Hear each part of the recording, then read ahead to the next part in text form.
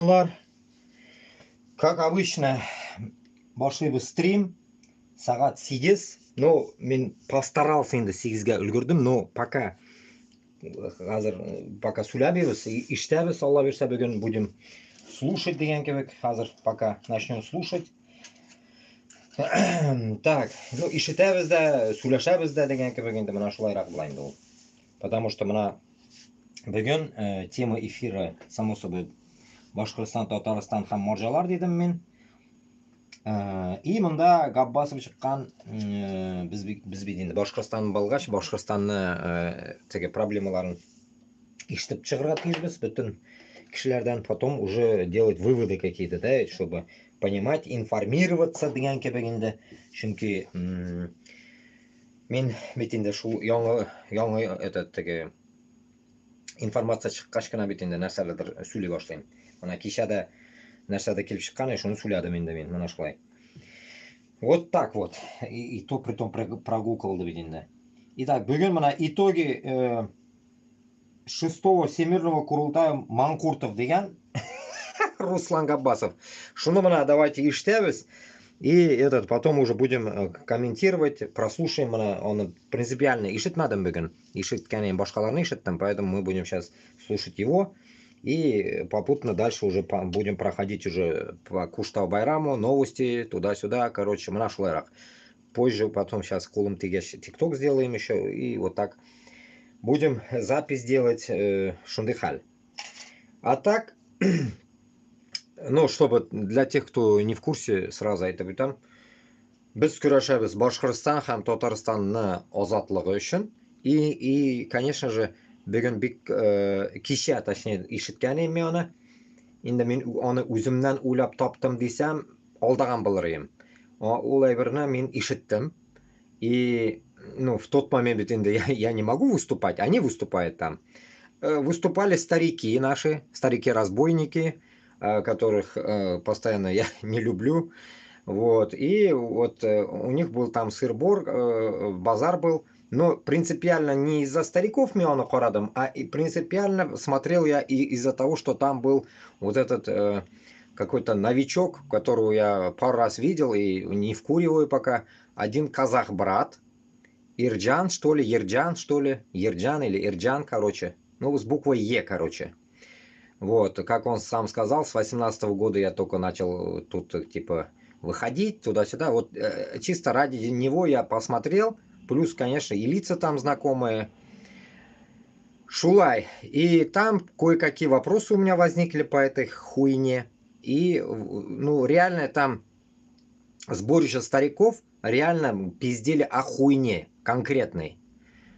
И вот эту тему, наверное, больше будем ковырять. Может, я наткнусь на эту тему еще в более устном виде. Ну, надеюсь, не забуду, но мы будем его ковырять сегодня конкретно. Это конкретно моя тема, точнее, ихняя тема и моя тема. Но только у них идет разлад какой-то. Казах говорит что-то, эти что-то. Короче, хуй поймешь, что происходит там. Поэтому вот это мы должны разобрать и донести до народа. В моем, так скажем, видении. Шундыхаль. Холден Колфилд. Ни хрена. Салям малай. Салям. Так, итак, башлыбыз Кажаповна слушать. Точнее, Габбасовна. Здравствуйте, уважаемые подписчики моего канала. Сегодня я хотел бы с вами поговорить о прошедшем 6-м Всемирном Курултае Башкир, который прошел на прошлой неделе. Итак, я, знаете, если честно, я всегда думал, что самый позорный Всемирный Курултай Башкир это был 5-й, который был в 2019 году. Тоже при Хабирове. Но, как выяснилось, что тот, конечно же, был позорный. И почему он был позорный, я сейчас чуть попозже об этом расскажу. Но самый позорный, самый отвратительный, самый преступный по отношению к своему же башкирскому народу был именно этот Всемирный Курултай Башкир. И все, кто присутствовал на этом Всемирном Курултае Башкир, кто не встал и не вышел, не возразил против принятой отвратительнейшей, позорнейшей, преступной резолюции, Все они манкурты. Манкурты, трусы, которые побоялись сказать, даже если им это не нравилось.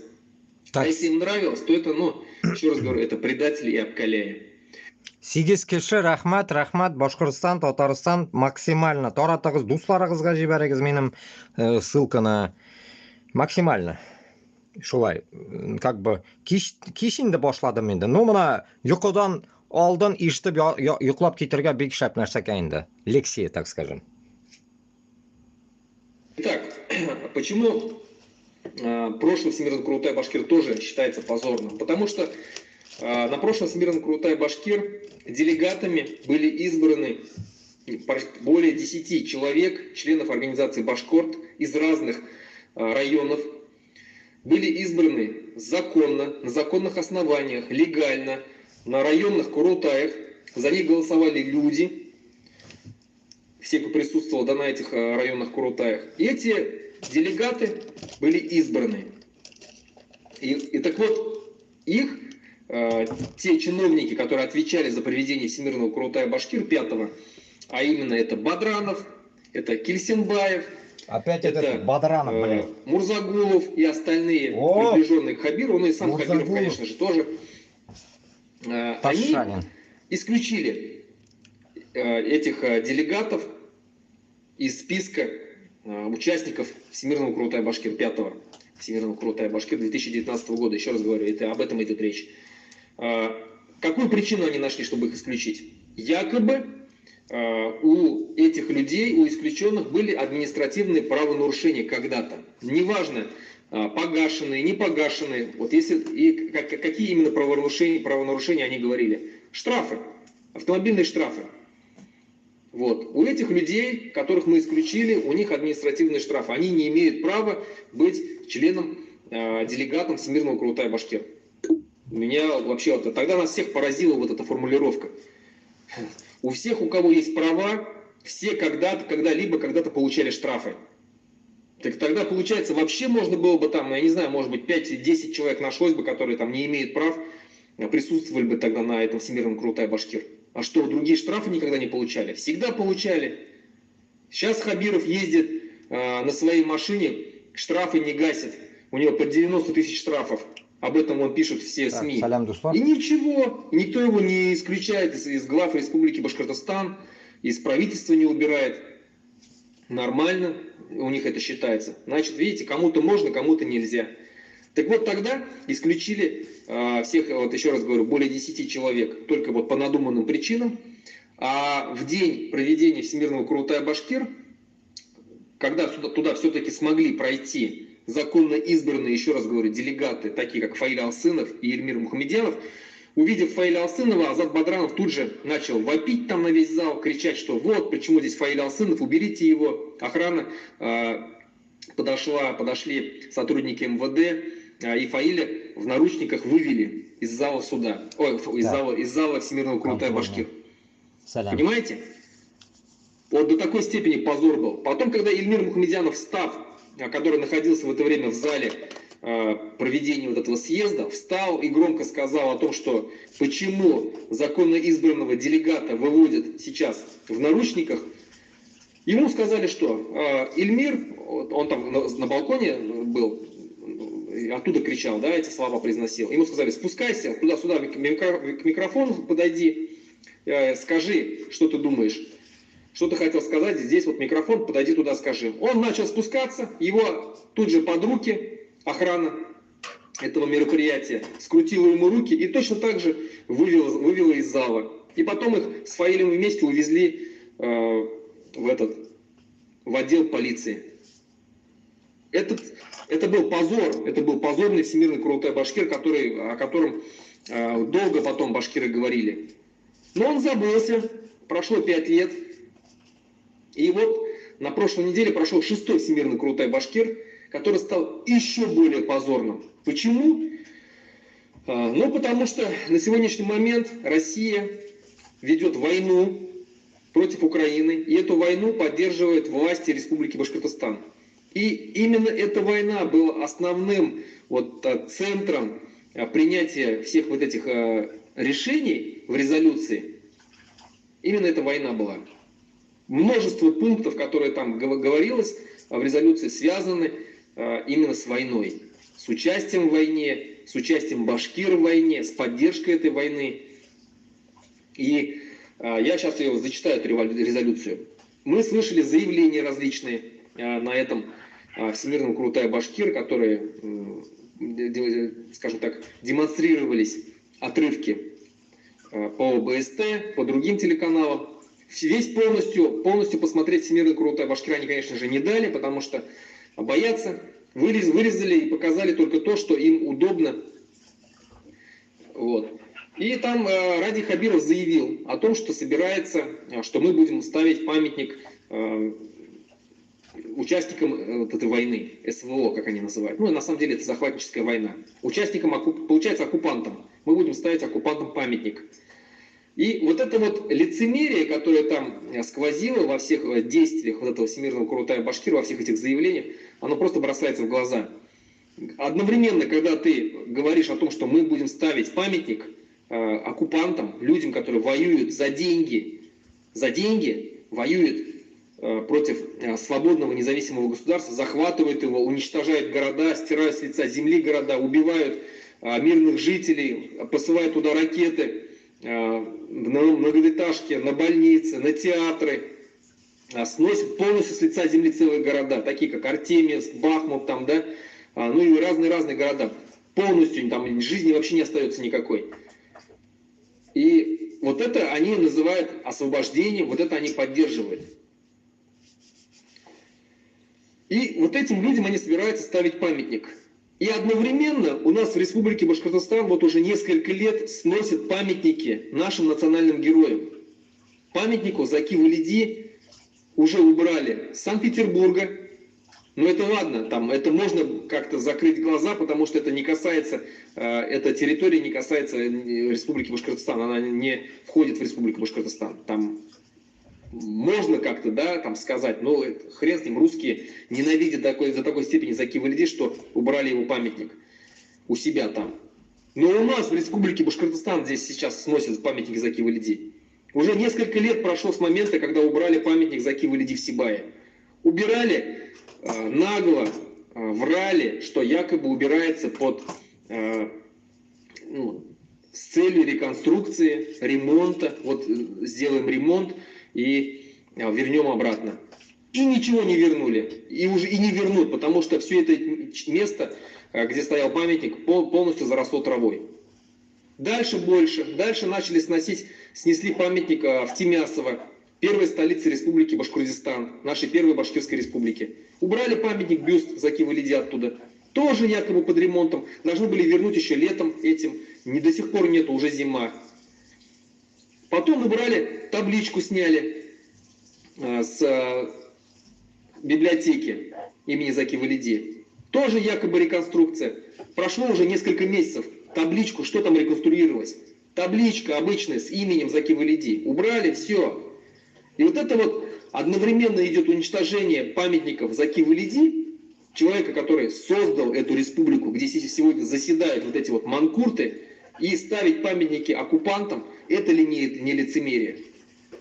Также Эльвира Айткулова, председатель президиума Всемирного Курултая Башкир, заявила о том, что вот нам надо консолидировать свои силы, нам нужно собраться и противодействовать той идеологии, той политике, которая идет из-за рубежа, идет от других башкир, которые хотят разрушить наше единство.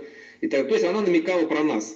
Про нас, то, что мы со своей идеей независимости Башкортостана развращаем якобы умы. На самом деле мы не развращаем, мы просвещаем людей. И я рад, что Эльвира Айткулова оценила нашу работу, призналась в том, что они сегодня не могут ничего противопоставить нашей идее независимости. Почему? А потому что наша идея независимости, она сильная, она правдивая. Она именно та идея, которая нужна нашему народу, чтобы спастись. И они прекрасно это понимают, что ничего противопоставить они не могут. А что они могут противопоставить? Объединению с Москвой, с Россией. эхом отдает, наверное, уже 21 киши, рахмат. Так, в ТикТоке запись идет. Эхом отдает, значит, он, наверное, у себя в этом башкорт йортунда. Так что, туганлар, и тагында исләтеп куям. Руслан Габбасовны башкорт йортына бара алсагыз барыгыз. Күрешеп, рәсемгә төшеп, нәрсәгә итеп килерсез. Менә шулай. Мин дә бара алмыйм, мине документлар юк. Мин бер кая бара алмыйм. Шулай. Поэтому, что я хочу добавить? Сейчас он говорить начал про памятники. Помните, мы про памятники уже говорили ведь инде? Ну, бәлким анарга как-то итоги Курултая, туда-сюда. И может дальше еще более интереснее будет. Но насчет памятников, давайте вот минут сколько мы говорили, 10 минут он говорил. Я скажу свое мнение. Насчет памятника. Теге раз мен әйткәнем бит инде. Безгә Алланы юлында без Башкортстан белән Татарстанны кулга ала торган булсак, безгә памятник хәзер данный момент вообще не интересно. И когда он говорит вам про памятник, окей, бер колактан ишетәсез дә икенчедән чыгып китә инде ул, потому что не до памятника. Монда в первую очередь манкуртлардан котылырга кирәк. Манкуртлардан котылсак, памятникта була, әллә нәрсә була, беренчесе кресларны алып ташларга кирәк. Понимаете, кресты все нахрен вытащить Башкортстан белән Татарстаннан. Самое главное Башкортстандан, Татарстанда белмим нәрсә анда булыр, но суть главное вытащить эти огромные кресты, которые забетонировали они там, деревянные, наделали везде, бөтен Башкортстанда, все вытащить к чертям собачьим. Потому что без мусульман дәүләт корырга тиешбез. Һәм Башкортстан, һәм Татарстан булырга тиеш ислам дәүләте, а не какой-то крестоносовский. А эти кресты мы запихаем этим узкожопым в жопу там, в Москве, блядь.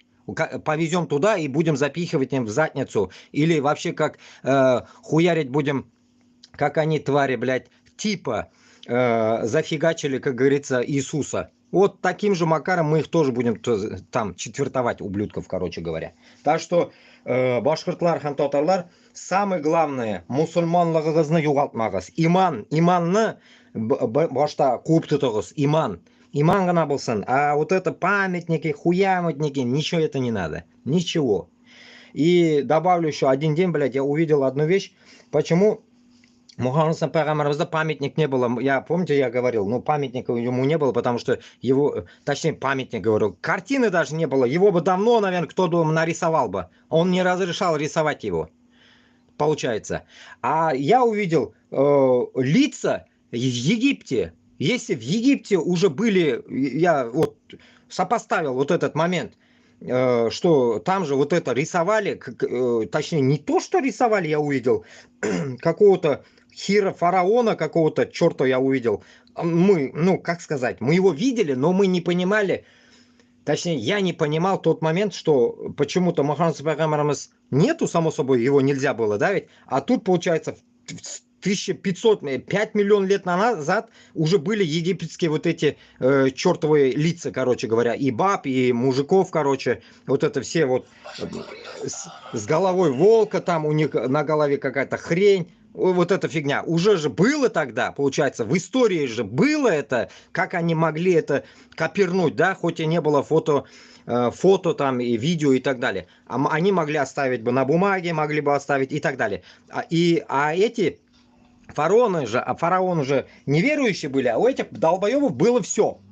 Как, грубо говоря, да, львы, там, люди и так далее. Исходя от этого, если мы сейчас сопоставляем вот этот момент и то, что он сейчас пиздит 10 минут, блядь, про Салават Юлаева памятник и кого он еще там сказал, всегда забываю его, забываю его, блядь.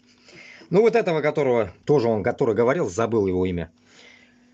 Вот его, получается, исходя от этого, нам памятники хазар кутсибергада кирякми, по сути, олар нахрен не нужны нам.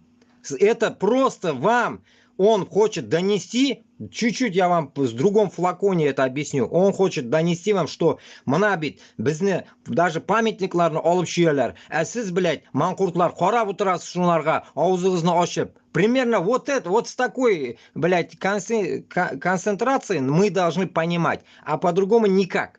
По сути, это не дает нам нихуя. Бірінші, Мәскәуні пока барып сігіп қайтмағанша, мы Ни один памятник не можем. Не то, что памятник. Сен уже скоро кабірге да мусульман болып көмілмейсің.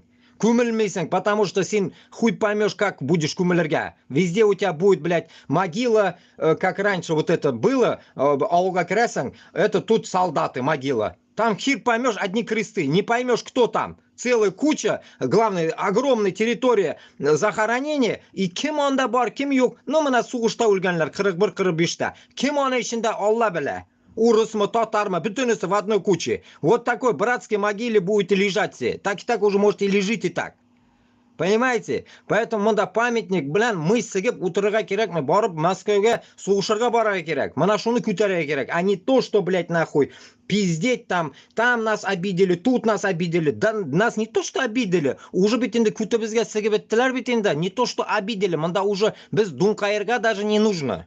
Они уже нам надавали лещей. Поэтому наша задача встать и идти на Москву. Вот и все. Нахрена нам эти, блядь, поднимать какие-то мелочевки, темы какие-то, блядь, памятники, хуяметники, блядь. Нахрена? Я думаю, про Курултай он начал, говорит. Вот посмотрим дальше, давайте будем слушать дальше, о чем он говорит. Вот интересно, почему, какого х он начал про памятники, когда речь идет о Курултае. Вот прикол, блин. Они в резолюции декларировали. Сегодня Россия это государство-террорист. И все, кто связан с этим государством, сегодня себя марают. С ними, что ли, объединение? Так что Эльвира Айткулова, можно сказать, признала то, что наша идея сильная, наша идея сильнее, чем их манкуртские взгляды. И что мы побеждаем. Это вот очень похвально. И сейчас я зачитаю вам резолюцию, которая была принята. Также хочу сразу отметить, что на этом Всемирном Курултае Башкир я не видел достойных башкир, которых я уважаю. Их там не было, и это очень хорошо. Я не знаю, позвали ли их, и они не пришли, или их просто не звали. Скорее всего, не звали, потому что они собирали всех, кто будет молчать при принятии этой резолюции, кто ничего не скажет, кто, учитывая вот прошедший Всемирный Курултай Башкир, они максимально, наверное, подошли к тому, чтобы вот все делегаты были крайне лояльны, чтобы они молчали, чтобы они послушно, как болванчики, поднимали руки. Поэтому это хорошо, что там не было нормальных башкир. Они собрали только одних манкуртов. Манкуртов, которым уже терять нечего, они до такой степени уже погрязли вот в этой антибашкирской деятельности, что им терять нечего. Итак, резолюция, позорнейшая резолюция позорного Всемирного Курултая Башкир, Курултая Манкуртов, мы его так назвали, и, наверное, он так в памяти в истории останется, 6-й Всемирный Курултай Манкуртов, принял позорную резолюцию. Я сейчас зачитаю отрывки из этой резолюции, и мы о них поговорим. Итак, продолжаем. Начинается она со слов, что мы, делегаты 6-го съезда Международного союза общественных организаций Всемирный Курултай Башкир, от имени своего народа заявляем, что мы, как часть многонациональной России, выступаем за сохранение мира и... Заки Валиди, вот, Заки Валиди, Салават, Юлаев и так далее. Мына шул әйберләрне понятно. Халыкка аны аңларга кирәк. Это понятно. Без аны аңлыйбыз. Но минем белән генә эш бетми. Мин жду, когда Руслан Габбасов скажет: "Корал алыгыз, киттек Мәскәүгә". Мына шуны мин көтеп утырам. Мына сколько ишетәбез бит инде, бер нәрсәкәй анардан чыкмый. Постоянно я его вижу и слушал как-то сам, потом туда-сюда, и вот решил сегодня на эфир оставить его, чтобы вместе с вами сөйләшеп, вместе с вами обсуждать, и как бы идет запись. Но мына хәзер бер, так скажем, бер каденциясын 10 минутын ишеттек, хәзер икенче 10 минутны ишетәбез. Давайте будем смотреть, что путного из этого он скажет конкретно. Безне җыямы ул Мәскәүгә барырга или юкмы? Вот это наша задача. В нашем общем доме, при умножении всего, что делает нас сильнее и крепче. То есть здесь уже в этих словах скользит лицемерие. Лицемерие, когда они говорят, что вот мы за мир и согласие. Какой мир, если ваша страна, ваша власть, которой вы верой и правдой служите, преклонив колени, воюет против соседнего государства, независимого соседнего государства, захватывает его, уничтожает его мирных жителей. Вот это вы называете миром, что ли? Вы мир несете на штыках, что ли? Это как вот в знаменитом романе 1984 Оруэлла «Мир – это война, война – это мир». Так они, там, один из таких тезисов был, да? У вас точно так же, что ли? Как можно нести мир, говорить о мире, когда ваша страна уничтожает людей, мирных людей, захватывает его территории? Это вот то, что вы пишете, это лицемерие, самое настоящее лицемерие и предательство по отношению к башкирскому народу. Потому что башкир заставляет участвовать в этой войне. И мы не можем отказаться. Имеется в виду на государственном уровне. Потому что власть захвачена манкуртами, такие как Хабиров, которые, наоборот, стараются как можно больше участвовать в этой войне. Өзімнен қушам, не можем отказаться deya, mana туғанлар, mana нешегенде, mana 35 кіші отыра, надеюсь, башқұртлар һәм татарлар, надеюсь, отыра, маржа түгіл. Mana, ну, Казахстан, само собой, этот шанам утра. Mana туғанлар, mana қарағыз, мы не можем deya. Неше мен эфирда һәр вақыт мен сізге айттым. Mana шул не можемны, давайте собираться. Давайте собираться, Башкортостан или Татарстанда, сделайте себе телеграм-группу, я не знаю, хоть что сделайте, чтобы там вы написали. Итак, кого призвали в армию, завтра не выходим, а выходим на митинг против этой войны. Все. Вот это и есть ваше «нет», слово «нет». Сіздің нәрсе, бүтін өгізіні, бүтін мужикны дүмбаста бит қоядар алып кетмәсілер, как Алсынова забирали по одному, из дома выдергивали. Этого не будет. Когда если вы целиком все выйдете, когда, тогда ничего не будет. А может будет как раз таки и революция. Понимаете? По-другому никак. Куркы бутыры былмый былай. Это, конечно, будет не подготовлено, но можно подготовиться. Подготовиться как? Поговорить с нами, подготовиться конкретно, чтобы мы тоже, может, войдем в этот момент. Но только уже с оружием надо заходить нам.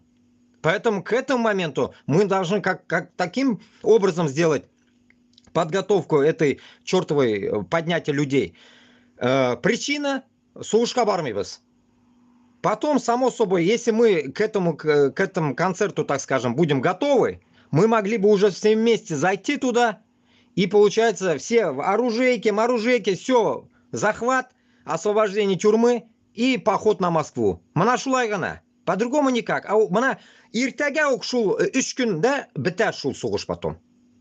Мана карап торасыз. Мана шул эшне эшләсәк, другое дело было бы. А не так, что утырып кала шулай. Вот и все. Просто получается, как Афганистанда адамлар кырылды, шул адамлар югалды, и инвалиды кайтты, оны хотыны ташлады, балачакалары ташлады, оны все, блядь, все. Вот весь сброд, получается, вот этот после армии остался, и вот этот маньякский сброд вернется назад, и получается какая-то херня, а не Башкортостан и Татарстан. И вы будете дальше жить. Тихо, мирно. Пока еще не придумает этот Путин какую-то другую войну. Допустим, в Грузию. И пойдете вы в Грузию таким же макаром. Шулай. Вот. Что они пишут дальше?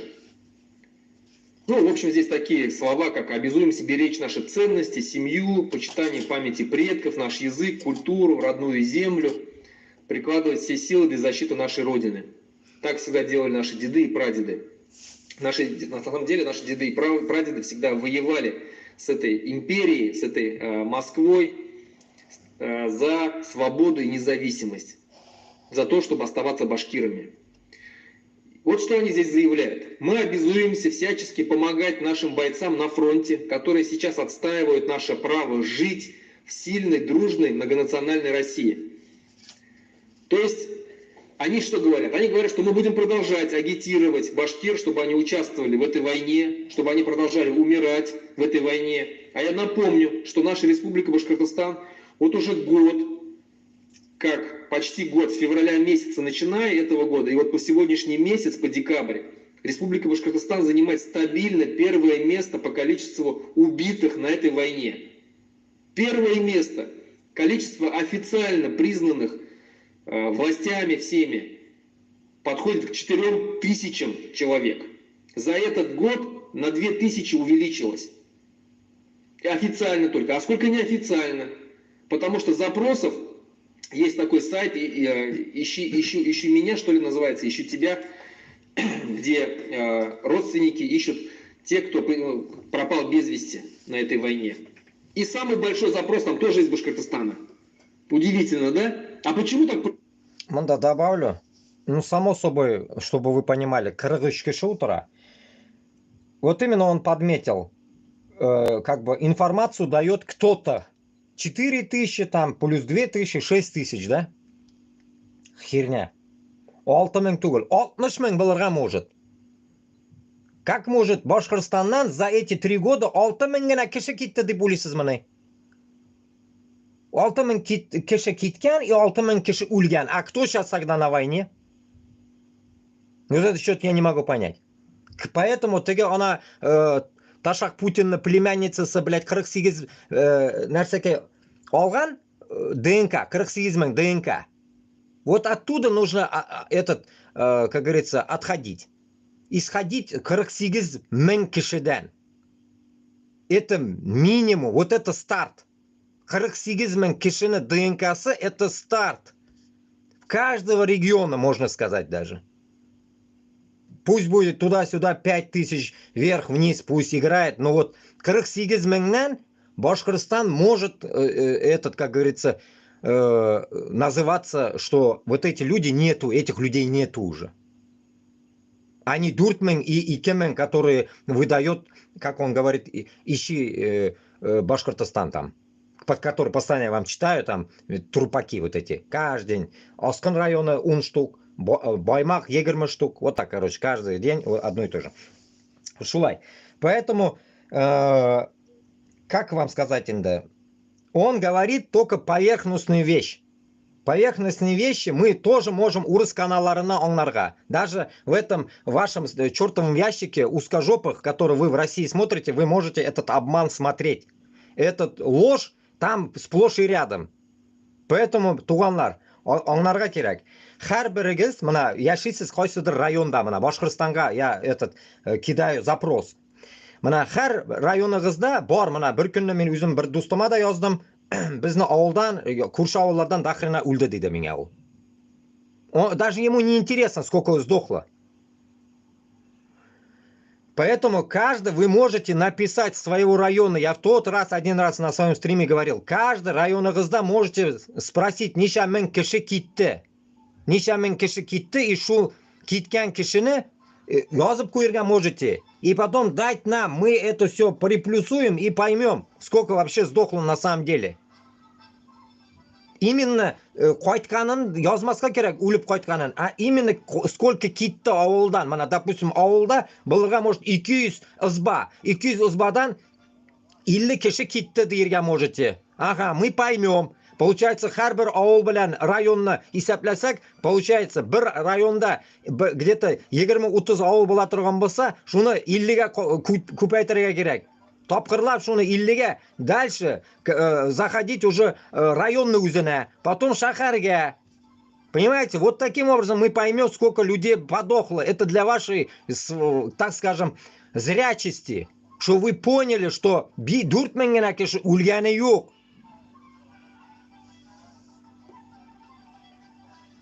Потому что Ради Хабиров отправил туда на войну десятки тысяч наших башкир. Ни один регион столько народа не отправил. Ибо Ради Хабиров, чтобы отличиться перед Путиным, чтобы скрыть свои темные делишки коррупционные, отправляет туда народ, и тем самым только он может усидеть у власти, сидит у власти. И переизбрался только благодаря этому на очередной срок. Точнее, не переизбрался, а его переназначили. И вот за это голосует в этой резолюции. Будем всячески помогать нашим бойцам на фронте дальше умирать. Ну, примерно вот так можно переиначить эти слова. Мы будем дальше агитировать, собирать людей и отправлять их на фронт, чтобы они дальше умирали там. Ну позор же, позорники. А как отправлять людей? Я сам был, разговаривал с этими военнопленными башкирами, с нашими. Там же люди, которые просто не понимают, куда они едут. Их обманывают всячески, они политически неграмотные, они юридически неграмотные. С одним разговаривал, он говорит, что меня поймали пьяным за рулем. Сказали, мы тебя посадим на 3 года, но у тебя есть шанс как бы избежать этого наказания. Вот подписывай контракт, поедешь на войну, будешь точно так же, права тебе оставим, будешь водителем, возить продукты питания там со склада на там, какие-то там, да, места дислокации бойцов. Туда будешь возить, никакого участия в войне ты не будешь принимать. Все, он подписал контракт, ему дали автомат в руки, он приехал, ему дали автомат в руки и отправили на мясной штурм. Человек не понимает, что когда ты подписываешь контракт, ты там не подписываешь, что я подписываюсь только быть шофером, или там я подписываюсь только быть строителем. Нет. Ты все, ты подписываешь контракт с вооруженными силами Российской Федерации, и ты полностью зависим от командиров, от их приказов. Как только ты попадаешь туда, командир уже сам решает, посадить тебя за руль машины, или дать тебе в руки лопату, чтобы ты копал, или дать тебе в руки... Так, Хазар, момент, так. Хазар, так. Құрылтайда көбесі қарттары совковый. Мына шуны айтам бит енді, шул совоктагылар туйдырды уже, бүтүнүсү бит енді шул нәрселер, кызыллар, кызыл күтлелер бүтүнүсү бит енді. Шунарга мына биздин Башкырстанда зачистка полный ясарга керек. Айтам бит енді, полный рост мы должны поставить своих нормальных, молодых деген кебек. Сен кайдан боласың агай? Мен Башкырстандан. Так. Ты что, панику сеешь, такие как ты, пару человек, и врага не надо, по осинке панику наводишь, бессмертный что ли? Экскаваторщик, копай дальше, окей? Панику наводишь, бессмертный. Так. Кимге хоров, алканавт прутся на СВО.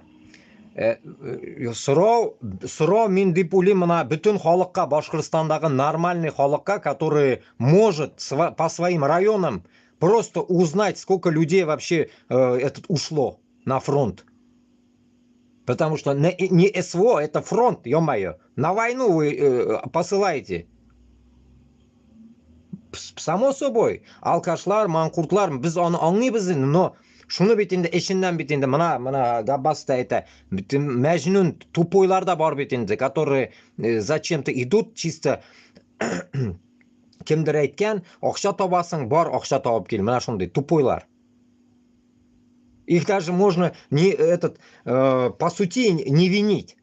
Но в тот же момент они уже виноваты. Почему? Потому что кулына уже автомат ала. Изначально они, может, и не виноваты. А вот идейные, они виноваты, само собой.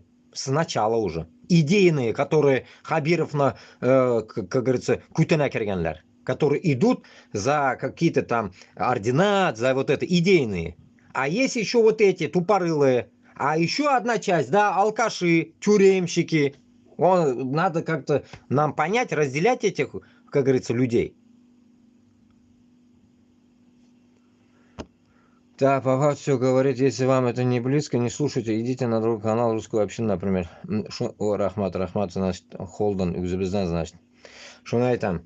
Просто элле исемлер жазып коялар, мен билмейм бит ким утурамын да. Шунарга дуслар, мына туганлар, Башкырстан һәм Татарстанга бит инде айтабыз бит инде. Һәм бүтүн Россиядәге башкыр татарларга бит инде бу заявка.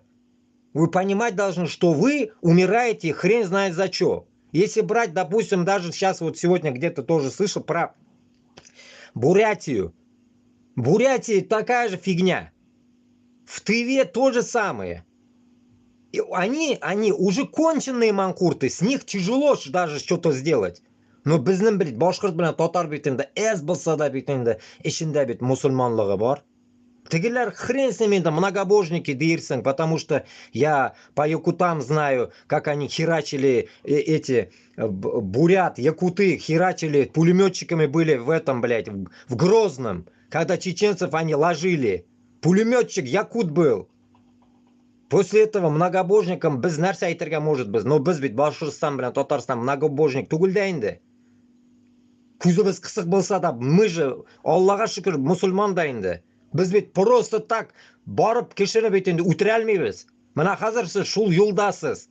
Просто так кешене үтерәсез. Украиналар сезгә нәрсә ясады соң? Зачем вы просто так убиваете людей? Ладно, блин, сами еще вдобавок еще дохнете, блин. Үзегездә бит кайтып килмисез ондан.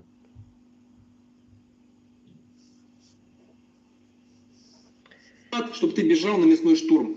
От него ты полностью зависишь, и ты не можешь отказаться.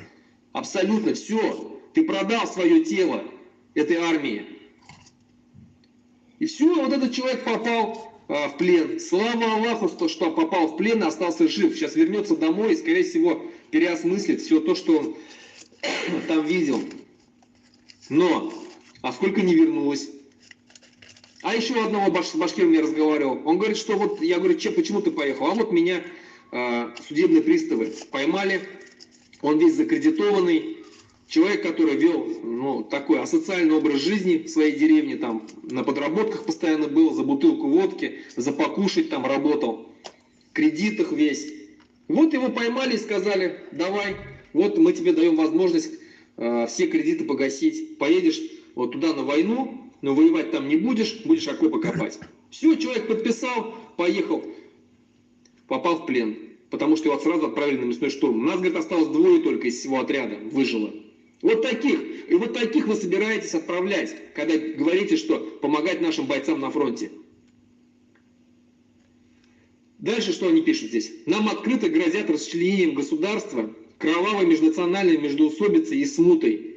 Примеров в мировой истории, как разлагали целые страны, разыгрывая национальную карту, к сожалению, немало. Мана инда дошло. Вот он теперь начал читать из Курултая что-то, да, ведь я так понял. Курултайдан, что говорилось там? Курултайда, получается, говорили, что все вот это гонение на нас, подобие вот Руслана Габасова, кто уже как бы себя показал, на меня-то пока не могут, наверное, что-то. А так, рожу покажу, наверное, меня вообще выебут, грубо говоря, да, ведь? Получается, Манкуртлар, Курултайда, безге каршы движение ясаганлар. Получается, все обсуждение в Курултае не о Башкортостане шло, а о том, как извне, типа подобие нас, подобие Руслана Габасова, Кашапова, вот таких людей, расчленяют, понимаешь ли, оказывается, что-то там, блядь, Башкортостанда. А они в этот момент расчленяют Украину.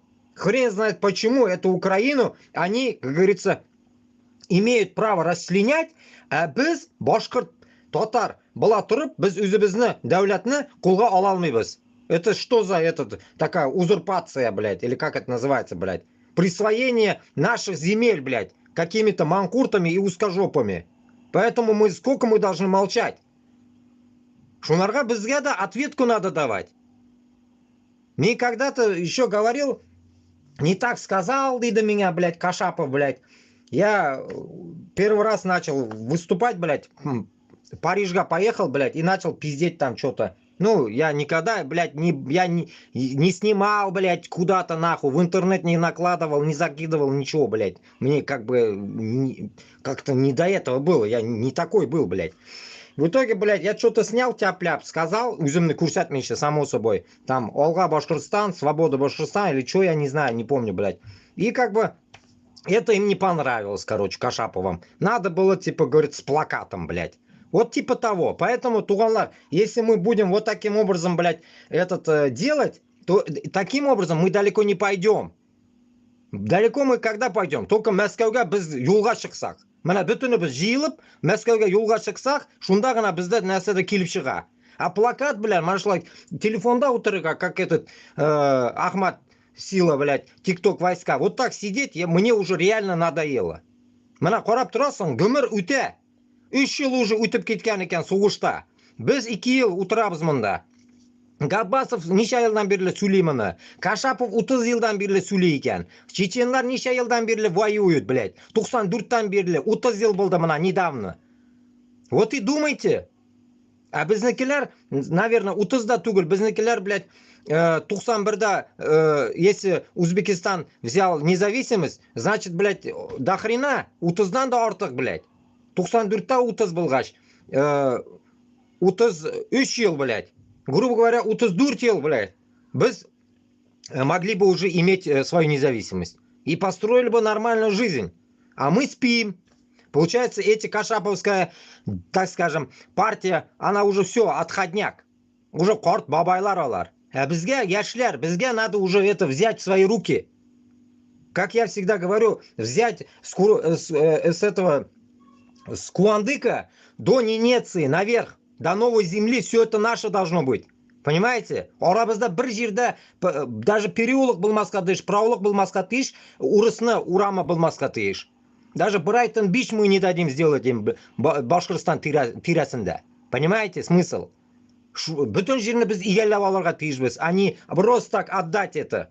Просто так. Не нужно даже их пускать. Потому что душман har vaqt u будет дремлить. Потому что biz ularni yoqshittirib, ketirib sikkach, ular нам захотят мстить. А мы должны это наперед взять уже. Наперед взять и сделать так, чтобы это bizni oraga крыса kirmasga тиеш, как вот сейчас Грузияда. Грузияда президент крысой оказался, который просто сдал. Точнее, сдает свое население. Хуже Манкурта даже он получается. Крыса.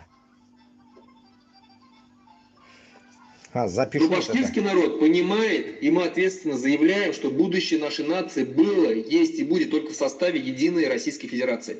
То есть, если переиначить, они говорят, что мы, стадо манкуртов, которое здесь собралось, заявляем, что мы вечно будем колонией Москвы, колонией этой империи, вечно будем рабами. Они нас уничтожают, они нас репрессируют, они нас сажают, они нас убивают, они отнимают наш язык, они отнимают наши национальные богатства, но мы согласны с этим, и мы преклоняем колени перед нашим Путиным за то, что и целуем ему задницу, за то, что он с нами так поступает. И мы вечно будем твоими холопами, Владимир Владимирович Путин. Вот так они говорят здесь, в этой резолюции. Понимаете? И когда, если они пишут, что нам открыто грозят расчленением государства, кровавой межнациональной междоусобицей и смутой, то есть они говорят о чем? Что вот мы, башкиры, которые выступают за независимость Башкортостана, якобы будем устраивать межнациональную какую-то там смуту, междоусобицу, межнациональные распри. И на что они хотят опираться? На что? 15 республик вышло из состава Советского Союза, и никаких распри не было межнациональных. Спокойно везде все. Если говорить о Нагорном Карабахе, то он начался еще, когда еще был Советский Союз, между армянами и азербайджанцами. Еще до выхода армян и азербайджанцев. Он уже тогда начался. И это результат именно политики Советского Союза. Именно ее политики. Поэтому, если мы станем независимыми, точнее не если, а когда мы станем независимым Башкортостаном, никаких междоусобиц у нас не будет, никаких межнациональных распри у нас не будет, никакого кровопролития у нас не будет. Кровопролитие может произойти только в том случае, если на нас Москва снова вновь пойдет с войной, пытаясь нас вновь поработить. Да, мы окажем отпор им и не допустим. В этот раз уже больше никому мы не позволим себя поработить. Здесь добавлю сразу, пока не забыл. Само собой. Шунарга бит инде мен сразу изначально, как начал вот этот путь деген кебек, диктовал и буду диктовать одну вещь.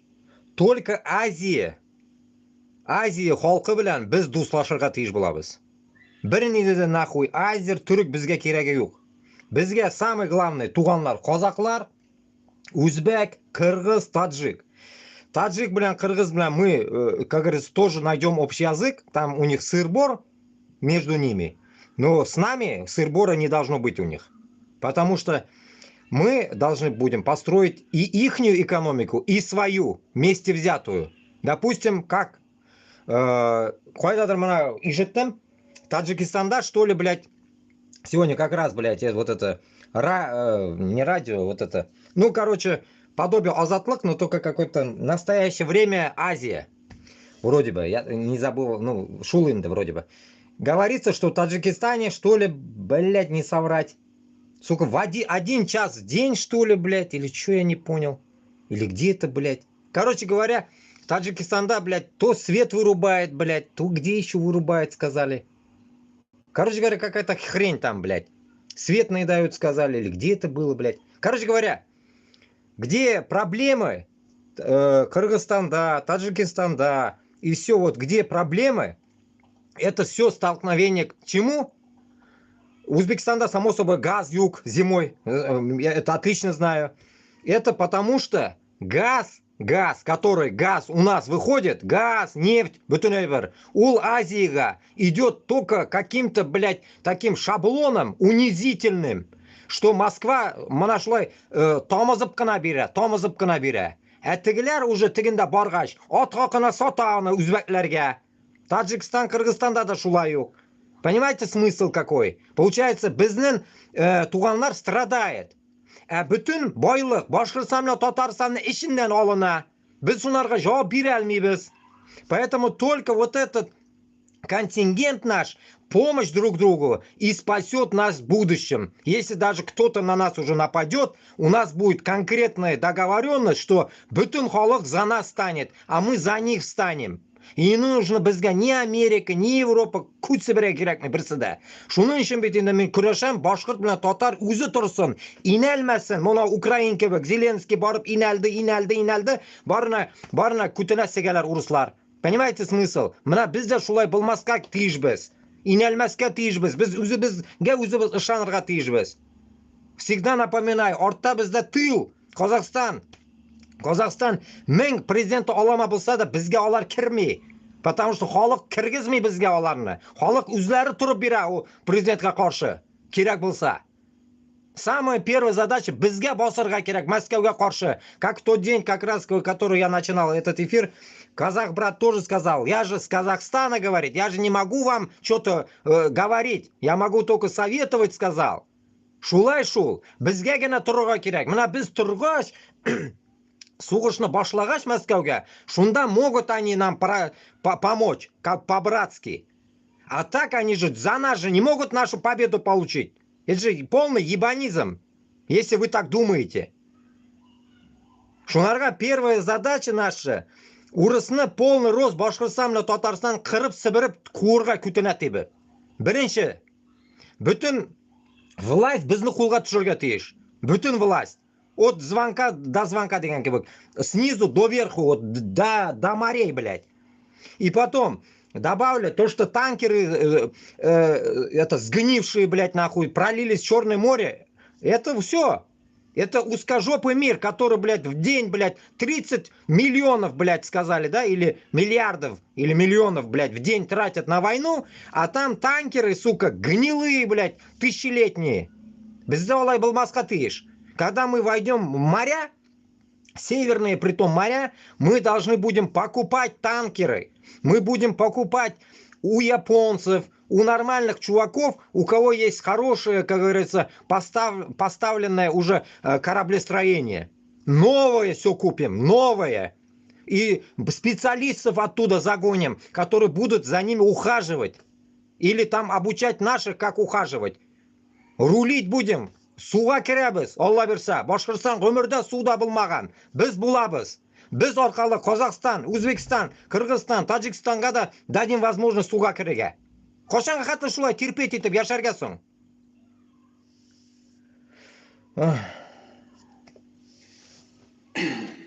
Наш башкирский народ понимает, и мы ответственно заявляем, что будущее нашей нации было, есть и будет только в составе единой Российской Федерации. Вот это вот слова, это нужно выбить на камне позора.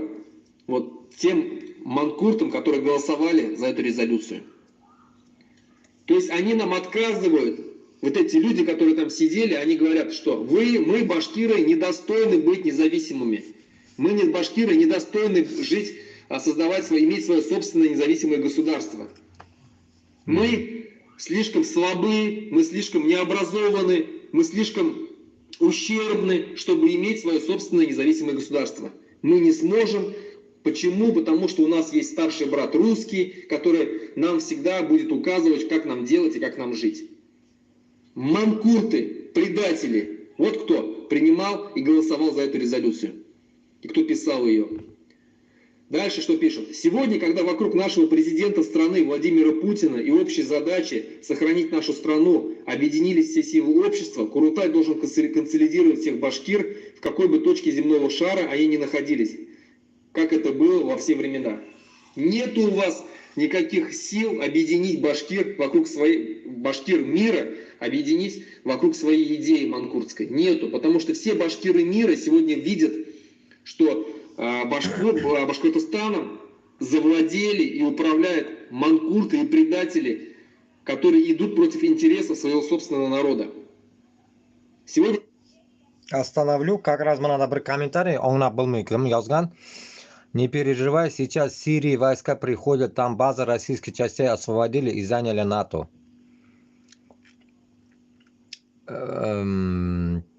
Вот с какой точки зрения это написано в комментарии, вот если можете, допишите, я что-то не вкурил. Не переживать, с какой стороны, что урслар придут куда? Вот эти с базы люди придут куда? Вот этот момент я не понял. И потом насчет этого, то, что он говорит, и плюс еще как раз вот насчет Сирии он добавим, да, этому комментатору. Как раз мы... Если это поглядим Сирию, потому что мы пока не можем даже сами начать, у нас нету оружия. Давайте вот посмотрим, как раз понаблюдаем, как я вам до этого там 4 месяцев назад, летом еще говорил, этот Эрдоган зайдет в Израиль или нет. Все говорили, зайдет. О, где он? Не зашел. Ждем. И добавим насчет сирийцев теперь, потому что разные темы, разные такие эти моменты, взгляды, там хэппи-энд, как говорится, да, в Сирии. Все классно, альхамдулилля. Но момент. Давайте будем наблюдать, как дальше будет у них дела идти. Исходя от этого, мы будем брать в толк, так скажем, урок Башкортостана, Татарстанга, как мы будем делать.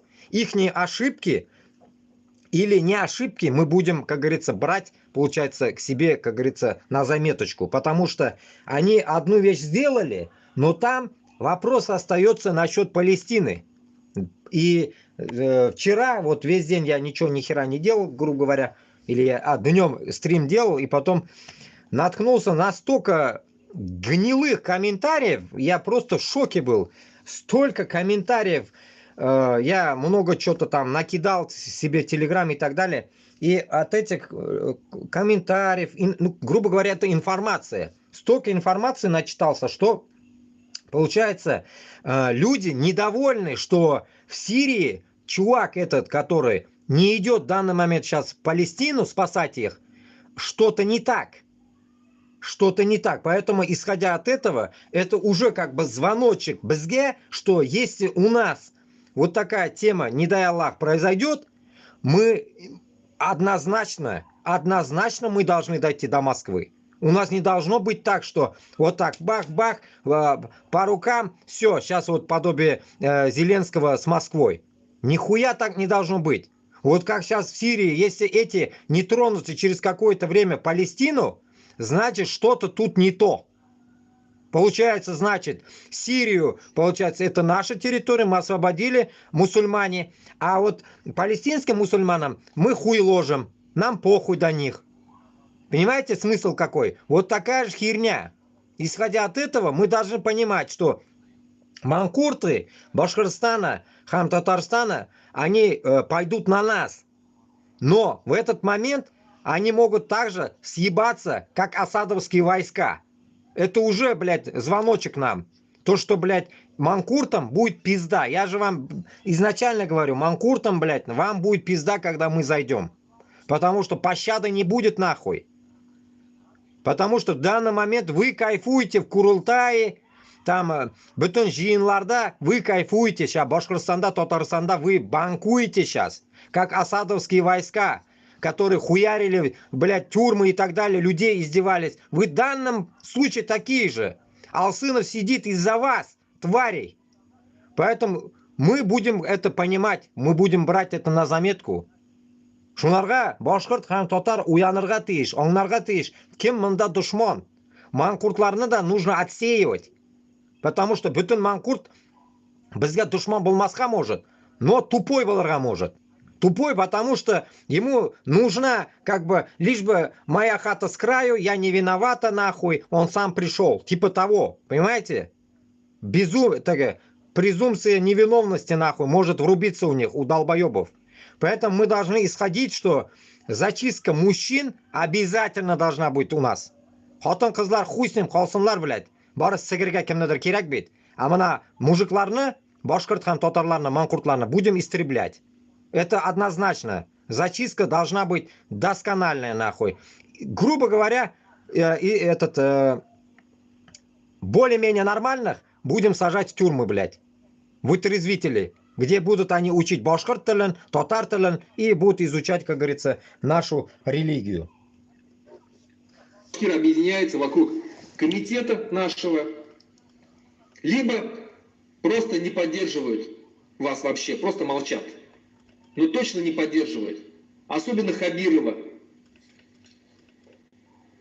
Дальше что они пишут здесь? Башкиры всегда оставались верны своим обязательствам, и мы всем народом несем ответственность за сохранение Российской Федерации. Угу. Мы помним, как башкиры в составе народного ополчения отстаивали самостоятельность России против польской интервенции, против нашествия Наполеона Бонапарта. Вот меня постоянно удивляет вот это вот мы, северные амуры, воевали там против Наполеона. И что это дало нам, башкирам? Что? Десятки тысяч убитых? От этого башкиры стали жить лучше, что ли? Нет. После Наполеоновской войны Россия стала жить еще хуже. Закрепощение было еще больше, крепостное право было еще больше усилено. Крепостной гнет.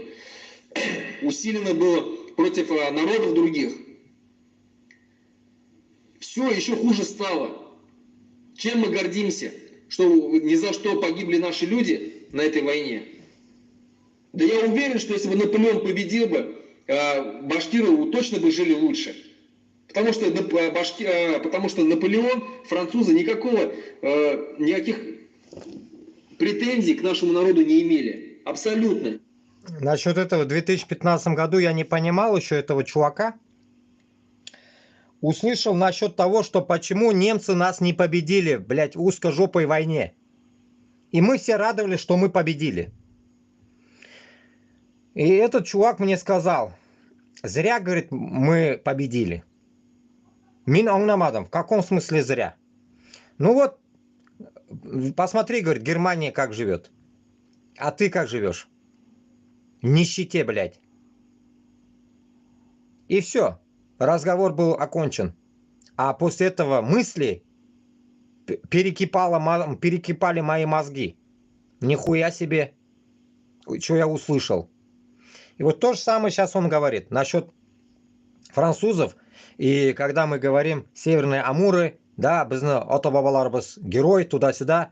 Но опять-таки, герой, чей герой? Этих лаптоебов, блядь, из Подмосковья, блядь, которые нахуй гнали наших на убой. На убой гнали. До Парижа они дошли, да. Класс. Это были башкортлар. Татарлар да булгандыр инде. И самый главный казаклар. Казак, башкорт, татар. Вот үч туган. Үч туган урыс үшін барганлар үлерге. Получается, это нездоровая хуйня. Потому что Салават Юлаев зачем боролся? Зачем он умер?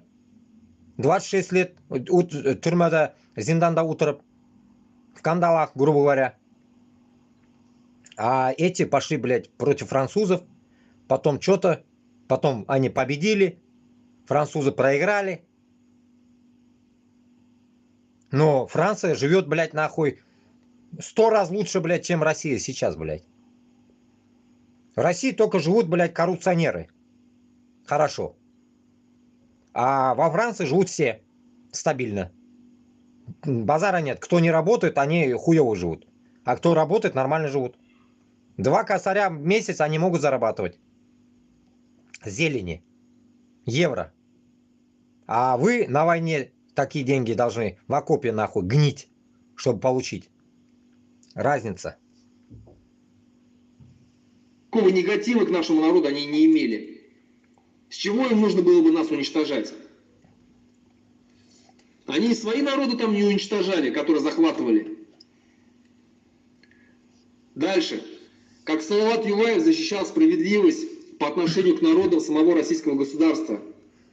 Потому имя нашего национального героя носил противотанковый истребительный полк и газета легендарной башкирской кавалерийской дивизии в Великую Отечественную войну. Так и сегодня 2 мотострелковых батальона имени Салавата Юлаева доблестно выполняют задачи на специальной военной операции. Салават Юлаев воевал против империи, против императрицы, которая захватила власть, точнее узурпировала власть в стране. Так, тут сейчас я почитаю. Мында до хрена комментарии. Вы үзегез язышасыз инде, мында туганлар язышыгыз мына бу урыс патаклар белән. Так. Короче, не мне, да, вы пишете здесь. Так.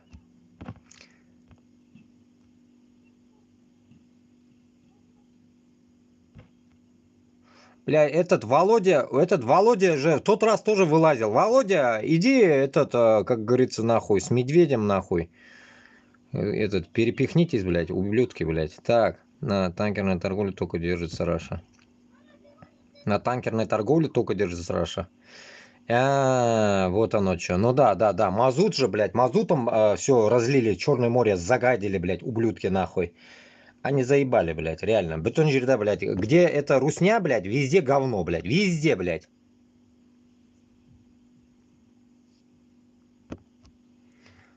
Володька, хуль ты, блядь, нахуй в мой чушпанский канал-то заходишь, а? Узкожопым, нахуй, вход запрещен, блядь. Есть же один чечен, короче, который в Париже магазин открыл. И там, блядь, ублюдкам, короче, узкожопым вход запрещен. Он не пускает. Спрашивает, паспорт показывает. Если паспорт покажешь, украинец можно, белорусам можно, а узкожопым нельзя. Вот так. Так что, блядь, нахуй ты тоже уебись отсюда, Володька, нахуй. Затрахал уже, блядь, весь мир ты.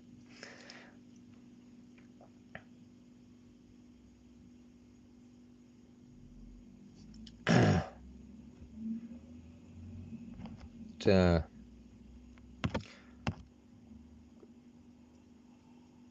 28 баш-батальонов было 18-12 годов. 28 баш-батальонов было, оказывается, башқұртларына. Батальонларына 28 баш-батальон болған. Ёпарасоте, блядь. Ну, мынанда, Парижда, не зря же им сказали Северные Амуры, оказывается. Вот во Франции, как скажешь Северные Амуры, они сразу знают. Сразу знают, они признают это сразу.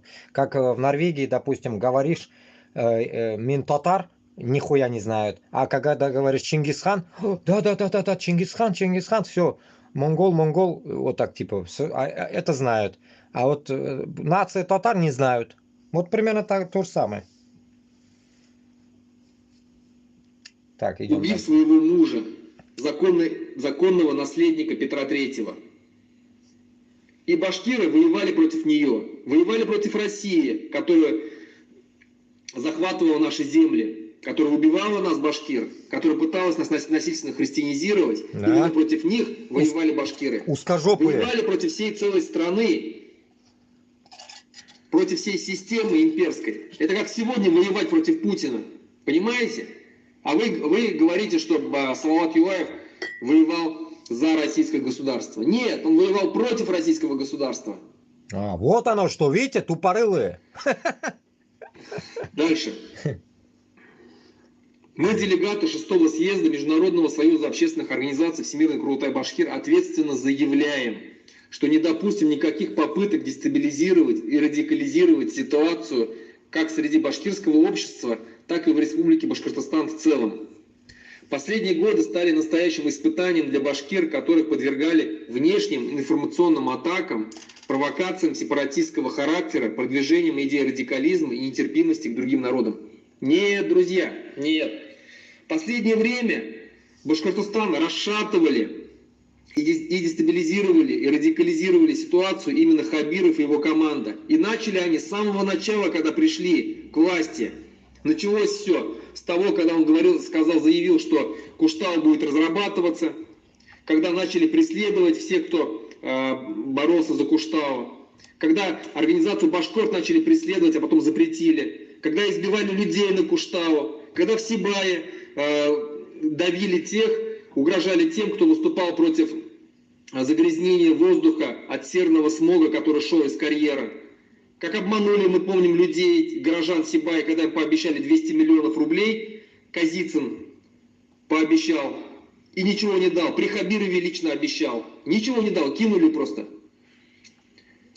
А потом посадил сколько людей Хабиров. Рамилю Саитову посадил, Айрата Зельмухаметова посадил. Моего брата посадил родного, только потому что он является моим братом. А потом произошли баймакские события, когда еще 80 человек посадили. Когда несколько тысяч человек вышло, просто вышло поддержать своего человека, своего лидера. Добавлю свое.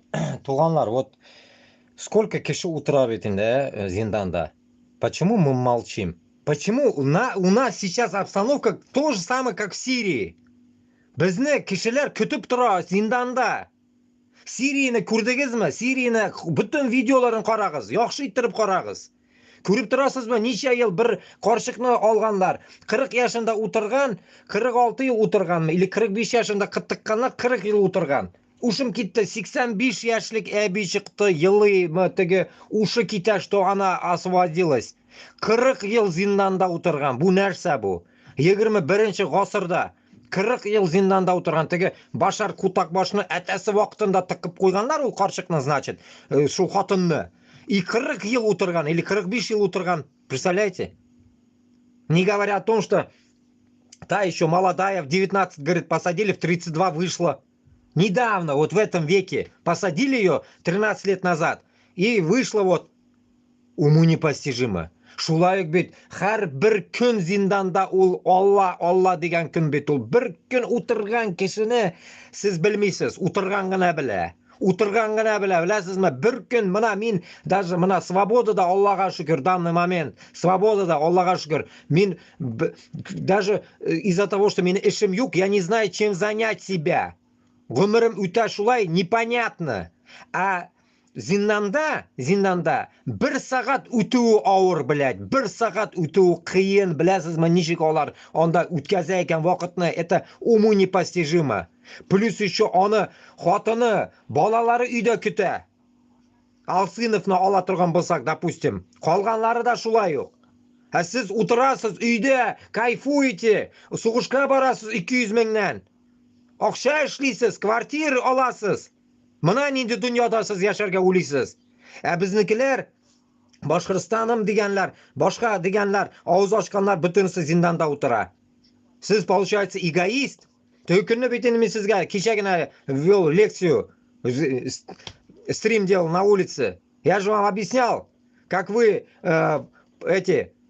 как пылесосы, как это слово было? Блядь, пешеходы, блядь, пехотинцы, блядь, Кадырова нахуй, идете на войну, блядь. Пехотинцы Путина, Кадыров Путина, Хабиров, Миниханов, вы идете вот за этих пехотинцев умирать. А олар-то тiri qola, олар-то bormay birsida. А siz borasiz, shular uchun o'lasiz. Вдобавок вот эти в Зиндане сидят, которые сейчас он сказал, его брат, вот это Рустам какой-то, Рамиля Саитова, который кресты сносила, Айрат Дильмухаметов. Мен вообще по сути bilmayman. Просто я высказываюсь как Башкортстан халқы bo'lib, men sizga shuni yetkazasam kela. Siz может больше bilasiz даже ularni. Siz ular uchun даже kuyikmaysiz da, блядь. Kuyikmaysiz вообще. Sizga похуй мороз, блядь. O'zi vinovat deb o'tirasiz. Sizlar men bilam sizni даже привычкагызны men bilam. O'zi vinovat, bizga похуй deyasiz. O'zi нельзя выебываться, как мне сегодня в ТикТоке один гандон уже неделю пишет, я его сегодня блоканул уже, блядь, затрахал. Вот скажите я Путинга, меня что разверген. Чем я Путину скажу, блядь? Отсюда что я, рупор что ли, нахуй, ему что-то сказать, блядь? Я бы сказал бы ему, нахуй, кувалды по башке и все. Хули ему говорить что-то. И всякие постоянно мином подъебывает меня, блядь. О, типа, нахуй. А он манкурт. У него, короче, на аватарке, блядь, флаг наполовину, блядь, Татарстана вроде бы, наполовину, нахуй, российский флаг. И уртасында З, буква, З патриот ебаный, блядь. Она же Ташак, бар. Татар, вроде бы, татар, блядь. И вот этот уебок мне что-то еще пиздит. К нему еще другие подсоединяются. О, типа, нахуй, там, еще что-то там пишут, еще какую-то хуйню, блядь. Я им, по сути, не отвечаю, блядь. Но понимаю, что за контингент нас ожидает Башкортостана-Татарстанда, понимаете? Вот с кем нужно будет нам воевать. Вот к чему нам надо готовиться. Мочить своих. В тот день, вчера только я вам говорил, как мы будем мочить своих. Вот нам нужно осмелиться своих мочить. Научиться мочить своих придется нам. Тяжело, но придется. Манашунды халь, дуслар. Биг аур халь. Они ничего не делали, они не делали никаких заявлений там. Они не дрались с ОМОНом. Ни у кого из ОМОНа там не было сломаны руки, разбиты носы, ничего такого не было. Они попытались просто оказать сопротивление, когда их били. Ни за что били. Били палками, провоцировали, дубинками били.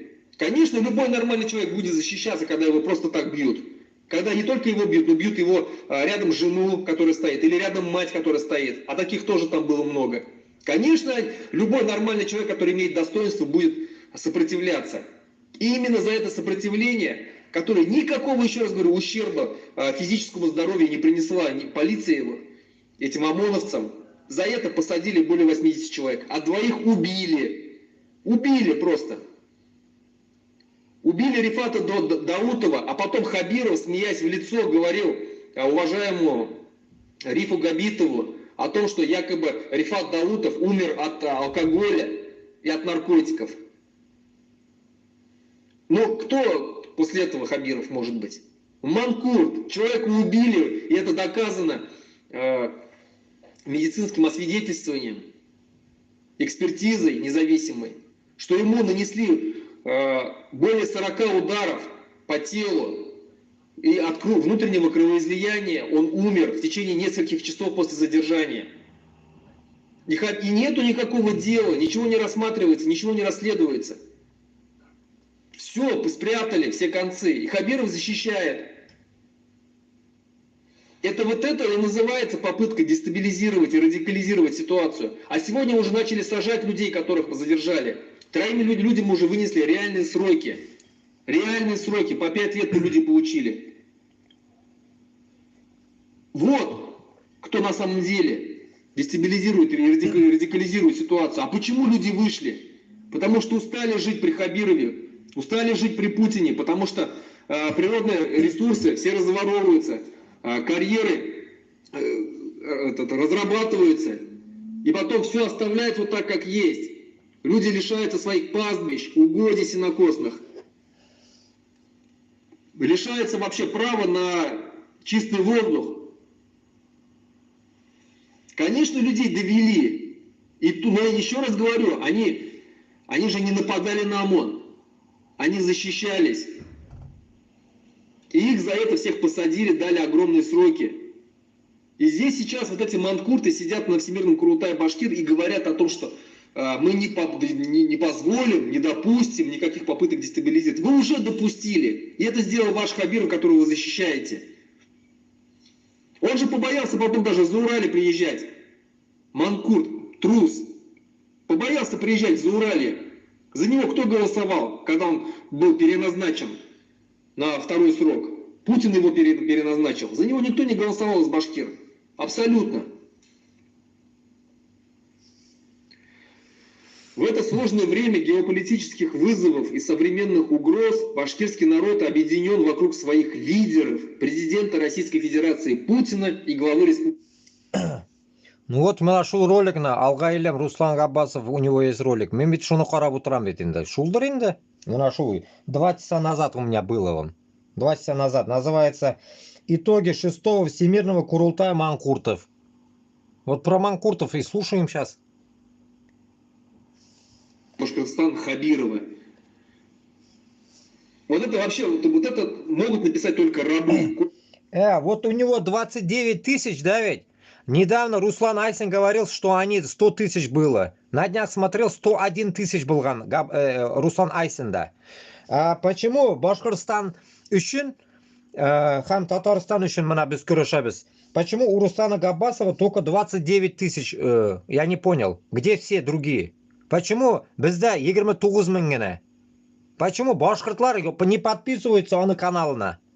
Делайте тоже 100-200 тысяч. Почему у узкожопых, блядь, по 5 миллионов, блядь? Сегодня смотрел Фейгина, блядь, 5 миллионов. Или 2 миллиона, хуй поймешь, блядь. 5 миллионов вроде бы, блядь, у кого-то, блядь. У всех, блядь, нахуй, да хуя, по миллиону людей, блядь. Почему мы не можем даже 100 тысяч набрать, блядь, башкортостанущим, блядь, Курашебес? Хуй с ним, даже я себя не говорю. Хуй с ним, блядь. Лишь бы у меня на эфир работало оно, блядь. Вот, ему добавляйтесь. Мнабиту щи башкорт, блядь, щи стаган. Ладно, я метис, хуй с ним. А Бубит настоящий башкорт. Добавьте, сделайте 100 тысяч ему, в конце концов. Чтобы ему тоже приятно было работать. Рабы. Какие для башкир лидеры Путин и Хабиров? Путин, который сидит уже больше 20 лет, тиран и диктатор, который убил огромное количество людей. Как Асад. Он что ли для нас лидер? Которого ненавидит весь мир, на которого выписан ордер на арест, который у себя укрывает диктаторов, таких как Асад. Вот это что ли лидер для вас? А Хабиров? Я только что сказал, кто такой Хабиров. Это манкурт и предатель башкирского народа, который все делает против интересов башкирского народа. В свое время Муртаза Рахимов правильно его погнал с республики, кое-как смог убежать в багажнике, спрятавшись из республики. А сейчас что он делает? Он мстит нам, башкирам. На самом деле, он вообще сам, он никакой не башкир. Вот правильно Айрат Мухаметов тогда сказал, что надо еще посмотреть, башкир ли он. Тогда все начали возмущаться, ну вот, там Айрат Мухаметов там роется в национальности. А на самом деле это же так. Это так. Я вот не верю, что настоящий башкир, который был бы у власти, вот мог бы так поступать со своим народом. Вот Рахимов так не поступал с башкирами. И только не башкир, который ненавидит башкир, человек может так и поступать. И вот Хабиров, он сам не башкир. Он тептярь. Он себя никогда не считал башкиром. Потому что нормальный человек, который является башкиром, не будет никогда так поступать с башкиром, со своим народом, как он поступает. Сажает, убивает, изгоняет, отнимает. Сколько он компаний отнял у людей рейдерскими захватами. Он же с этим деньги зарабатывал, рейдерскими захватами. Вот тут еще тут что пишет. В истории и в современности много примеров, когда народы, перестающие уважать и поддерживать собственных лидеров, теряли уважение как народ в целом со всеми вытекающимися последствиями. С этого начался кризис в Украине. Аналогичное множество примеров мы наблюдали по странам Восточной Европы и Ближнего Востока. То есть они что хотят сказать? Что народ, который изгнал своего диктатора, он теряет уважение в мире. Так что ли получается вот эти слова? Когда они говорят в Украине, кризис в Украине. Кризис в Украине начался из-за того, что народ изгнал Януковича. Человека, который репрессировал народ. Человек, который воровал, у которого нашли потом золотые унитазы во дворце. Человек, который отказался не стал идти по решению народа, когда народ выбрал евроинтеграцию за сближение с Европой, отказался подписывать этот документ, после чего начались эти волнения. Ему ближе был диктатор Путин, который его посадил туда. Он что ли лидер, этот Янукович? Или кого они там имеют в виду? Восточная Европа, страны Восточной Европы. Кого там? Диктатор Чаушеску был. И он что ли лидер? Да их его расстреляли, свой собственный народ расстрелял. Про кого они там еще говорят? Слободан Милошевич, диктатор, который уничтожал, устраивал геноциды над албанцами, над хорватами, над боснийцами. Он что ли для вас лидер? Ближний Восток, здесь упоминается. Кто? Асад для вас лидер? Человек, который уничтожил сотни тысяч людей. Вот эта знаменитая печальная тюрьма Сидная. Какие ужасы сейчас скрываются. И кто его укрыл у себя? Давайте все вместе угадаем. Путин, правильно? Да, именно он укрыл у себя этого диктатора и обеспечил ему защиту. И я уверен, что Хабиров, наверное, постарается привести его в Республику Башкортостан, пожать ему руку. Потому что такой же диктатор Иманкорт, который открыто заявлял, что власть надо захватывать. И она просто так никому не отдается. Хабиров такой же диктатор. Ну и все, и здесь вот дальше во имя нашего великого прошлого и славного будущего нету никакого будущего у башкирского народа и Республики Башкортостан в составе этой империи. Нету никакого будущего. В целях сохранения нашего народа, нашего языка, нашей культуры мы делегаты съезда предлагаем. Ну и все, и пошли там, и вода, самая обычная вода, обновить стратегию развития башкирского народа, где ключевая миссия бережно сохранить и передать дальше наше главное богатство, родной башкирский язык. Главная цель для них это сохранить и развить язык. Вот сколько было всемирных Курултаев башкир, из всех резолюций, из одной резолюции к другую перетекала эта фраза «развить и сохранить башкирский язык». Правда, здесь уже слова «развивать» уже нету. Здесь просто бережно сохранить и передать дальше наше главное богатство, родной башкирский язык. Уже слова про «развивать» нету. Почему? Потому что, конечно, наш башкирский язык из года в год, из десятилетия в десятилетие ухудшается и ухудшается его положение. Каждый раз вот это как мантра. Нам надо сохранить, передать наш башкирский язык. Он, как эта мантра, произносится, но на самом деле ничего не делается. И ситуация с башкирским языком ухудшается и ухудшается. И вот этот всемирный Курултай башкир, который практически прошел полностью на русском языке, как показатель, что ситуация вообще с каждым годом становится все хуже и хуже. Там практически не было выступлений на башкирском языке. Практически не было.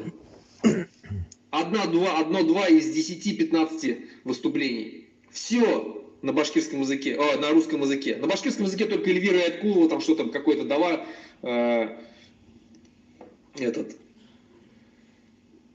интервью какое-то. И все. А остальные даже, которые в совершенстве владеют башкирским языком, и те все равно на русском языке все давали. Башкирский язык умирает, и ничего не делает. Здесь они снова говорят, нам нужно мы предлагаем усилить роль в этом процессе наших дошкольных учреждений и помочь им, объединив усилия ученых, IT-специалистов, педагогов в рамках пилотного проекта и так далее, там, начинать с детских садов. И что? Единственная возможность, единственный шанс сохранить башкирский язык, сохранить и развивать башкирский язык – это обучение на башкирском языке. Полное обучение, полный цикл обучения, начиная с детского сада и заканчивая высшим учебным заведением, институтами, университетами. Только так. По-другому невозможно спасти язык.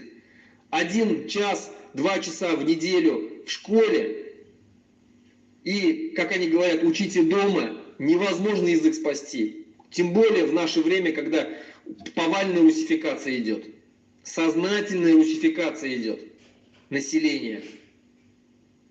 Невозможно. Я живу здесь в Литве. Литва маленькое государство. В 2 раза меньше, чем Республика Башкортостан. Практически, в 1,5 раза. Народ, который не имеет родственных языков своему литовскому языку. Он такой единственный в мире. И население у него, там не так много населения. несколько миллионов, там 2-3 миллиона литовцев. И язык в совершенстве сохранен. С детского сада, заканчивая высшими учебными заведениями, все на литовском языке. Все на литовском языке. Как и у эстонцев, которых меньше, чем башкир в республике Башкортостан. Их всего там 900 тысяч живет. Но они прекрасно сохранили свой язык и развивают его. И все у них на эстонском языке. Также комментарийлерden okuyup çıkayım Әлбек Күбейген. Так, защищать Руслан Габбас, у него есть новые роли сегодня, смотри так. Из Тата тоже никто не голосовал, народ уже привык выборам не интересоваться. Алға илем сен татарлар турында сөйлесең, Башкортостанданмы сен? Башкортостан татарымы сен? Выборы без выборов, да, Ника, пиздец. Я тоже удивляюсь, где эти башкорты. Руслан Габбас старается для них, а они не они бы. Ну и татары тоже мало, но для нас никто не старается, чтобы мы были свободными народами. Чики Шербашев, Хабиров. Бізге құралдар керек, бұл школ менен файда жоқ. Шуны айтам бит инде, вот на днях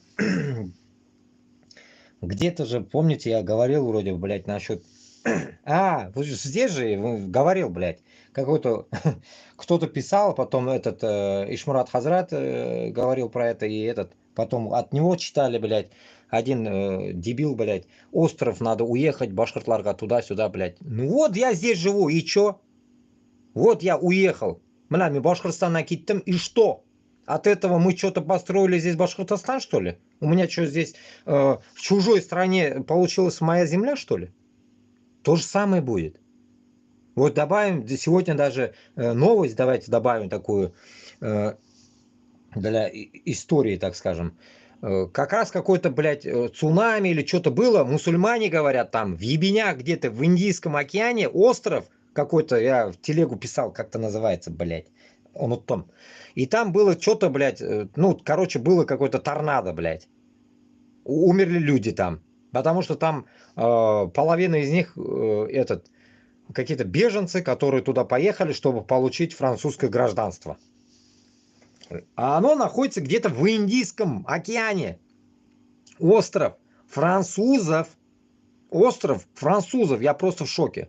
И после этого вы хотите, башкортлар, поехать в какой-то остров. Его взять надо еще, купить надо, потом туда поехать. Вы думаете, что там вас не захватят?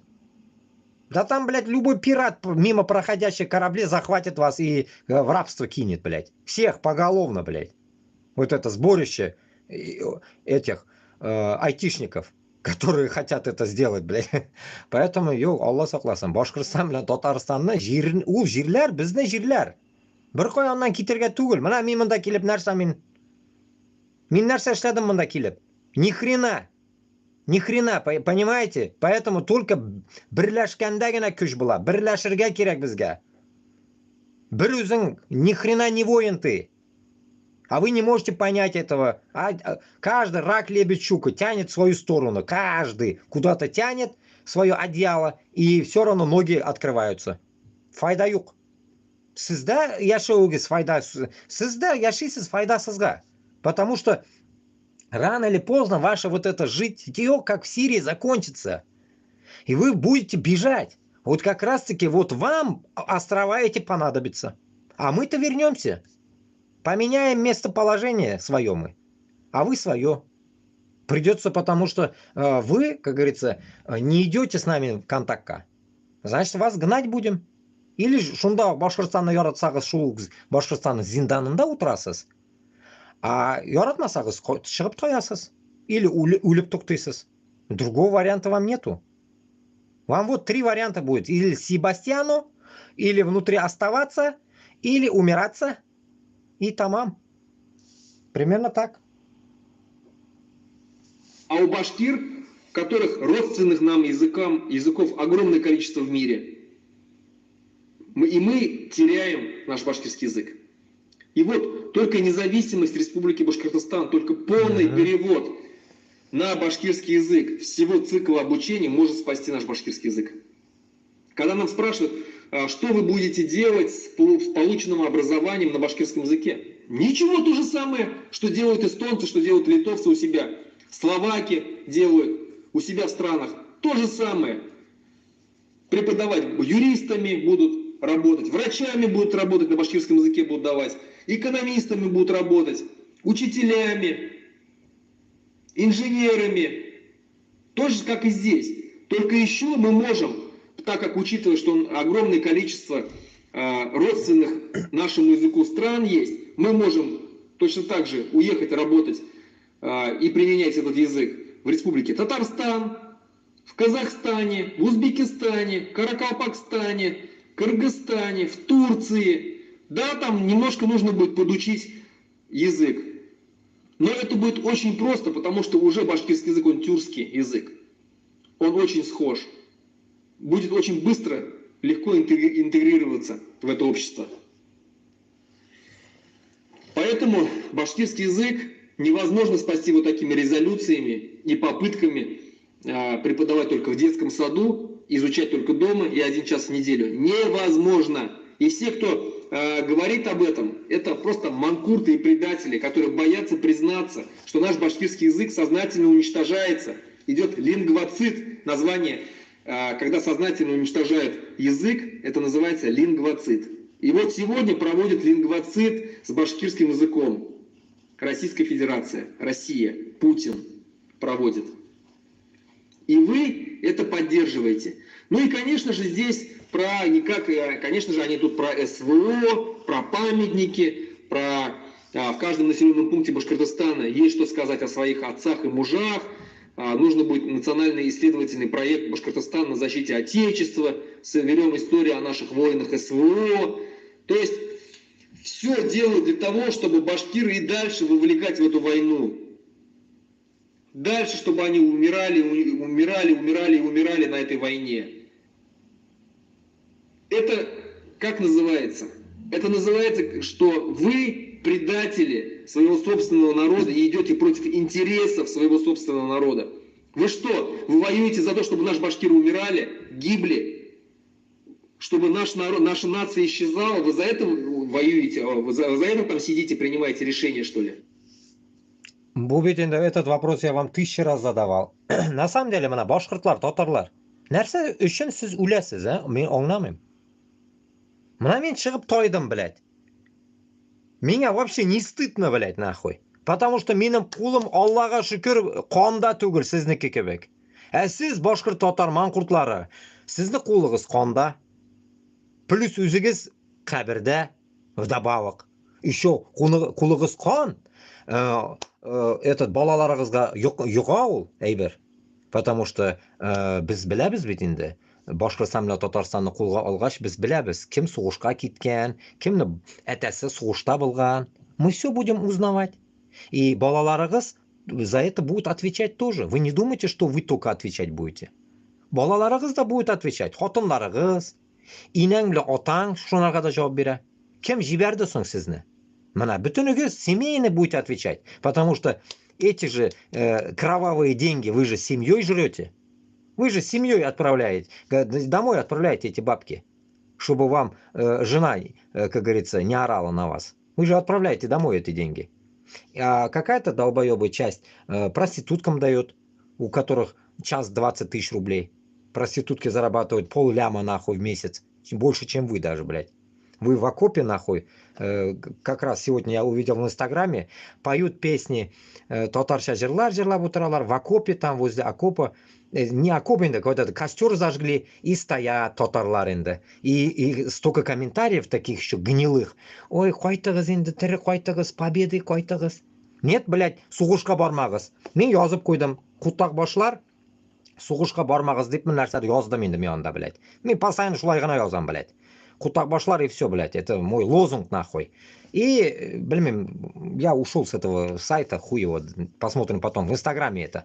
Короче говоря, суть в комментариях, блядь, тоже поддержка, что эти долбоебы шли на войну. Ни одного нету там, блядь, кто бы сказал, нахуя эта война вам. Но я увидел сегодня, есть кемлердан, и семляры, и сленг писанины, понятно, казахлардан. Казахлар яза, нахуя вы на эту войну идете? Нахуя умираете, башкортлар деген? Qozoqlarga shul kerakmikan? Вопрос, а? Boshqirt bilan totar не интересуется o'zini xalqini, mana mening bilan qo'shilmay, Gabbasovga qo'shilmay, boshqalar. Не говоря о том, что bor bizga qo'shilganlar, Allohga shukr, rahmat sizga. А вот qo'shilmaganlar, вы что смотрите-то? Вы что смотрите, что ждете? Qozoqlar yoza, boshqirdlar, totarlar o'lmasin deb, qozoqlar yoza. Qozoqlarga siz nahxuy keraksiz. No, ular yoza, потому что ular kishi. Kishi ular, блядь. А siz kishiligingizni yo'qotgansiz. Позор! Вы до такой степени обрусели, что, блядь, вам узкожопый брат, а казах вам не брат, блядь. Ой, блядь, сейчас. Что вы делаете? Вы не понимаете, что вы делаете? Вы же останетесь предателями на все времена. Списки. У нас обязательно в скором времени появятся списки всех, кто был на этом всемирном Курултай-Башкир. В итоге я вот хочу так сказать, что все, кто был на этом всемирном Курултай-Башкир, все, кто участвовал в нем, все, кто принимал резолюцию и голосовал за нее, все эти люди, список всех этих людей будет у нас, мы его обязательно опубликуем и начнем работать по всем.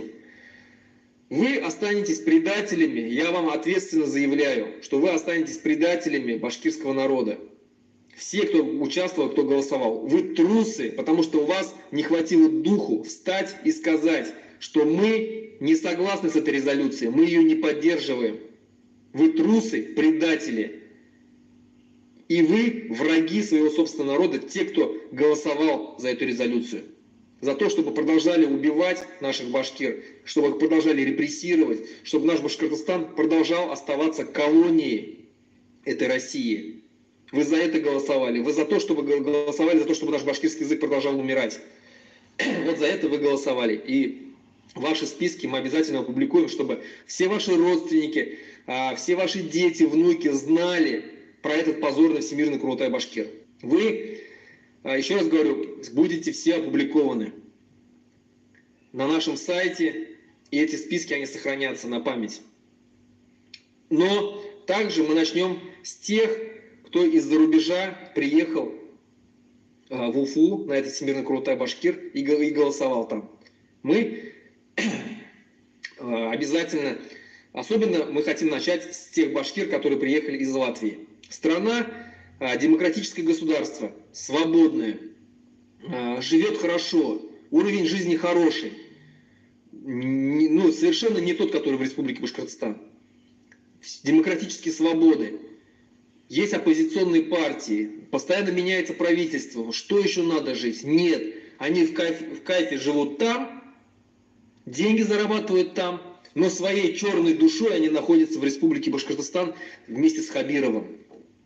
Если вам так нравится Хабиров, если вам так нравится политика Путина, за которую вы голосуете, если вам так нравится война, езжайте тогда в Республику Башкортостан.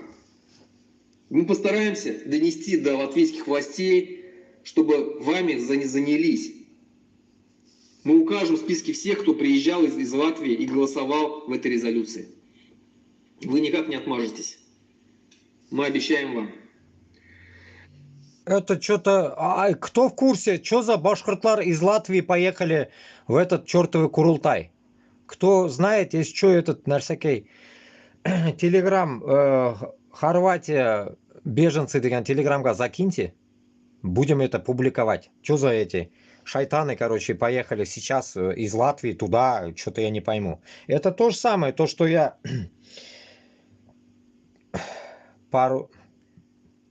Точнее, 22 жылына, короче, как раз я оказался в Германии. И в Германии также я наткнулся до одного пидораса, блядь. Пришлось мне там побывать кое-где с одним пидорасом узкожопым, который из Ростова родом. Сам говорит, я немец. И этот гандон говорил мне, что, блядь, блядь, так скажем, наркоман. Типа собрался с собакой, я уже когда-то это рассказывал, собрался с собакой и поехал с отцом на границу Польши.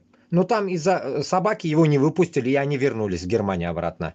И он собрался, Вагнер, он ехал, чтобы мочить украинцев, этот ублюдок. Блять, хуй его, как его зовут, блять. Ну, мне пришлось с ним где-то месяц мудохаться, но выхода не было у меня. Вот так вот. Бір жерге тығып қойғаш, утырға туры келді бір ай, блядь. Шуны миын қайнатып нахуй. Ол мені миымна сікірге ойлады, но нихуя. В итоге он мне постоянно предъявлял, почему я не пошел в армию. Точнее, вот воевать против Украины. Я ему говорю, я мусульманин, нахуй я туда должен идти, туда-сюда. Ну, пытался красиво с ним общаться, потому что там нельзя было некрасиво не общаться. Но Аллах сабырлық берді, еле как выдержал я эти 2 месяца. Месяц, блядь, с одним наркоманом, нахуй, грузином. Потом какой-то, не месяц, 2 недели с грузином. Потом остальное время, альхамдулилля, с арабом был. А потом вот с этим уёбком, нахуй. Из-за того, что он по-русски говорит. Гондона мне подкинули. В итоге, получается, пришлось с ним, нахуй, мудохаться, блядь. И что я вспомнил? Как раз вот такие ублюдки сидят здесь, в Германии, все, да, ведь, и топят за Путина. А у них самих немецкий паспорт. Потом я ему говорил, а нахуй тогда у тебя немецкий паспорт, если за Путина ты топишь? Хуль ты, езжай в Ростов тогда. Ну как я поеду, я в 18 лет сюда приехал, а ему сейчас 40 уже. Значит, 20 чем-то лет живет, даже больше может, блядь. Где-то до 2000 годов он приехал. И нахуй ты сюда, бля, нахуй тогда так говоришь. Вот такая вот хуйня, туганлар. Поэтому я слышу это от Габбасова насчет башкиртов, может и татарлар он içinde бардыр. Но это удивительно, конечно. Я не ожидал.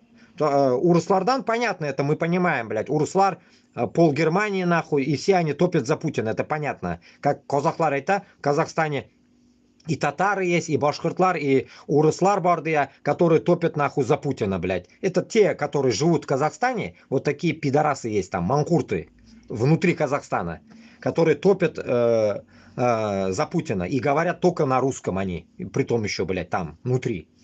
Поэтому нам срочно, как говорится, нужно вычислять и каждого, нахуй, вот такого манкурта, как говорится, записывать в свой блокнотик, нахуй, где живет, туда-сюда, как постоянно этот Габбасов говорил.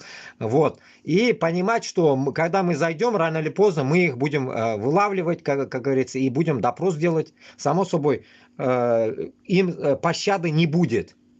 Пощады не будет. В первую очередь, олар пойдут на работки, зинданга киталер, на рабочку пойдут. Ну, мы придумаем им какую-нибудь квалифицированную работу, блядь, нахуй, по ихним специальностям. Только так. Другого варианта им нету. Так что вот так, друзья. На этом хочу что сказать в конце, в итоге. Что этот Всемирный Курултай-Башкир, 6-й Всемирный Курултай-Башкир в истории останется как Всемирный Курултай Манкуртов. Один из самых позорнейших моментов в истории башкирского народа. Люди, которые в нем участвовали, все вы манкурты и предатели. Все, которые голосовали за эту резолюцию. Все, кто побоялся встать и сказать правду в лицо Хабирову. Все вы манкурты, трусы и предатели. И когда мне будут говорить, что я тут раскалываю свой башкирский народ, нет. Он уже давно расколот, башкирский народ. Есть кучка, небольшая кучка, может быть там несколько тысяч, 2, 3, 5 тысяч, может быть, манкуртов, которые сознательно ведут наш башкирский народ к пропасти и гибели. Их мало. Когда Башкортостан станет независимыми, эти люди все понесут ответственность и наказание. Как сейчас в Сирии разбираются с людьми, которые поддерживали. Мында комментарийлар, бармағы суғышқа құта башла. Шуны айтам бит инде, yok, лозунг, ну да, yok, мен везде это пишу, потому что я уже понял, что им писать там, потому что от ихних комментариев, которые вот пишут в Инстаграме, в Ютубе, везде, там только за нас топит Казахстан. А остальные, которые Башкортостана, Татарстаннан, язалар, татар, башкир тілінде, это ужас. Еще вспомнил насчет этого комментария. Если видели, на днях было башкирт тілі, короче, день башкирского языка, да, что-то было. Там пиздец, блядь. Это я видел, блядь, алдамасам нәрсекеден наткнулся, ВКонтакте вроде бы. Там писец полный. Бөтенесі, короче, я еще ВКонтакте или где я его видел? Нет, в Инстаграме. Я еще закидывал скрин, блядь, от этого скрин закинул в Телеграм себе. Вот там комментарий, ну, кусагыз вообще сыграли катался нахуй. Самое главное, как бы, он да, типа, башкиртларга подъебка, а начали писать, типа, олар башкиртша білелер, башкирт тілінде нәрседер пишут, но все, что они там пишут, это все манкуртские мысли. Мысли манкуртов. Я там уж до хрена не читал, просто глазами пробежался. Он до хрена лекции язалар прям, я не знаю, блядь, сочинения пишут, блядь, километрами нахуй написано. И я понимаю, что оларга, как бы, да, когда ты говоришь, что олар башкирт тілін или татар тілін білмей, у них выходят такие петухи, которые говорят, мы знаем, но только с Москвой они.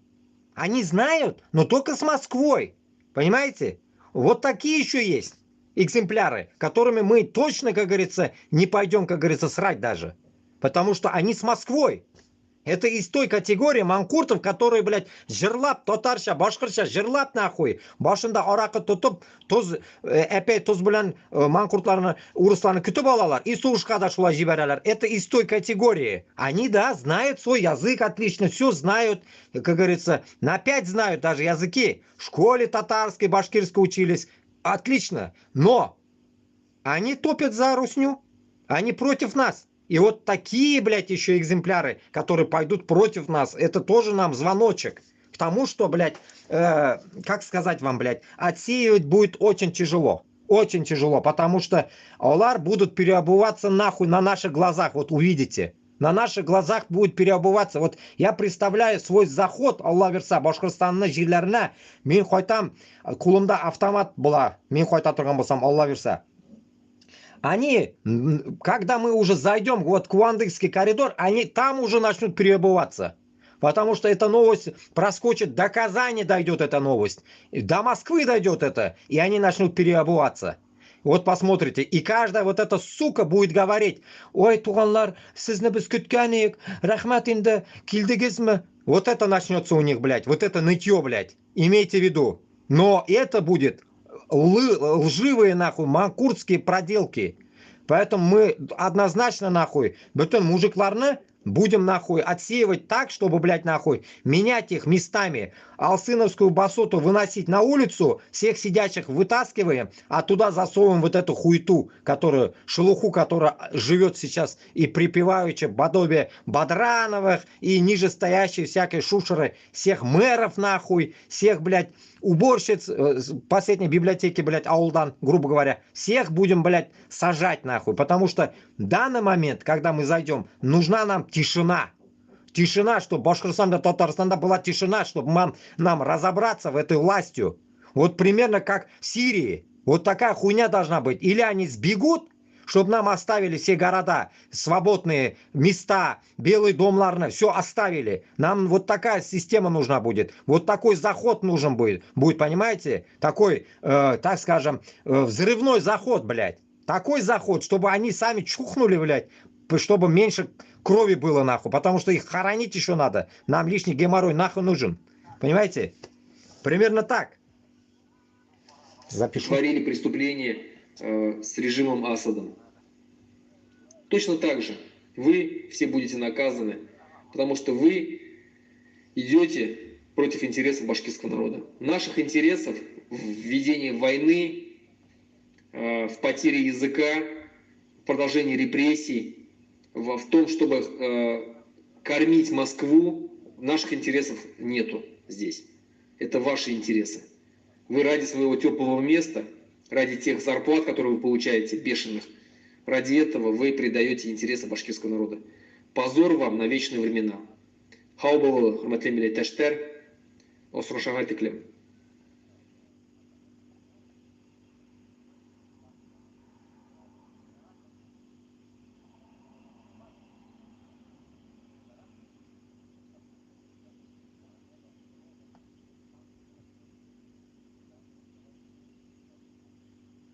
А всего потери составили почти 1 миллион человек за все время СВО. Путин слушает доклад Белоусова. Какие выводы? О, көрдіңіз? 1 миллион. Көрдіңіз? Это просто врубилась какая-то новость, Азатлык. 1 миллион. И вот как раз и раскидываете то, что подсчеты в голове даже. Математик не нужен там, блядь. Минимум, если 89 регионов есть, точнее, 89 регионов нет, 89 наций. Пизжу, блядь, 189 наций. Вроде бы. Или 179. Если вот эти столько наций есть, из этого сколько у нас регионов-то, блядь? Ну, штук, блядь, 50 регионов, если... Хз, блядь. В этой пидорасии сколько регионов-то, блядь? Интересно вот мне, интересно, вот сколько можно регионов? Грубо, вот давайте по карте посмотрим. Примерно сколько регионов может выйти, блядь, здесь. Что-то я не путаюсь, блядь. Сколько регионов может быть? Так. Мелких, блядь, еще всякие, блядь, есть, блядь, да, по мелочи там. Да хуя, блядь. Крупных, блядь, регионов. Если так посчитать. Допустим, вот, давай, вот, допустим, Сахалин. Сахалин. Раз, два, три, четыре. По кускам каким-то. 5, 6, 7, 8, 9, 10, 11, 12, 13, 14, 15. О, тут по мелочи 16. Короче, 50 регионов даже возьмем, допустим, да? 50 регионов. Вот на миллион поделим. Ничем нам была. 50 регионов. Миллион поделить. 20 мыңнан, что ли, была, блядь. 20 мыңнан нахуй. Харбор регионнан ульган нахуй. Допустим. Это самая минималка, блядь.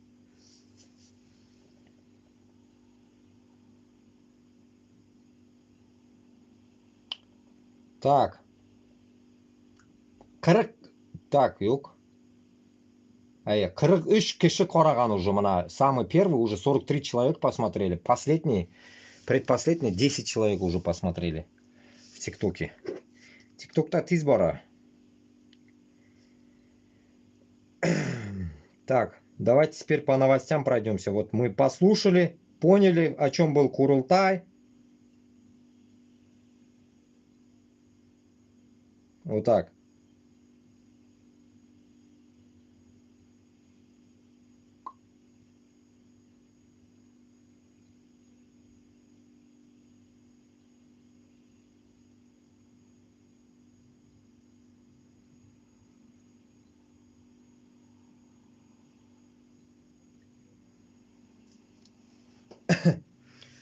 Прикол, манда меня этот в телегу прикол написали мне. Сейчас я закину этот. Кто-то написал мне в телегу. Закину в телеграм, почитайте. Что за уебок написал мне? Телеграм мне написали этот. От имени Габасова. От имени Габасова какой-то уебок мне написал. Фотоларан загрузили, егошние фото загрузили. Прикиньте, да? Сейчас я в телеграм закинул. Имя какое-то у него ГГХХ 22А, блядь. Националист Руслан Габбасов. Башкирт националист Руслан Габбасов деп 3 фотосын қойған. И меня вот 22:32 полчаса назад мне написал. У меня как бы там беззвучный. Язган меня. Ну что ты там про меня говорил, а? Попался ты? Я как билет куплю во Францию, тебя я уже пробил. Давай, жди гостей. Меня поражают люди, которые, блядь, вот додумываются ведь мне такую хуйню писать мне вот здесь, блядь. Этот, во Франции мен боламын, блядь, башка жерде боламын, блядь. Нахуя писать с имени, получается, Габасова. Вот это меня удивляет, меня поражает просто вот такие люди. Явно этот уёбок, который сейчас мне написал это, блядь, сидит вот здесь в стриме, блядь, нахуй. Мана шул урыс кутак башлардан бит инде улай бер чыга бит инде. Мана шулай. Поэтому я тебе говорю, любому нахуй говорю, блядь, нахуй. Мына нахуй 100 киши нахуй келегіз мына менің тәрза түбіне нахуй. Har біріңізді нахуй күтігізге пышақ тығам нахуй. Если что-то, блядь, со мной будет происходить, блядь. Har біріңні күтіңе пышақ тығам нахуй. Именно күтіңе нахуй. Ол дегені күтіңе сігем дегені. Потому что нахуй мен құтағымны сізні күтке тығып пышыратып отырмайым нахуй. Но пышақ тығам нахуй. Надеюсь, я объяснил вам нахуй. И вот такие, блядь, заебанные шутки ваши заебали уже нахуй. Тот день писали нахуй, что ты на велике катаешься туда-сюда, блядь. Теперь эту хуйню пишут, блядь. Вы узкожопые твари нахуй. Поймите нахуй.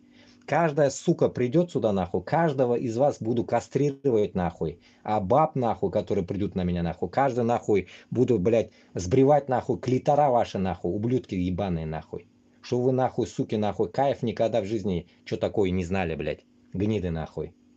Мужикам нахуй, блядь, по самые яйца нахуй буду отрубать нахуй. И нож в жопу засуну. А бабам нахуй клитора нахуй. Надеюсь, поняли, да? Как в первобытном общинном строе нахуй. Я вас буду ебать нахуй. Заебали эти ваши ебаные шутки нахуй. Ублюдки нахуй.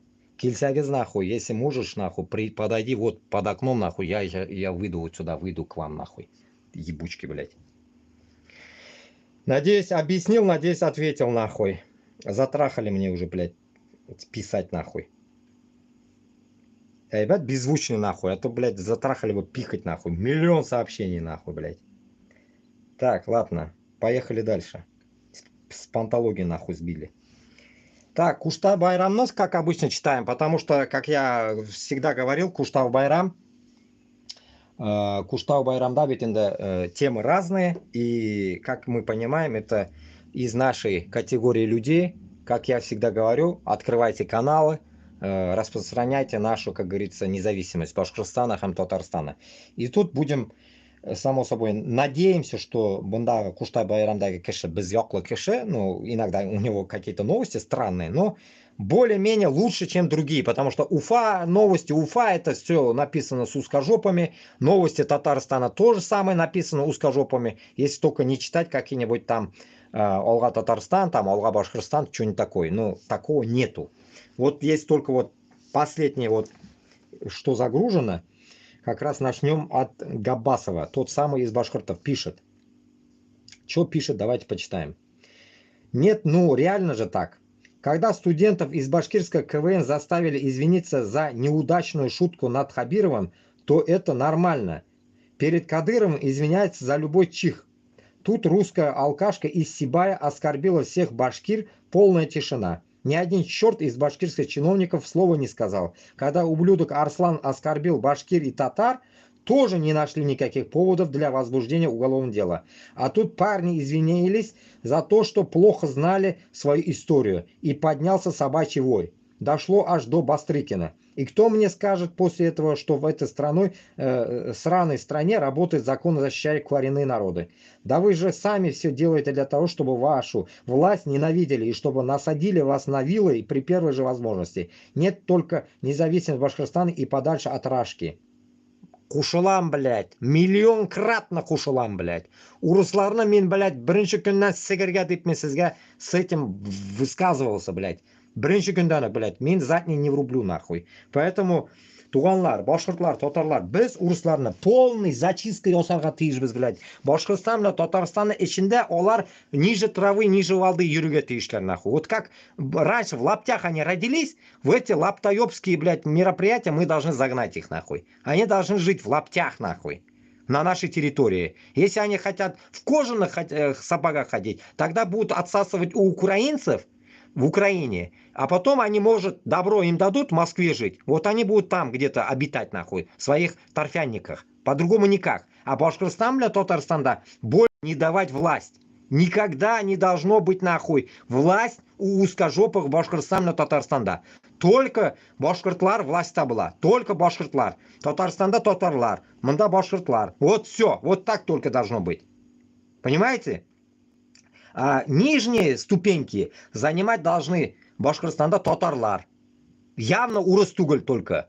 А Татарстанда, допустим, татарлар также татарлар болырга тиеш. Если кто-то там живет башкортлар болырга тиеш. Но урыс бір коя куйылмаска тиеш. Это табу должно быть, блядь, у нас. Урыслар бір койдан не должны высовываться вообще, блядь. Вот я вспоминаю, блядь, Узбекистан. Узбекистанда, сука, Каримовна хатыны бетінде какой-то полупокер урыс татар болған, хуй помеш бір хуйтацы болған бетінде. И получается, Узбекистанда в некоторых местах я замечал, что, блядь, есть где-то там урыслар, блядь.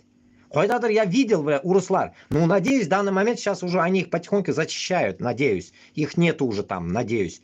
Казахстанда, да, вроде урыслар бар, когда-то, блядь, выступает где-то, урыслар бар, блядь. Вот поэтому бізде бір койда урыслар болмасқа тиеш. Урыслар, если они даже останутся, какие-то манкурты, не манкурты своего народа, если у нас останутся, они будут где-то там, блядь, нахуй. Допустим, потолок, нахуй, юридический для них. Потолок это учителя у себя в школе учителя. А bizne башкорт ham татар мәктәпләрендә бернинди урыс нахуй не будет преподавать.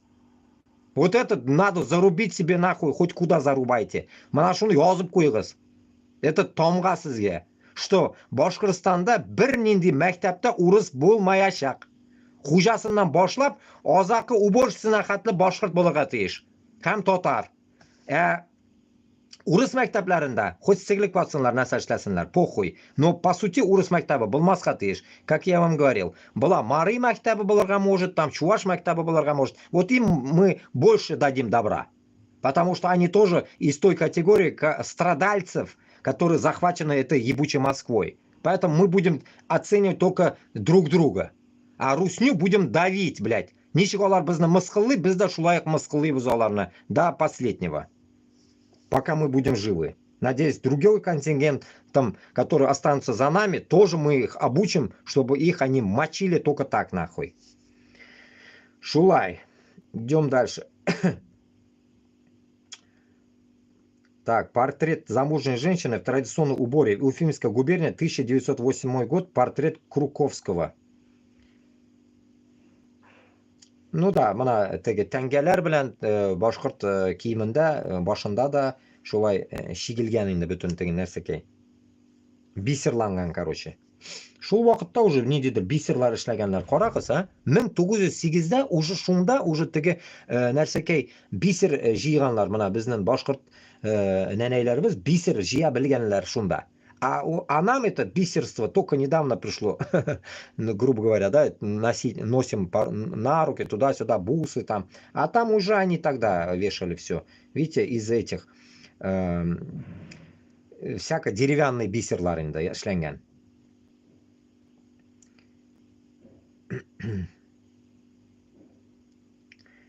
Так, логика прогресса закинули сюда, читаем общую новость. Каковы причины начала войны в Украине? Основная и ключевая в том, что российские номенклатурщики испугались оранжевой революции, Евромайдана, арабской весны и операции НАТО против диктаторских режимов. На месте террориста Каддафи они представили себя или на месте воров в законе, которых сажали при Саакашвили, или на месте Януковича, спешно покидающим Межгорье. С тех пор они хотят отомстить демократическим силам за своих братьев-диктаторов, насиловавших свои народы. Они хотят доказать россиянам, что революция и сменяемость власти – это неприемлемый выбор. Гораздо лучше хозяин, чем рисковать жизнью, чтобы от него избавиться. Они видят для себя своей власти и своим чемоданом с золотом угрозу демократической системе, сменяемости власти, верховенстве, права и ориентации на европейский путь. Ведь потеряв власть, неприкосновенность, они рискуют потерять возможность грабить Россию, убивать неограниченно, врать в медиа. Волна свержения диктаторов, воров – это, безусловно, колоссальная угроза для российского режима. А вдруг русские посмотрят на это и захотят так же? Все лакшери для новых дворян тут же закончится. Этого допускать нельзя. Они хотят четко показать русским: попытайтесь освободиться, будет хуже. Если вы протянете руки к нашим богатствам, мы их оторвем. За это ведется война в Украине. Правильно написано, очень даже правильно, конкретно написано, шуның өчен башкорт белән татар аңларга тиеш, что без кол түгелбез. Мына шу коллыктан без чыгырга тиешбез, нәрсә булса да, ничек булса да, үлсәк тә, блядь, без шуннан чыгып котылырга тиешбез. Башка бездә бернинди шара юк, блядь, бернинди. И вот это, блядь, терпеть Когда Хабиров со своей сраной женой армянкой, блядь, кайфует на наши бабки, нахуй, Башкортостанда и Татарстанда этот ебаный Минниханов, но это, блядь, ни в какие рамки не должно влазить, блядь. Каждый себя уважающий башкортны гаиладан, башкорт гаиласынан, татар гаиласынан шыққан халық, уважаемый, өзін, мына өзіні татарлығын, башқұртлығын біліп шыққан кіші, ол, блядь, уянырға тиіш. Мында уже башқа шара жоқ, блядь. Бірнеде нәрсеке жоқ уже. Нет слов даже уже. Мы можем не говорить даже, молчать, блядь, нахуй. Вы уже должны понять сами. Вы должны уже проснуться 1000 раз уже, блядь, и сказать, давай, туганлар, мы с вами, что надо делать? И мы скажем, атака Москвы только. И все. Вы сами прекрасно знаете, біздің душманлар только Москвада. Башқа жерде душман жоқ. Қазақстанда бізде душман жоқ. Білігіз. Даже Китайда да душман жоқ бізге керек болса. Китайға похуй до нас. Понимаете? Біздің душман Москвада отыра. И бүтініз шуны аузына қарап отыралар. Барып бетінде аузына сігірге бетінде оларны. А біз шуны қарап отырабыз күтіп, блядь. Когда же нам, блядь, нахуй, они подкинут кость обгрызанную, блядь, и мы будем присасываться к этому костю, искать, как говорится, вкус кости, в котором нихуя нету. Голая кость. С барского стола, блядь.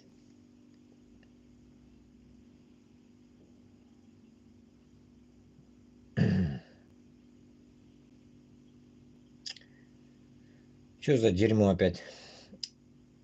В Башкирии задержали одного, заставил извиняться парней за имперский флаг.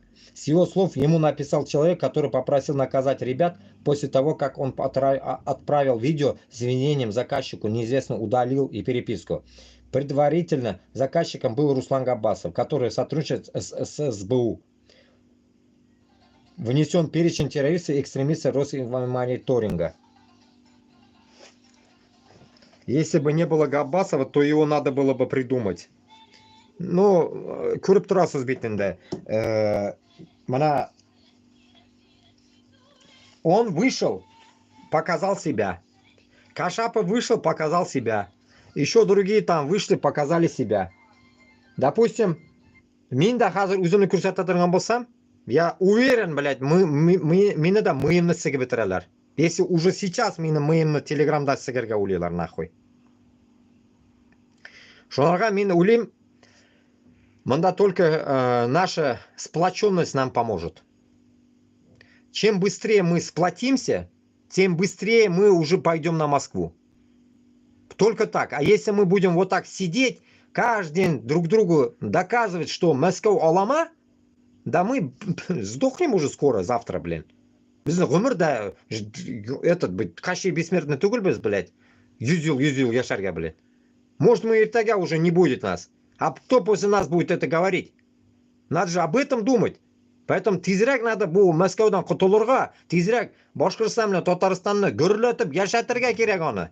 Понимаете? Біз де может шунда әзгіне яшап қалырайық, әз болса да. Кіріп қалсақ.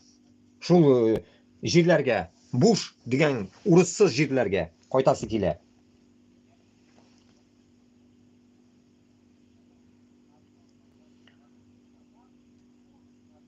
Все.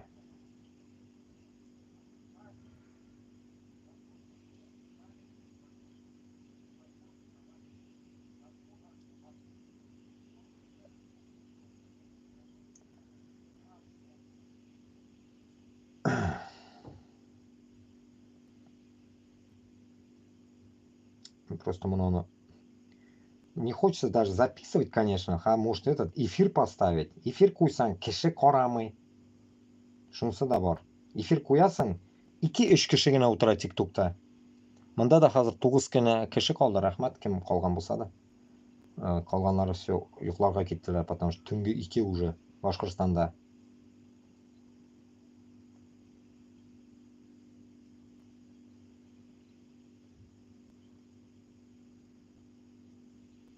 А былай 10 минуттан запись итәсең, тиктокка хоть киши этот коры и репост сделают они. Если не нравится людям, репост сделают. Как-то так инде.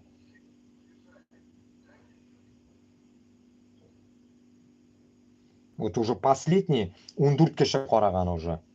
Он киши уже караган. Ну, сколько они смотрят, весь они его смотрят или нет, это уже их не дело, конечно. Ну, по крайней мере, он киши караган, да. Мимо прошлись. Так.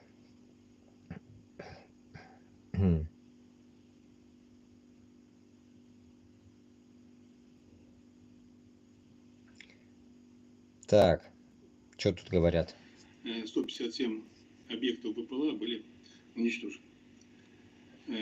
Владимир Николаевич, что я вас перебиваю, мы просто с вами в открытом эфире говорим. Вы уверены и убеждены в том, что вы вправе такие цифры называть? Вас уполномочили соответствующие структуры? Да, это информация совместного мониторингового центра. Нет, совместный мониторинговый центр – это внутренний орган. Вас соответствующие структуры уполномочили на это? Вот у нас за небо отвечает, допустим, военные. Со стороны... Мы проводим анализ и... Михаил Николаевич, вопрос вновь задаю в третий раз, вы меня не слышите.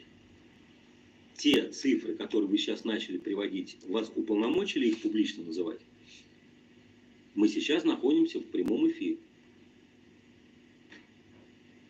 Ну, мне никто не запрещал называть. Михаил Николаевич. Это публичная цифра. Ну, хорошо, я просто вас предупреждаю о том, что...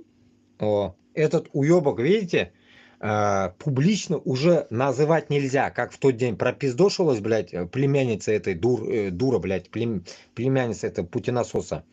В Рио главы Курской области этот Хуинштейн, блядь, прервал доклад в Рио зампреда правительства, требуя не сводки с фронта, а оптимичные отчеты. Курске все отлично, и не надо мешать картинке нового благополучия Хинштейна. Влад, секунда. 157 БПЛА было, оказывается, бля, уничтожено. 157 БПЛА украинцы отправили туда, и он этого не хочет слышать в прямом эфире. Понимаете? Не зря говорят там, блядь, узкожопые даже, что его отправили в дерьмо. Да потому что он, блядь, в очко долбился нахуй, блядь. Нахуй кому он нужен, блядь. Вот этот Эйнштейн, блядь. Яхут притом. Этот ушлепок. И потом где-то услышал, кто это сказал, блядь, на днях или тогда. То, что вот один раз мне говорили, ош еврейлар и ош бой еврейлар, ош еврейлар. Короче говоря, кто это мне сказал недавно? Типа этот, голодные евреи, короче, Россия, как будто бы отожранные евреи. А тут еще есть голодные евреи, которые хотят сменить эту власть. Получается, блядь, тут борьба идет евреев. Вот примерно вот так кто-то мне сказал, блин. Или я где-то услышал, я не знаю. Получается, и в Украине что за весь этот сыр-бор происходит, и в Москве весь этот сыр-бор, это потому что голодные евреи это что-то хотят что-то урвать. Это как раз-таки те слова, в одно время этот мне Кашапов говорил про это. Вот так и получается. Примерно так. И вот получается, вот этот Хинштейн тоже, блядь, еврей, так скажем, не голодный только. И как раз вот этого голодного еврея, да голодные евреи, наверное, его захотят снести. Вот примерно так. Подобие Фейгина, который явно против Москвы топит. Примерно так.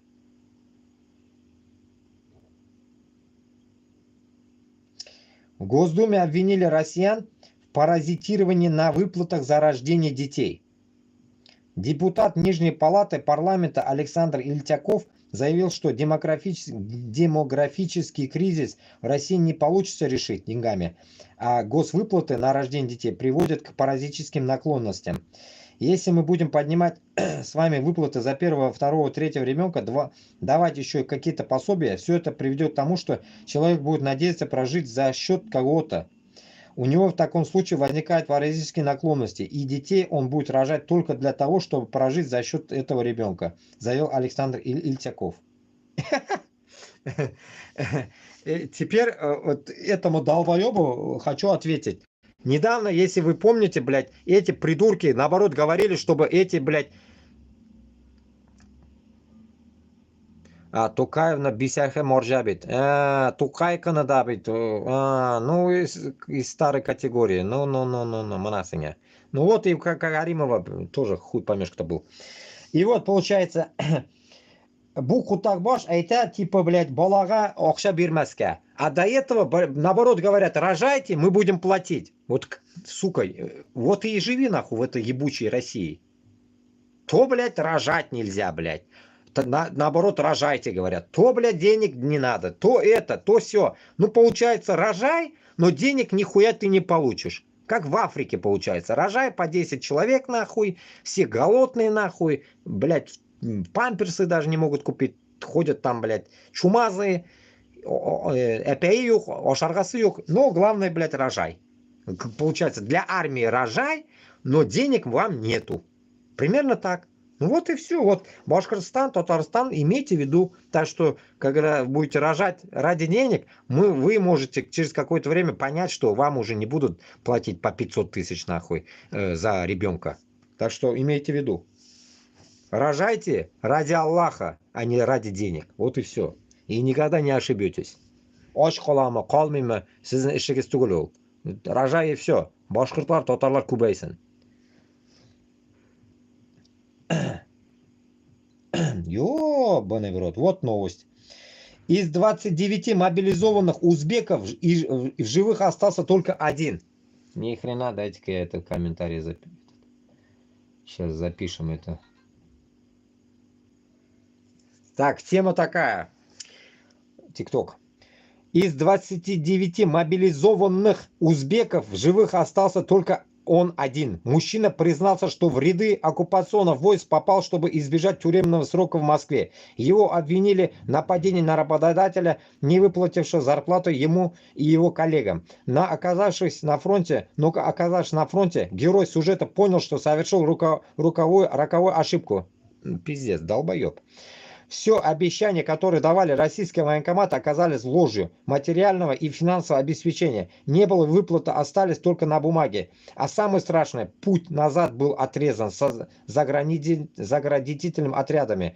Тех, кто отказывался воевать, вывозили в ямы и расстреливали. Олег Терехов. Блять. Смех и грех, блять. Давайте послушаем, что он говорит, блядь.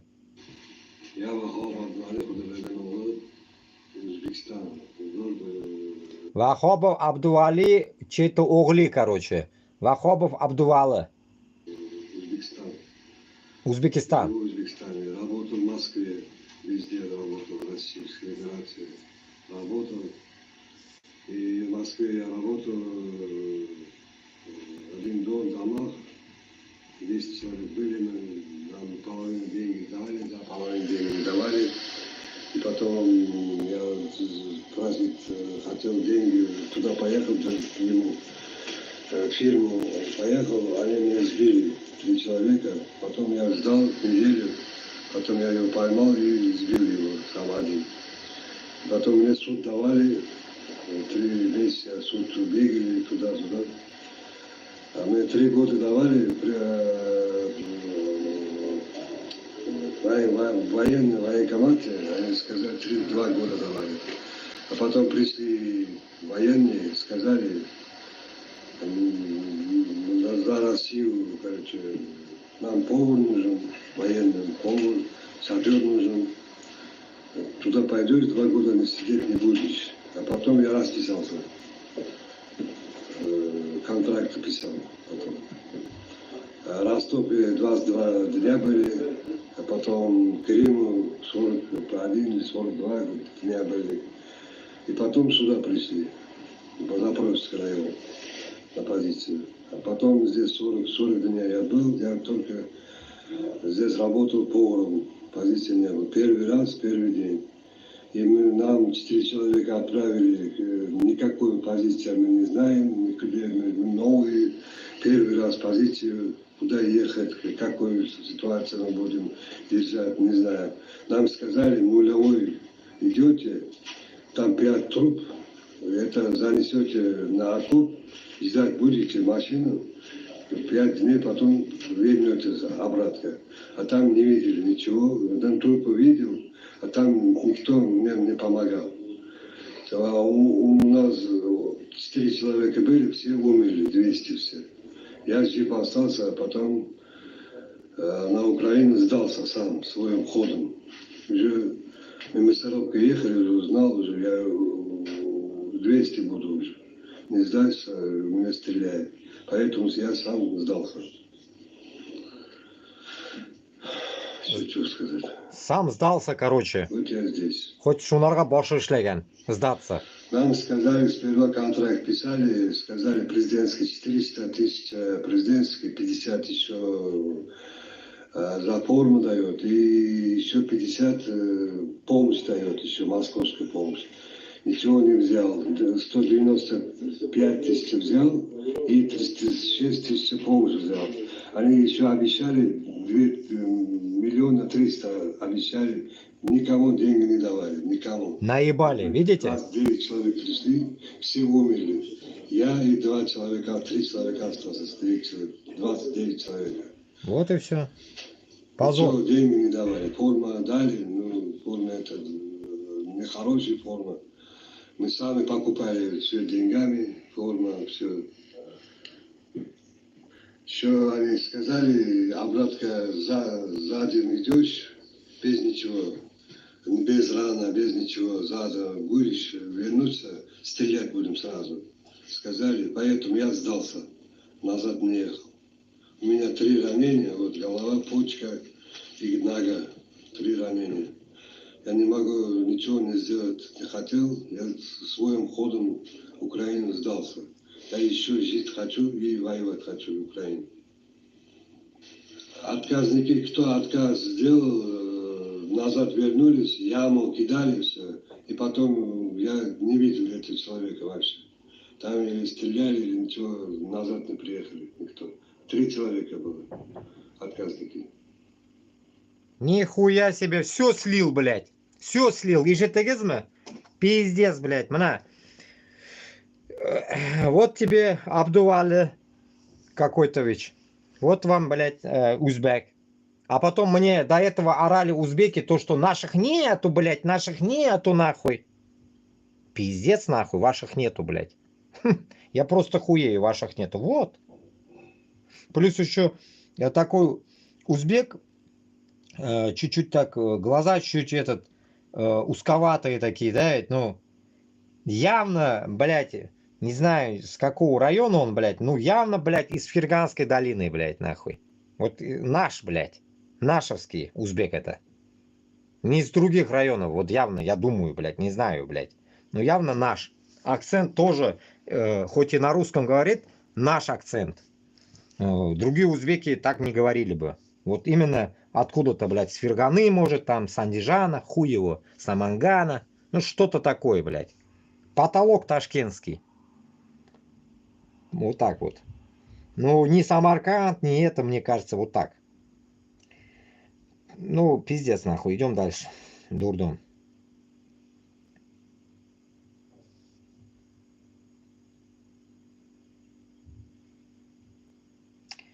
Обстановка в армии РФ. Мальчики из Якутии нежно хамят тувинцу.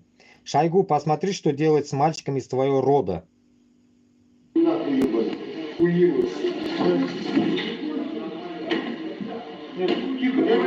Слишком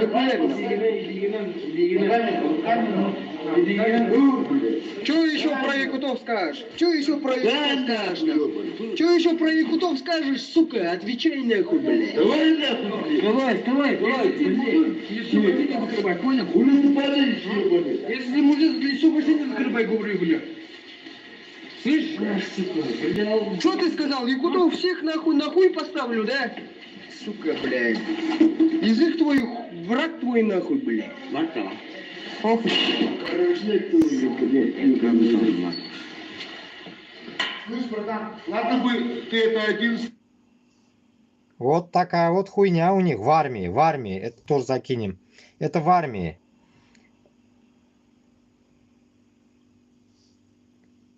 Кто-то написал комментарий: прелесть такая. Или какая-то. Получается, 3 якута хуярят тувинцы, получается. Но... Не знаю, нахуй. Я в армии был, блядь. якуты, тувинцы, буряты, это три нации, это, блядь, там всю армию держали нахуй. Они хуи ложили даже на дагестанцев, блядь. Там такая хуйня была. Это что-то какая-то не такая армия, хуй поймешь. Ну, конечно, одного втроем хуярят. Наверное, тувинец один просто там. Поэтому. Вот и думайте после этого. Вы думаете, что, башкиртлар, блин, татарлар, блин, так не происходит. Просто наши не снимают. А эти кто-то снял. Понимаете? Безнекелер надо так же хуярят. Наших манкуртов также хуярят там. По идее, блядь, не жалко, но, блядь, безне миллятно унижают. Просто мы это не видим, блядь. Почему-то вот Уфа военный, а грузит якутов, блядь. Ну, Уфа военный, уебок тоже, блядь, какой-то. Ищи наших. Наши видео тоже есть, наверное, где-то. Но я не видел. Наши, как говорится, пизды получают и не афишируют, грубо говоря. Только так. По-другому никак. 43 года назад советские преступники напали на Афганистан на Рождество, чтобы Запад не успел отреагировать. А в 1968 при нападении на Чехословакию совки впервые надели голубые береты, чтобы их приняли за миротворцев ООН. Кремлевский совок — это всегда про вероломную подлость. Нихуя себе, блядь. Вот оно как. Видите, даже мы не знаем об этом, блядь. Вот... Бізден азгана улыраклар біләйін де олар, көбейіріні. Исходя от этого, мы должны понимать, что когда Казахстаннан нам что-то говорят люди, мы должны прислушиваться, потому что олар хоть нәрсәдір, оларда как-то история идет более достоверная. А бізді башқұртларда, татарларда история очень печальная, блядь. И мы друг другу не можем донести даже, потому что у нас все, блядь, нахуй через одно место делается. Сейчас запишу вот здесь.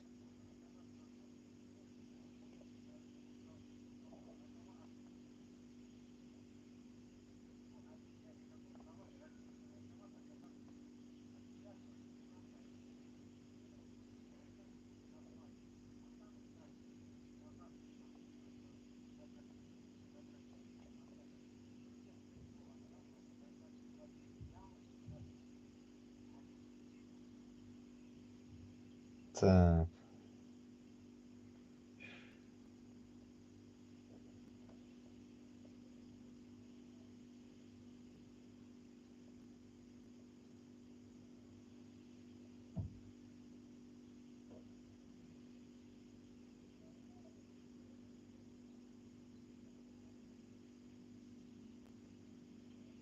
Ни хрена. Жаңалық деп жазып қойған им, короче. Его, блядь, 72 человека просмотрели. Прикиньте, 72 человека просмотрели. Вот это последнее то, что я сейчас закидывал, блядь. Сейчас идет подгрузка этот про узбека, короче. Так, идем дальше. Что тут? В Дубае уже можно пообщаться с роботами. Смотрите. Do you know Elon Musk? Some things should remain mysterious. My name is Annika. I'm a humanoid robot, and I work for the Museum of the Future. Такого я еще нигде не видел. В Дубае уже можно... Робот какой-то говорящий, блядь. Итак, дальше. 15-летняя Алина Магадеева пропала в Уфе по дороге в общежитие. Девочка учится в Барагии, им Гарипова. Как сообщают родственники, пропавшей девочки подростка вечером 15 декабря Алина гостила у брата, а потом вышла из дома на улице Степана Злобина, чтобы поехать в общежитие гимназии. Но до пункта назначения она не доехала. Телефон недоступен. Примеры. Рост 170. Нихуя! 15-летняя, рост 170, блядь. Худощавого телосложения, была одета в черную длинную куртку и шапку-ушанку. Она спокойная домашняя девочка, всегда на связи, рассказывает о беспокойной тете девочки. Все, кто знает какую-либо информацию о местонахождении пропавшей, просят сообщить по номерам телефонов 8 347 284 66 09 или 112. Новая информация. Девушка спрыгнула с моста в реку Агидель. Ее тело пока не нашли. Инангнеке. за билля? Что за хуйня? Ну неужели по камерам не могут увидеть? Они же везде. Комментарий кто-то написал. Ни хрена себе, блядь. Ёбаный в рот, блядь. С моста, блядь, Агидель. Нахуя? Инаңнеке. Күзләрі қысық. Башқұрттыр енді. Ёбаный в рот. Тоба қылды. Дебилизм. Что за нахуй, а? Блять, мужиклар, блядь, суғышта уля, қызлар, блядь, мында өзін ташлап улялар. Ну что за нахуй, а где мы живем, блядь, а? Что за, блядь, какой-то мир долбоебский, блядь.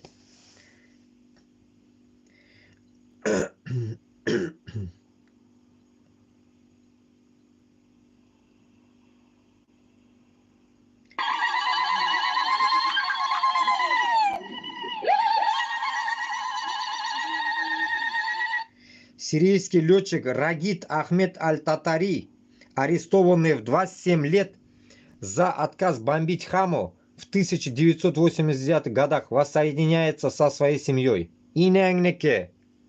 44 ел отырған, что ли? 27 yaşında. Ағасы ол бабай бет енді 71 яш оларға. 44 ел зинданда отырған. Аузы билля мина шайтан ражим. Алла. Шунарға туғанлар, Башқұртстан һәм Татарстан срочно должен освобождать біздің зиндандағыларны. Ұнытмағыз, дүрт хатынны недавно тықтылар бет енді, Хизбут Тахри. Әлі біз ишітмәгәнләр Дахрина. Татарстаннан нәрсе шыға, нәрсе yok, білмейбіз. Кем утыра, кем yok. Чечняда да шулай, Башқұртстанда да шулай. Бүтін жерде біздікілер утыра. Шунарға бізге срочно, блядь, уянырға керек. Срочно, понимаете? Мы вот тут пока будем суетиться, как эти бабаи. Кстати, насчет бабаев. Давайте поговорим об этом. Пока не забыл эту тему, уже я из-за этого открывал сегодня. Короче, разговор это был вот этих сборища, вот этих бабаев о том, что вопрос возник от этого казаха, который сказал, нужно признать, что русских нету, это вымышленная история, тырым-пырым, короче. И там пошло-понеслось, короче, и вот этот Руслан Какойтович, чеченец, тоже как бы сказал, так нельзя. И этот черт, блядь, Кашапов тоже сказал, так нельзя. Потом этот еще начал говорить, еще дагестанец какой-то там был, Ахмат какой-то тоже что-то.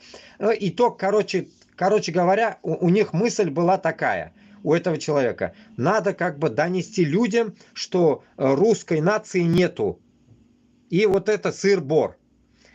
И мне пришлось до конца дослушать. Я хотел суть понять этого казаха, который с 18 года в этой теме, короче, уже 6 лет, короче, за что топят, непонятно, короче. И вот самый интересный момент, Шунда, то, что русских нету, понятно, но вот в этом всем, вот этом разговоре ихнем, блядь, вот этом бардаке, если кто смотрел, вы сами можете послушать, что я оттуда уловил, одну вещь, что у них этот разговор на долгую, понимаете, вот сами еще признают, говорит, вот это 30 лет, этот Руслан тоже какой-то, я не помню, вот с Руслан Айсиным постоянно выходят вместе, белые волосы.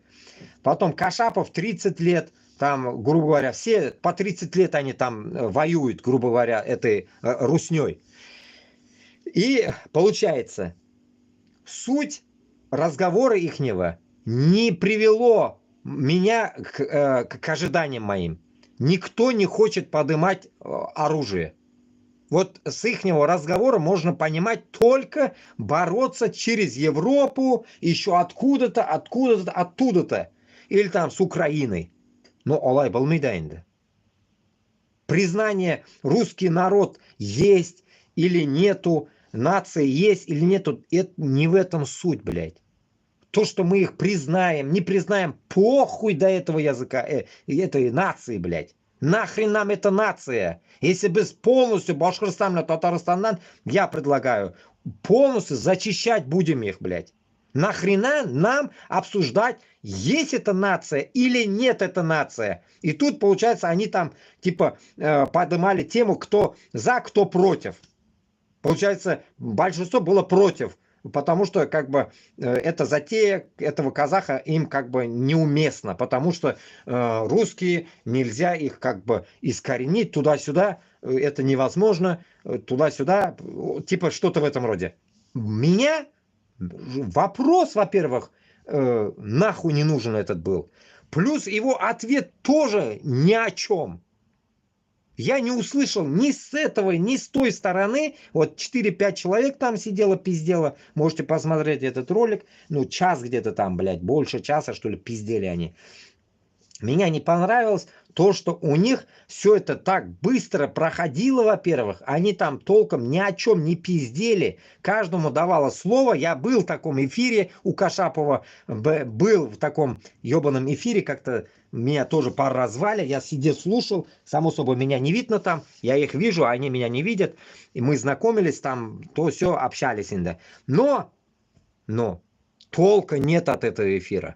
Когда я высказывался, получается, окей, выскажись ты, я тоже так же пару раз высказался, то бестолковый там, онарда, в этот момент ты не можешь ни ответа, ни хера, все куда-то спешат, во-первых, давай быстро, короче, во-вторых, в тот день, который они общались, вот этот эфир, где Кашапов, блядь, пиздец, блядь, с Кашаповым вообще нахуй общаться не надо, блядь, я понял теперь точно, бестолковые ответы. Потому что, блядь, суть урыслар нациясы бармы, юкмы, блядь, бизнес сикмәскә тиеш вообще. Туганлар, мына шуны сез аңларга тиешсез, блядь. Сез не можете, блядь, нахуй бар нәрсәне, теге, или юк нәрсәне, теге, там кто-то уже подметил, конечно, то ли вот этот Руслан Чеченец подметил, что это лишний геморрой, он сказал. Вот этим только, может, я согласен. Реально, это лишний геморрой. Бармы, у юкмы, урыслар, безне был. Вообще этот вопрос не должен интересовать. Не то, что там этот вопрос был озвучен Казахстан. Ничего в этом страшного нету. Но суть вот этого Башкортостана, Татарстанга нахрен не нужен в данный момент. Почему? Потому что без белерге тиешбіз, что безне душман бит урыслар. И потом от этого, исходя, если этот вопрос возникнет и этот вопрос подымут, то тогда кто наш враг-то, блядь? Если урыслар юг. У меня сразу этот вопрос им вышел. Поэтому я решил эту тему сегодня как раз поднять. Вообще изначально надо было, ну вот сейчас вспомнил как раз. Об этом же мы будем говорить, я думал. Сегодня просто Руслана послушали, то все. И вот и у Руслана тоже этой темы не было вообще. У него Курултай, короче. Не знаю, может когда-нибудь он ответит про это. Но меня это затронуло. Почему? Потому что тема, она, ну, как вам сказать, глубоко, так скажем, уже осевшая урысларны ішінде, хам башка біздің милләтләрдә, что урыс халқы на самом деле бармы, юкмы, мы это не сможем отрицать. Во-первых. Во-вторых, мен олар белән савалы белән дә теге биргән сорау белән дә килешмим. И жауабы белән дә килешмим. По сути, вот этой басоты, кто там сидел, я с ними я в контракт, грубо говоря, блядь, нахуй. Я с ними не в ладах, блядь, особенно Кашаповым. Исходя от этого, туганлар, мы должны понимать, что вот такие, блядь, сыр-бор общения по 3 часа нахуй, которые пиздят они там, допустим, они час там пиздели, конечно, имеется в виду, оно беспочвенное, блядь. Почвы там нету. Потому что олар на длинную пиздят. На длинную. А бізге қысқартырға керек біздің пиздежны, блядь. Понимаете? Мына минда, допустим, мына қазір 2 сағат 43 минут веду диалог, допустим, да ведь? Бізге результат шығарға керек. Туғанлар, результат. А бұл бабайлар отырған эфирда результат жоқ. Олар соғышсыз ғана алырға ойлайлар. Соғышсыз ғана, блядь. Соғышсыз бетінде алып болмай, блядь. Оны бетінде любой қазақ, любой халық, блядь, соғышсыз алып болмай. Сирийсларға айтып қара, соғыш білән, соғышсыз ма алып бола. Айтып қара, Асадны как бы они снесли. Как Асады? Словом снесли бы. 13 лет не могли снести. А мы, блядь, 500 лет не можем снести. Че, Салават Юлаев сөзі білән, что ли, күрашкан? Қан түгіп күрашкан. Қолында қылышы болған. Что за хрень, блядь? Тимурланлар, Чингисханлар нәрсе сөз білән күрашкан, что ли? Біз нәрсе сөз бәйгесінде, что ли? Мен аңламайм шуны. Мен туйдым бұл уже пиздежлардан. Особенно бабайлардан, bizga наоборот, yaxshilik qoldirishga tegishlar, ular какой-то so'z baygesinde yürüyorlar, biletler. Вот это меня взбесило, блядь. Что вот эти мужики, какие-то недотесанные, сука, пиздят о том, что, блядь, нахуй, есть русские или нет. Нахуй нам это, блядь. Бар душманна, ничего сіз хотите испарить. Бар мы, юг мы, давайте будем ковырять внутрь. Нахуй это нам надо. Bizga u kerakmi? Bizga цель, мы должны знать цель. Что созданная это русня, созданная, хуй с ним, блядь, мы знаем, что она созданная. Русня есть или нет, хуй с ним, это тоже понятно нам. Главное, Москва есть. Москва бар, Москвада кем утра, блядь. Мы, если даже зациклились у русларда, ну, я же до этого говорил, мы же поняли, что у руслар юг, финно-угры.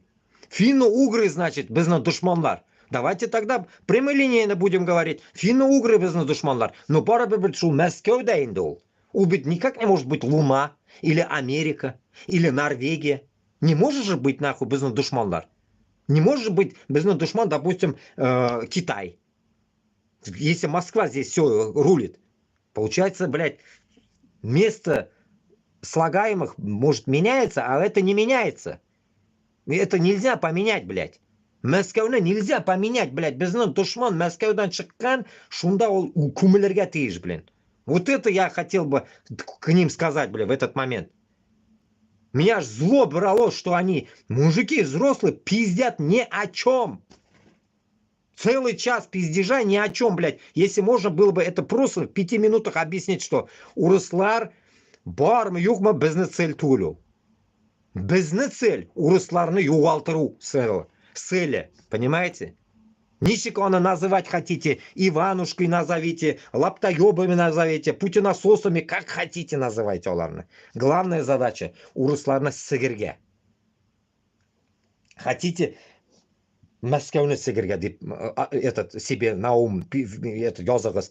Хотите каких-то донских казаков sigirga aytag'iz тогда. Я не знаю, кого вы приводите узкожопами. Вот кто в Москве, вот шуларны sigirga.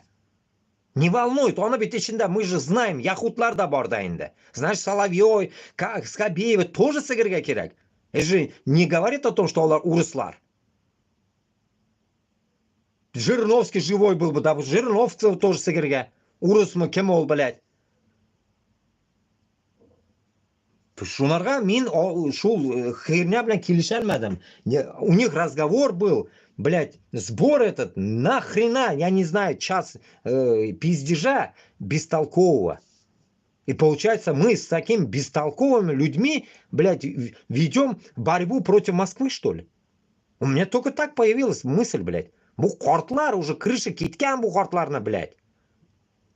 Men ведь sizga aytib turam, 30dan 50ga xatli mujiklarni jiyam dedim. После 50 идите нахуй, сидите дома. Ждите нашего освобождения, блядь. Qiziqlar shunday, блядь. 50dan so'ng уже bizga aql o'rgatmagiz нахуй. Siz aql o'rgatuving foydasi yo'q. Если бы ты хотя бы как мы думали бы, другое дело, блядь. Bizning kabi o'ylasang, хуй с ним deyring, блядь. А sen bet, блядь, bizni наоборот tupikka kiritasan. Допустим, урыс бармы, югмы, блядь, урысны мы будем признавать, не будем признавать. Да нахуй это нам надо. И ответы не нужны, и вопрос сам не нужен нам, блядь. Вот в чем прикол был, блядь. Всего вот этого сырбора. Я охуел. Мында как будто bitgan boshqa проблема. Bizning проблема o'zi bizni boshimizda qaynab yotadi. Как избавиться от манкуртов?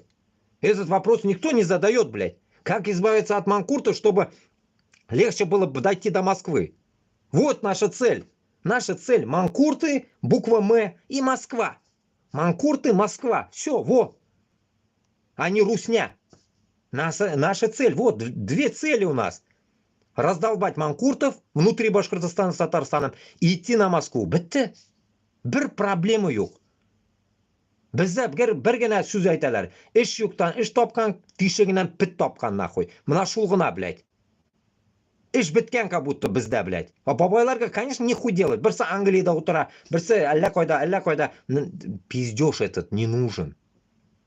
Более-менее из этой категории, более-менее ответил вот этот Ахмат какой-то молодой, что-то он дал сравнение через своих дагестанцев. Ответ был таков, что, блядь, нахуй, это могу я и башкирт bilan татарлар bilan сравнивать, не именно Дагестан, что как ты объяснишь башкиртам и татарам, что нет русских? Вот как вы себе объясните, что... башкирт, валейкум салам. Как ты объяснишь өзіңні башкиртың bilan татарға ма үйде даже өзіңні инаң bilan отаңа урыслар жоқ бит, білесің, урыслар жоқ, олар создан екен деп, как ты это объяснишь? Как ты это объяснишь, вот это, блядь? И нахуй его объяснять, блядь? Наоборот, бит, инде мында урысларны біз душман етіп көрсетеміз. Значит, ол душманны юғалтмасқа керек. Если душман урыс болмағаш, кім соң душман, блядь? Поэтому этот тезис не работает ни с той стороны, ни с этой. А вот история того, что казахлар білелер историю, альхамдулилля, молодцы. Это до нас, вот нам, которые против Москвы, это нам плюс. Рахмат Алларга, что нам они глаза открывают. Но дальше уже нас открывать никому ничего не надо. Африку, грубо говоря, открывать не надо. Только сыгырга керек Москваны барып. Все, зная, что это урыслар. Чтобы нам самим, наоборот, это использовать своими же манкуртом, донести, что урыслар бит сені сіге. Суғышқа жіберген урыс бит, қазақ түгел. Чечен түгел, татар түгел сені жібереді, сені урыс жібереді deyip әйтірге наоборот жеңіл боладасың. А если мы сейчас зашли бы таким лозунгом урыслар жоқ екен ол нация деп кіре тұрған болсақ, пиздец, мы сами себе аяққа балта шапқан боламыз бит. Шунаға дуслар, ол ролик, если найдете, посмотрите, я его даже не стал закидывать вроде бы в телегу, нахуй подумал я, может я закинул, не помню, но я не закидывал. И вот это меня реально, блядь, взбесило, как, я не знаю, блядь, нахуй, это ужас, блядь, нахуй. Просто это даже хуже тех пахотынцев, как Кадыровы, блядь, которые идут пахотынцы, пахотынцы пахотынцами, понятно. А вот это нет, это не катит, ни в какие рамки не влазит. Шунага туганлар, бізге нужно конкретно обозначить своих врагов, своих целей. Біздің цель это Москва, Рублевка и Барвиха. Вот, Кремль, Москва-Сити, Асадовские 19 квартир, нахуй. Вот цель уже появилась, понимаете? Для мусульман всего мира. Месть. Вот это будет месть. Ебаните туда пару, нахуй, этих, блядь, самолетов прямолинейных по Асадовским квартирам, блядь. Как всегда напоминаю, блядь, в 2001 году, блядь, или в 2011 году, нахуй, этот... В Нью-Йорке, блядь, ебанули башни, блядь, близнецы. Также ебаните нахуй по этому, по Москва-Сити, блядь, нахуй. Это око ебучее, нахуй. И все. Барвиха, Рублевка, Кремль. Вот наша цель. Похуй, кто там сидит. Там могут... Там и Набиуллина сидит, татарка. Там манкурты сидят. Нам похуй, кто там сидит. Цель наша уничтожить эту корпорацию. Как можно его назвать? Я не знаю. Вот этот Джаханнам тишеген югалтырга керек бізге шул дөнья ішінен. Наша цель. Поэтому мы не должны распыляться, блядь, всякой херней. Мы должны конкретно озвучивать наши проблемы. Вот конкретно проблемы башкир bilan татарға суғышқа бармасқа и Мәскеуге қарсы баруға можно. Все, вот эту задачу нам надо ставить. А не то, что там, блядь, есть русские, нет русские. Нахрен это нам надо? Вот этот момент я бы им ответил бы. Ну, кто меня приглашает? Никто. Но я там комментарий оставил, конечно. Написал чисто ради этого брата казаха я там засел рядом. На самом деле, я хочу понять, этот, что за казах-брат, за что топит и за что творит вообще. Вот так, туганлар. Поэтому... Хз, короче. Шулай.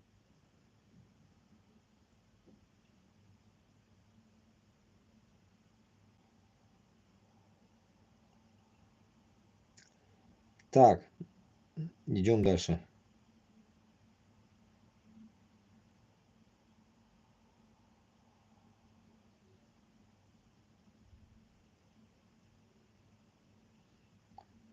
Так.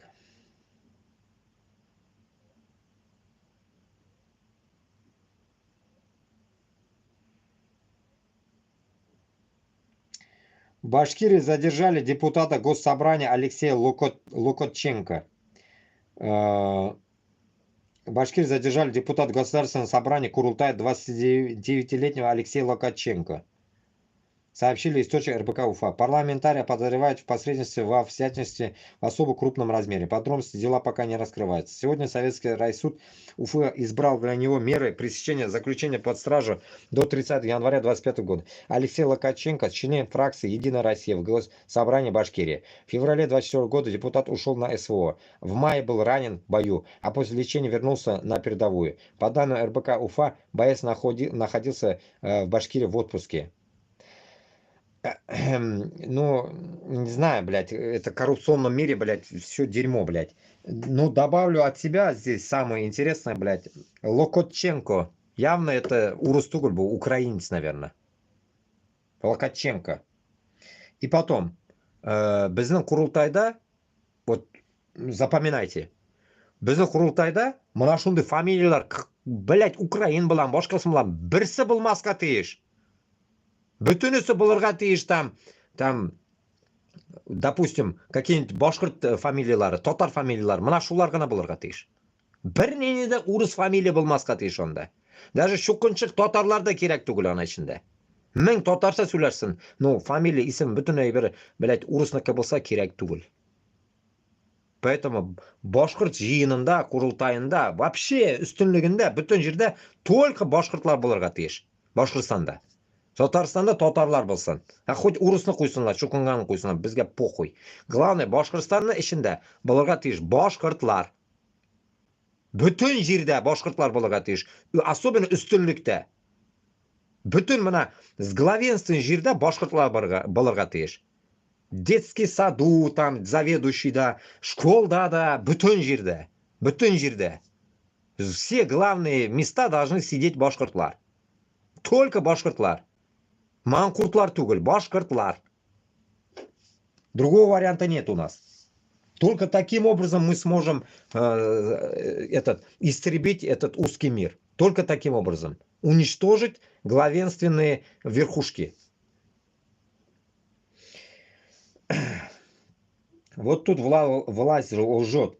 Проблема с геолокацией бывает всегда, когда включают средства РЭП. Это самый первый признак. Видно, в Уфе установили устройство РЭП, чтобы подавлять возможные налеты украинских дронов и БПЛА. Жители Уфы 4-й день сталкиваются с проблемой в работе GPS. По словам жителей столицы Башкортостана, 4-й что-то такое. Ну, понятно. Может быть такое, если в Чечню прилетает. Поэтому я уже год, наверное, об этом долблю, блядь. Ебашьте по Башкортостану и Татарстану. Башкорт Ротаса он зассал, не хочет нахуй. Они не хотят нахуй. Им, оказывается, понимаешь ли, жалко людей, блядь. Жалко людей, а зато эти жалкие люди идут на Украину, блядь. Но им жалко людей, блядь. Я вот не могу понять, блядь. Если у тебя есть возможность, блядь, что-то стрелять, что-то есть, блядь, у тебя, надо стрелять. Нахрен тогда ты там вообще ротой башкорды, блядь, назвался, блядь. Позорить нахуй безнакалярно, блядь. Вот я не могу понять, что он холокна, блядь.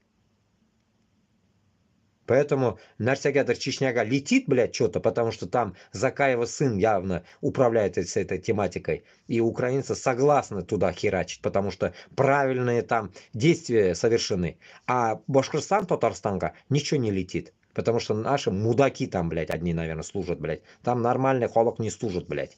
Поэтому я не хочу вливаться даже в эту тему.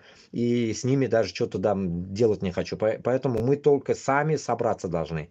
Үзебез жиған отряд болырға тиеш. Башқұртстан һәм Татарстаннан шыққан малайлар 30-дан 50-га хәтле. Мы сами можем и сами должны это сделать. Нам не нужны какие-то папочки, нахуй, мамочки, которые над нами будут что-то делать. Куда нам стрелять, что стрелять? Оларны сикмәскә тиеш. Безне Башкортстан, безне Татарстан. Кая хотим, туда стреляем. И Мәскәү да безнеке. И туда тоже будем ебашить, куда нужно. По Кремлю только нахуй.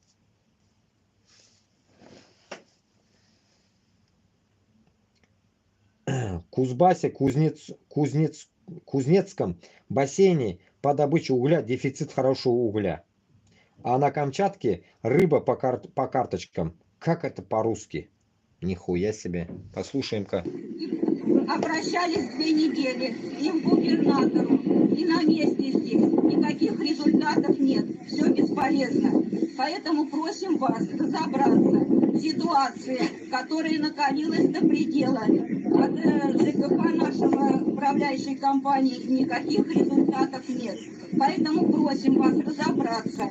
Во-первых, какой уголь поступает сюда, принимает наш человек, который отвечает за это. И потому что кочегары говорят, что идет одна пыль. Но ее принимают и подписывают акты, и мы просим разобраться, по какой цене получается уголь и по какой цене они отписывают его. Потому что если он хороший уголь, он должен топиться.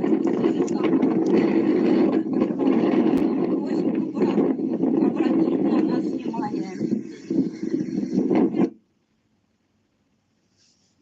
Понятно. Получается, bütün bir üzümüzde бар, а ничего народу не дается. Вот в таком нищенской России люди готовы жить и умирать. Вот это меня и бесит. Я не знаю. Короче, я уже достал по 10 минут грузить. ТикТок-то врубил этот связь. Посмотрим, сколько человек будет сидеть сейчас. Врубил этот эфир. Туйдырзату. На всякие торги. 1000 раз.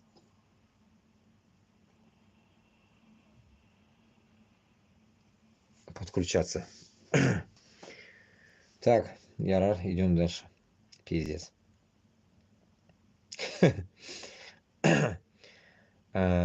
Еще один косяк наш есть. Башкортостан, блин, Татарстанда елки ставить. Елки, везде елки, елки, елки. Нахрен эти елки, я не могу понять, блядь. Шайтанский праздник, блядь. Мне от этого Нового года, я не знаю, блядь, отошел, блядь, наверное, хз, блядь, ну не спиздеть с 2015 года, блядь. Вот не спиздеть, блядь. Вот как я уехал в Норвегию, я с тех пор мне как-то похуй стало на Новый год, мне кажется, блядь. С 2016 точно, блядь. Как мен исламга келдім, меня елка, я бар, я yok, блядь. До пизды мне стал до этой елки, блядь.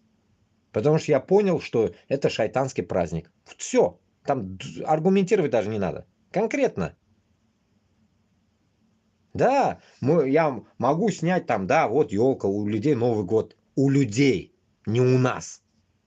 Поэтому орақы ішіп, тәмәке тортып, елка қойып, шунда сігініп үлгенлер Башқұртстан білән Татарстанда да хрена бит инде, мен бәләкәй шоқтан біләм ол хәлне, блядь.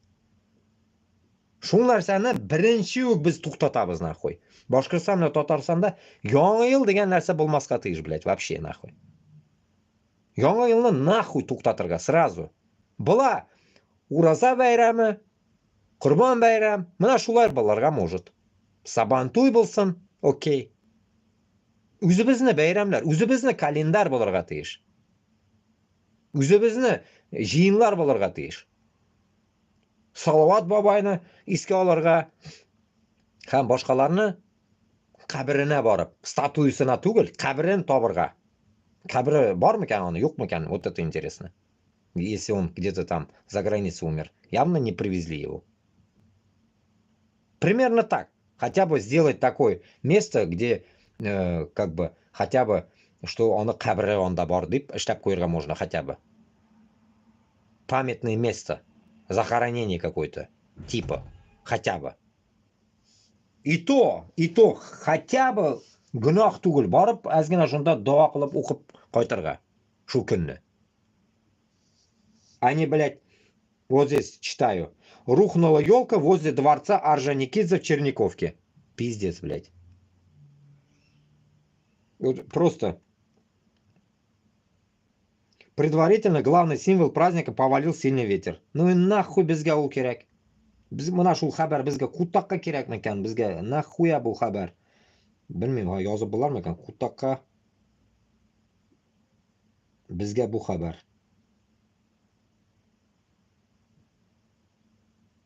Безгә бу Xabar. Ishonsangiz,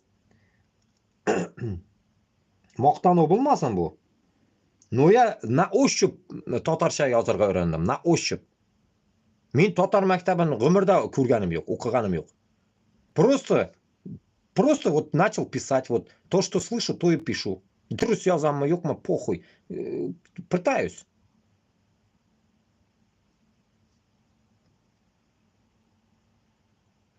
Да biznikilar, блядь, не хотят даже говорить на татарском, башкирском.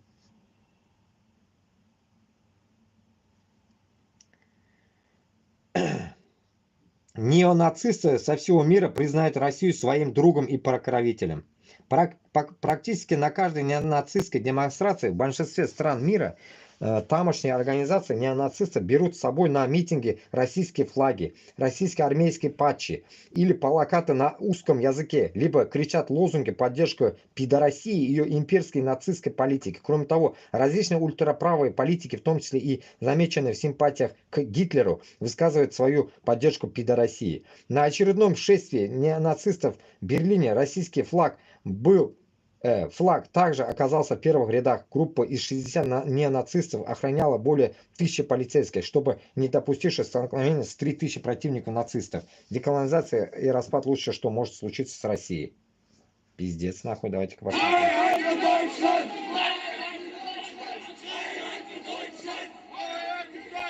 А, ну это бритоголовые. Бритоголовые, блядь, в Германии тоже есть, блядь.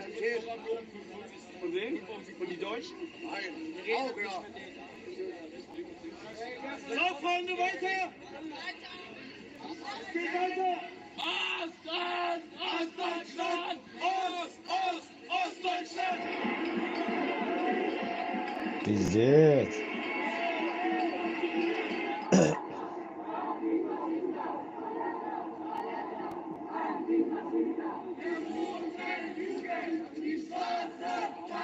Das Ziel ist, dass die nicht laufen dürfen. А тут другие сидят, короче, против них.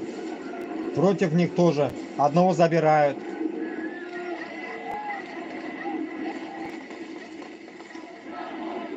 Что ты там сказал про дочь? Аншлаф, дочь, что ты сказал? Его забрали. Турк он был.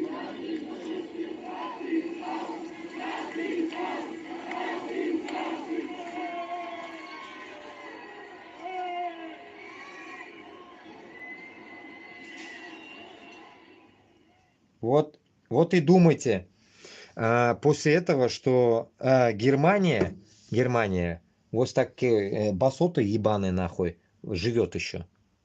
И как бы вроде бы находит общий язык, но в то же время имейте в виду, что у них тоже есть эти ячейки, но они не дают им встать, блядь. Россия дали. Это узкожопая басота, это, блядь, лесной человек, блядь, они встали. Что нам нужно понимать однозначно, блядь, что бізге, по сути, Европада дос түгіл. Европаны дәулетлері бізге дос түгіл. Мына қойда узкожопый мир есть, по сути, олар бізге дос түгіл. Ол дегені, Германия бізге дос болмай барыбір. Имейте в виду. Нацизм, откуда вышел, он никогда не забудет это. Он будет придерживать их. Но в любой момент они могут сказать «фас». И все, выйдут вот эти, блядь, бритоголовые. Вот этот момент тоже нельзя забывать. И в таком моменте сейчас без Башкортостанда яшибез. Где уебки по Уфе моей, блядь, ходили нахуй. Русские вперед там, руку вверх подымали нахуй. Фашисты ебаные. Я когда в Норвегии такую тему сказал, кое-где, блядь, ко мне постучались двое, короче, подошли огромных амбала в комнату и сказали, что ты говорил там? И я, в тот момент они меня взбесили, и кое-что там сделали они. Я сказал, вы такие же фашисты нахуй. И вот так сказал, вы вот такие хагитлеры нахуй сказал. А это их взбесило, когда я им в лицо им сказал это, норвежцам. И пришли два амбала нахуй наехать на меня. Я думал, все, сейчас меня ёбнут они нахуй. Ну, считай, норвежцы, два амбала, представили, да, блядь? Это каждый по пол шифонера, нахуй. До потолок, блядь, там по 2 метра они, блядь. И получается, нахуй, икеса кильде, и что ты хотел, говорит, что ты хотел сказать нам, говорит, чтоб так больше не делал. Я говорю, как он больше не делал? Я говорю, ты так сделал, я говорю, вы так сделали, блядь. Ну, в то время я еще хорошо знал норвежский. Я говорю, вы так сделали, блядь. А что мы сделали? Ну, не надо было, я говорю, закрывать кое-что там. Ну, кое-где я был, они закрыли кое-что. И получается, они говорят, ну, типа, время.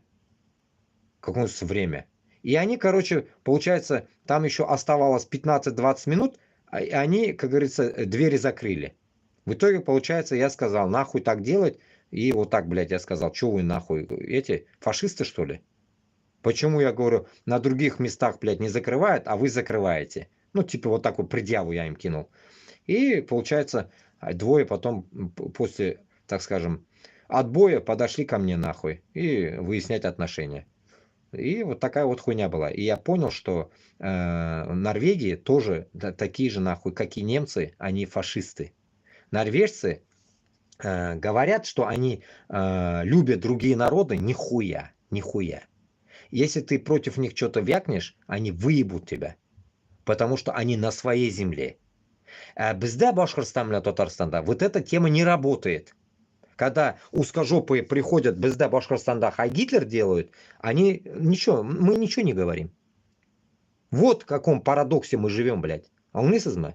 Манда где-нибудь такой скажи, вот, допустим, французам, немцам, да выебут тебя сразу. Скажи, что они фашисты, блядь. Они предъявят тебе, в каком месте мы фашисты, скажут. А вот Россия, мы не можем это сказать. Хоть и живем на своей земле. Понимаете, как мы разные, какие моменты разные.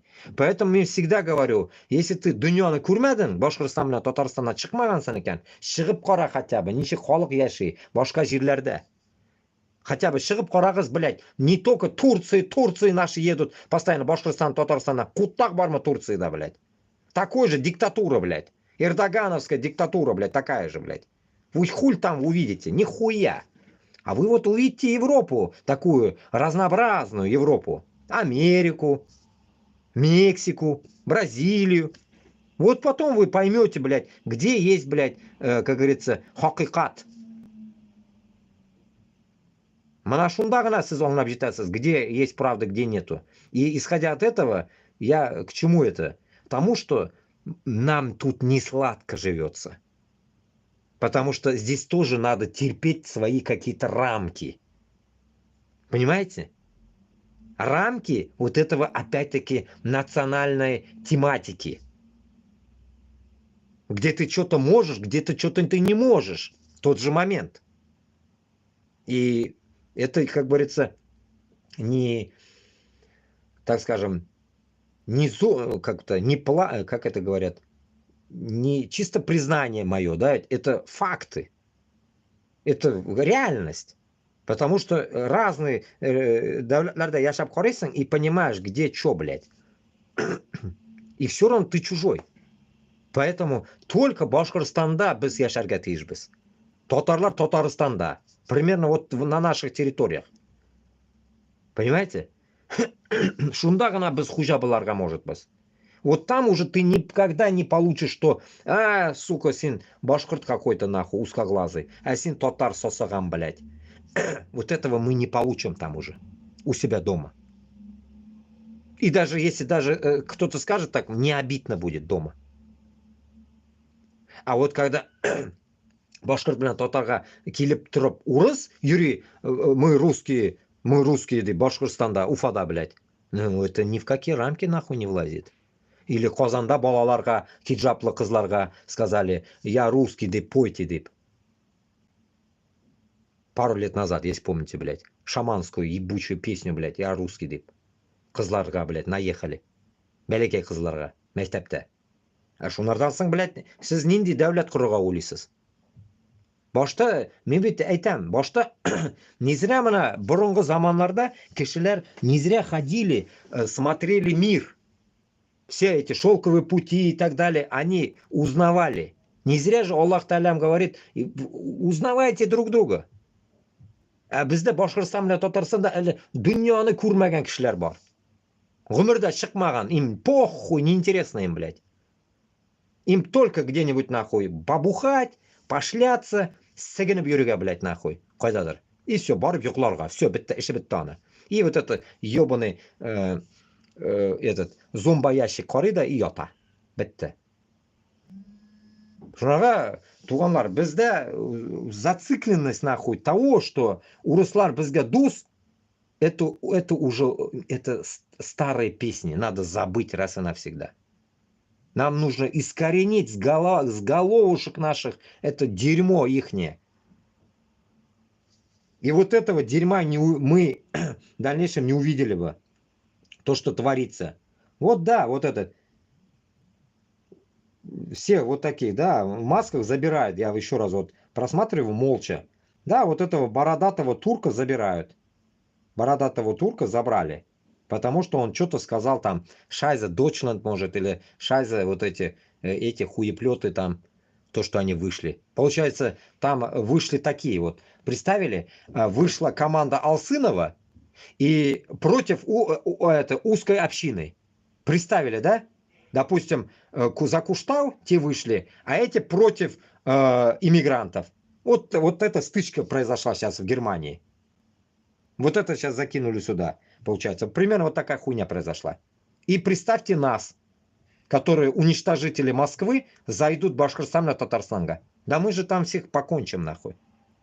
Мы только их заебеним сразу, блядь. Потому что олар бізге сразу баш көтерелер. Шуларға біз әзір боларға тиішбіз, что никакие нахрен вот эти ихние, блядь, фишки не прокатят на нас. И не нужно нахрен нам всякими отмазками лечить, что Башкортостан на Татарстан, потом что будут делать, как они будут летать, вспоминая одного долбоеба, кто-то мне писал комментарии, как вы будете пространство, лед, куда вы, как вы летать будете по всей России, везде будет Россия, как будете выезжать. Я вспоминаю такие вопросы мне. Летать тоже будем, и выезжать будем, и плавать еще будем на морях северных. Все это будет, иншаллах. Самая главная задача – уничтожить Москву, а не узкожопых. Уничтожить Москву. А эти финно-угры, блядь, они так и так останутся, блядь. Мы же, блядь, нахуй, не Асад, блядь, чтобы, блядь, по 40-50 лет их сажать в тюрьму и уничтожать, блядь. Нахуй нам нужно это надо, блядь. А и там, блядь, лишний раз, блядь, трупы нам, лишние трупы не нужны. Максимально мало трупов и цель. Цель мало трупов. Но цель должна быть достигнута, как этот пидорас Путин говорит. Цель не достигнута у них, а у нас достигнет. Главное замочить Москву, блядь. Полностью, блядь. Қонға батырыға, блядь, Москваны. Қонға батырыға, блядь. Чтобы мына Қазанда ничек елғалар қонға батып аққан, шулай қонға батырыға Москваны. Другого варианта у нас нету. Только так. Полный рост. И вот эти все бритоголовые нам ни почем должны быть. Потому что без мусульман. Без мусульман было должны встать и уничтожить их. Только так.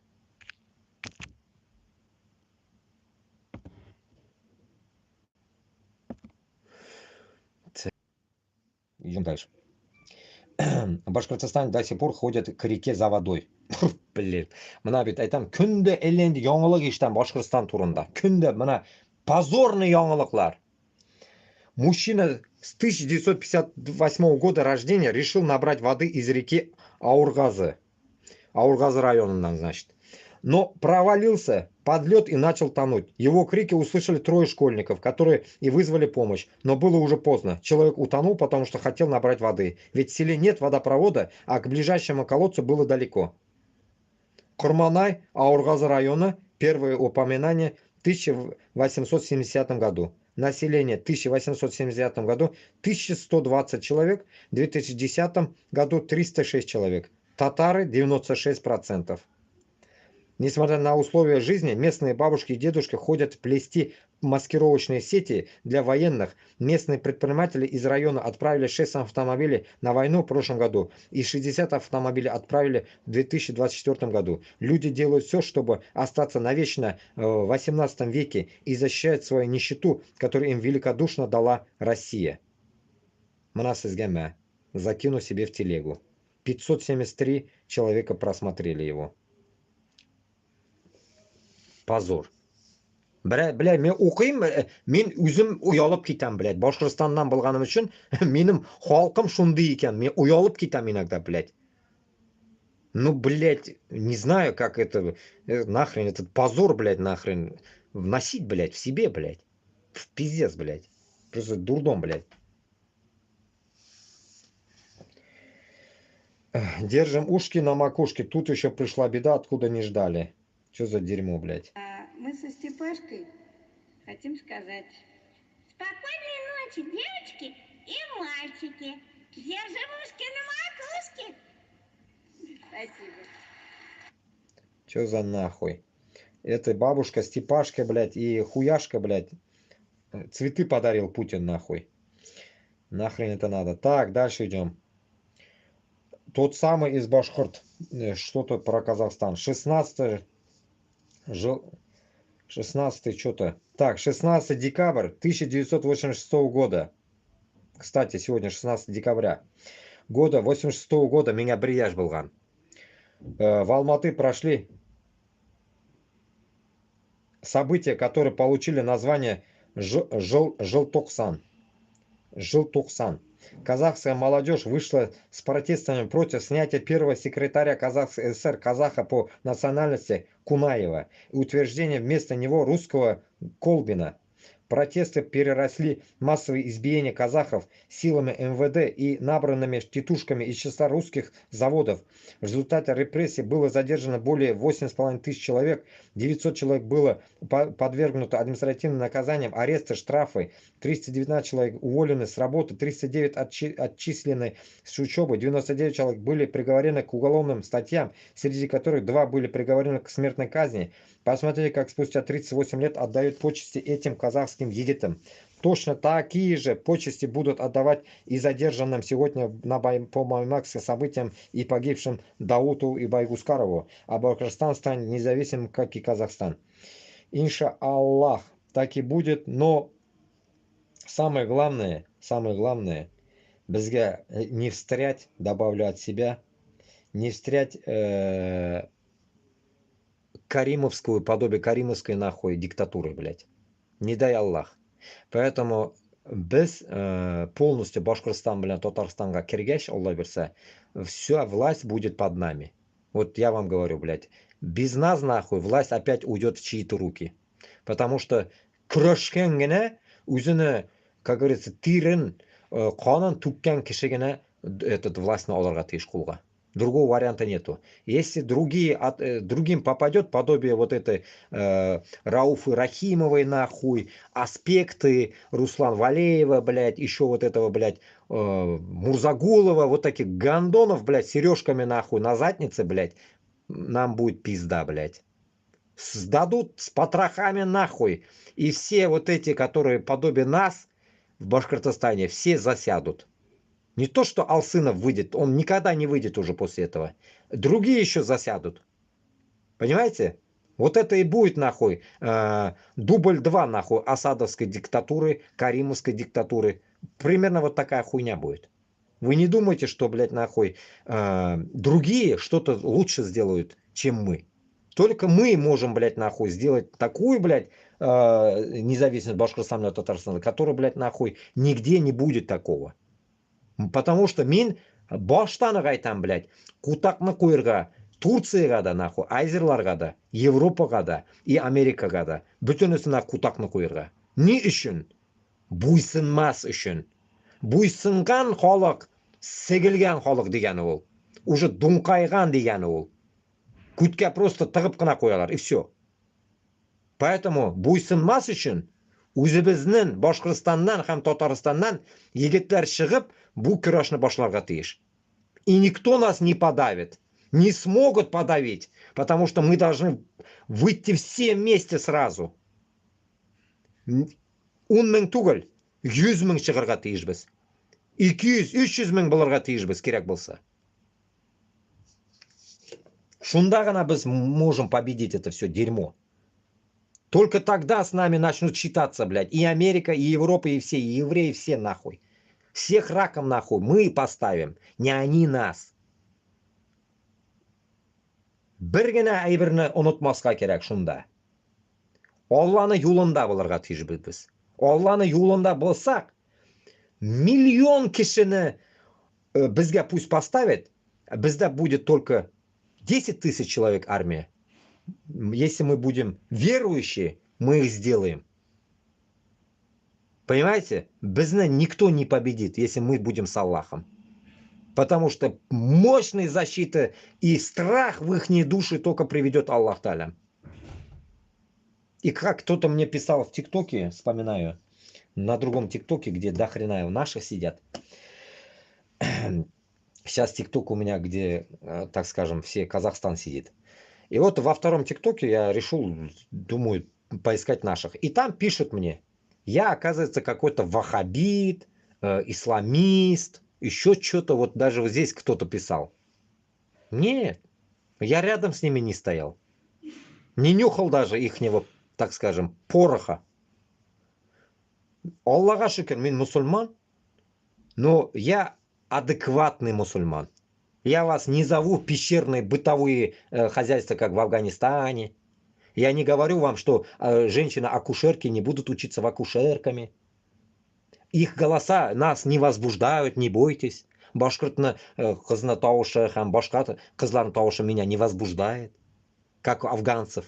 Ничего, у меня нет таких ебанутых мыслей.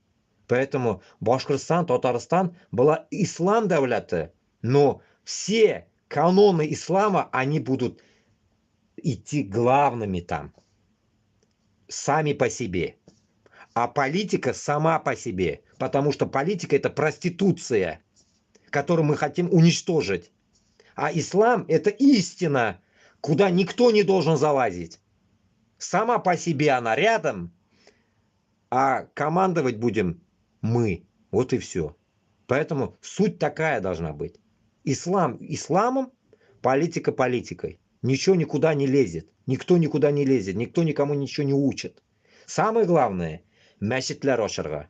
Вот за это мы будем топить. Все церкви нахуй пошлем, блядь.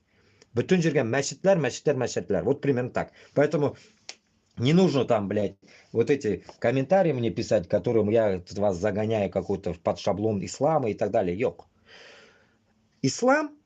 Ислам, бірінші, само собой, біздің юлда была ол. Чүнки біз ради Аллаха мы это будем делать. Не просто так.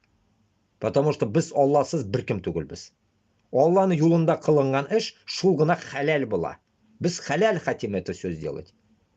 Мы не хотим қырырға, как Путин, все подряд қыра, местные штурмы, не хотим. Нет. Ақыл білән біз кірәбіз. Ақыл білән, бүтін әйбірні ақыл білән генә эшлибез. Әйе, үлергә дә может біз. Ну, нишлесең инде, шулай икән. Гомеребез сколько язылган, шулай була. Біз не можем ответить, сколько нам дано. Поэтому мы должны просто, суть должны понять, что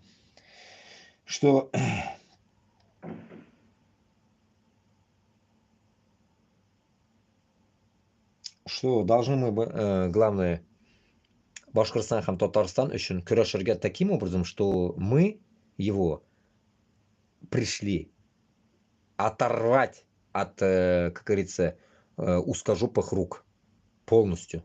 Раз и навсегда. Вот только вот этой мыслью мы должны зайти туда. А кто с нами будет заходить? Он может быть неверующий болырға, может в тот момент там, допустим, исламға келмеген болырға, может башкорт или татар. Это нас не волнует. Главное, этот человек должен быть с нами, который против Москвы. Вот примерно шулай. Урысларны алмыйбыз дейдім бит енді. Урыслар бізге керекми командаға. Біздің командада болырға, может, Азиядан бүтінісі. Урыс болмасқа тиіш. А Азияға, напомню, нәрсеге олар болырға, может, біздің білән. Не так, как вот только что загрузил узбека, который пошел в Украину, долбоеб, чтобы побоялся попасть в тюрьму, да? В тюрьме уговорили его. А именно, чтобы дать азиатам понять, что время пришло помогать друг другу. Потому что со своими манкуртами, может быть, немного у нас будет. Потому что без манкуртларна үзе безге алмайбыз тоже. Поэтому если нам захотят в Азии помочь, Казахстаном башлап, заканчивая Таджикистана, то они нам огромную, колоссальную поддержку сделают.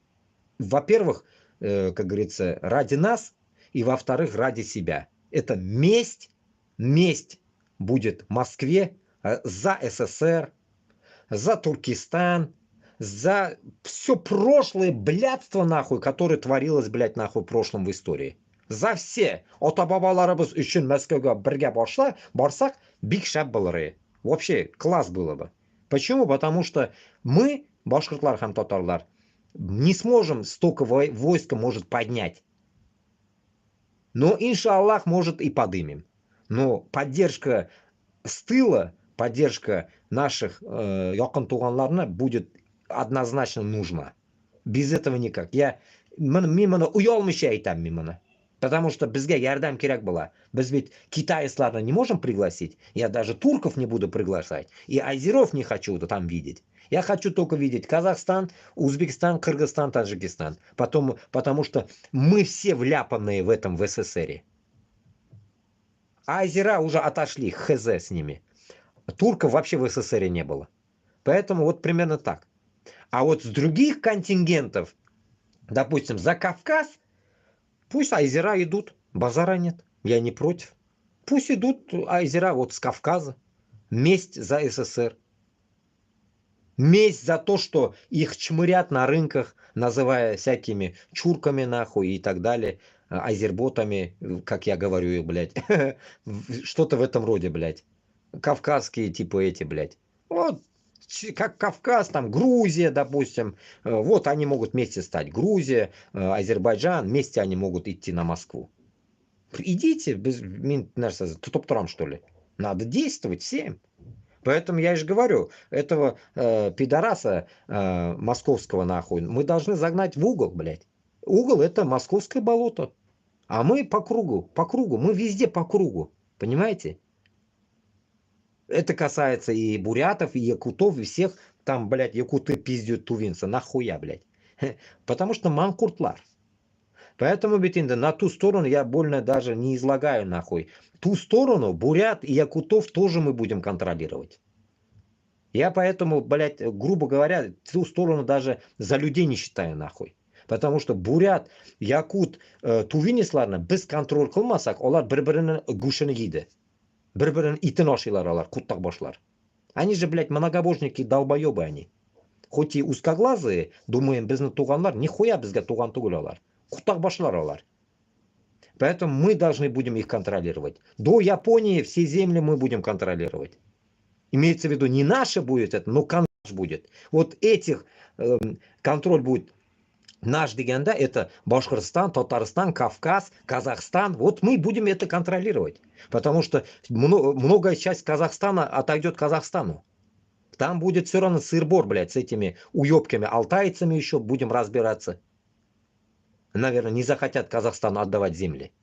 Хуем сраку, блядь. Все, что положено Казахстану, полностью отойдет Казахстану. Я это не довожу к этому, к войне, да ведь, а конкретным разговорам. Чтобы эти вдруг вот эти манкурты из этой категории прыгать на нас начнут, когда мы пойдем на Москву, блядь, мы их утихомирим все вместе.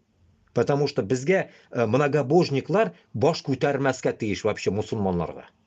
Потому что из этих многобожников, вспоминая вот несколько дней вот смотрю, постоянно слышу, вот эти многобожники пришли в Сирию, уничтожали мусульман. Вот эти многобожники из отряда монголо-татар пришли уничтожать мусульман. Вот за это мы должны их кикердагеннан оларга. Это ихние предки. которые мочили мусульман, потому что они были не мусульмане. Вот это все стадо, блядь, которое шло оттуда. Мы это тоже должны учитывать. Потому что в то время в тех местах не было ислама. И это были многобожники. И поэтому біз оларны түплеріне утыртабыз нахуй. Нам не нужна, блядь, вторая Москва там, блядь, чтобы потом опять что-то на нас поперло, блядь. Это ебаная орда, блядь. Поэтому мы, когда мы говорим орда, мы не с той категории орды, мы должны это еще даже понимать. Историю бізге преподнесли по-пиздобольски, блядь. Пиздели, и кто что говорит, непонятно. А на самом деле, где-то я еще в 15 году слышал, блядь, что монголы ненавидели мусульман, они мочили мусульман. И я этому не понимал, не верил этого. Теперь доходит до меня это. Что если они до Сирии дошли, эти монголы, получается, они ебли мусульман по дороге всех. Башта бит енді любой бостандық басып алғанша бит үтірә кішіні. Значит, утырганлар мусульманларны. Значит, эти узкоглазые твари, они шли на мусульман. Пусть они арабы будут, похуй, разницы нету. Главное, шли к Мекке они. Получается, эту историю мы должны конкретно поднять. Вот особенно Руслан Айсин должен это полностью изложить, рассказать нам, как оно происходило. Вот я не могу найти такую историю. Надо нам найти где-то эту историю конкретно. Конкретно, как это было. Почему? Одна часть говорит, что монголы были нормальные, другая часть говорит, что они ебли мусульман. Нужно понять, кто прав, кто пиздит. Но большинство мусульман говорят, что монголы истребляли Сирию. Примерно так. Эта тема должна обговариваться именно когда мы видим вот такие видео, как до этого я вам давал послушать, как якуты, трое якутов пиздит тувинца. Какого хрена? Ну, понятно, манкурты пиздятся, понятно, но это звоночек тому, что они там друг друга перепиздят там, блядь. И над ними контроль будем делать мы, мусульмане. Чтобы они там друг друга не сажали, эти долбоебы. Узкоглазые вот эти, блядь. Монголоидные раса, блядь.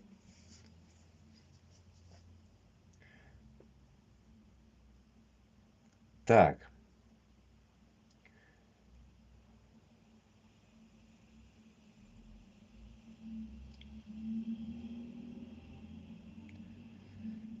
Так, идем дальше. Что за дура тут опять, блядь? И второй вопрос. Считаете ли вы, что нужна ядерка по Киеву?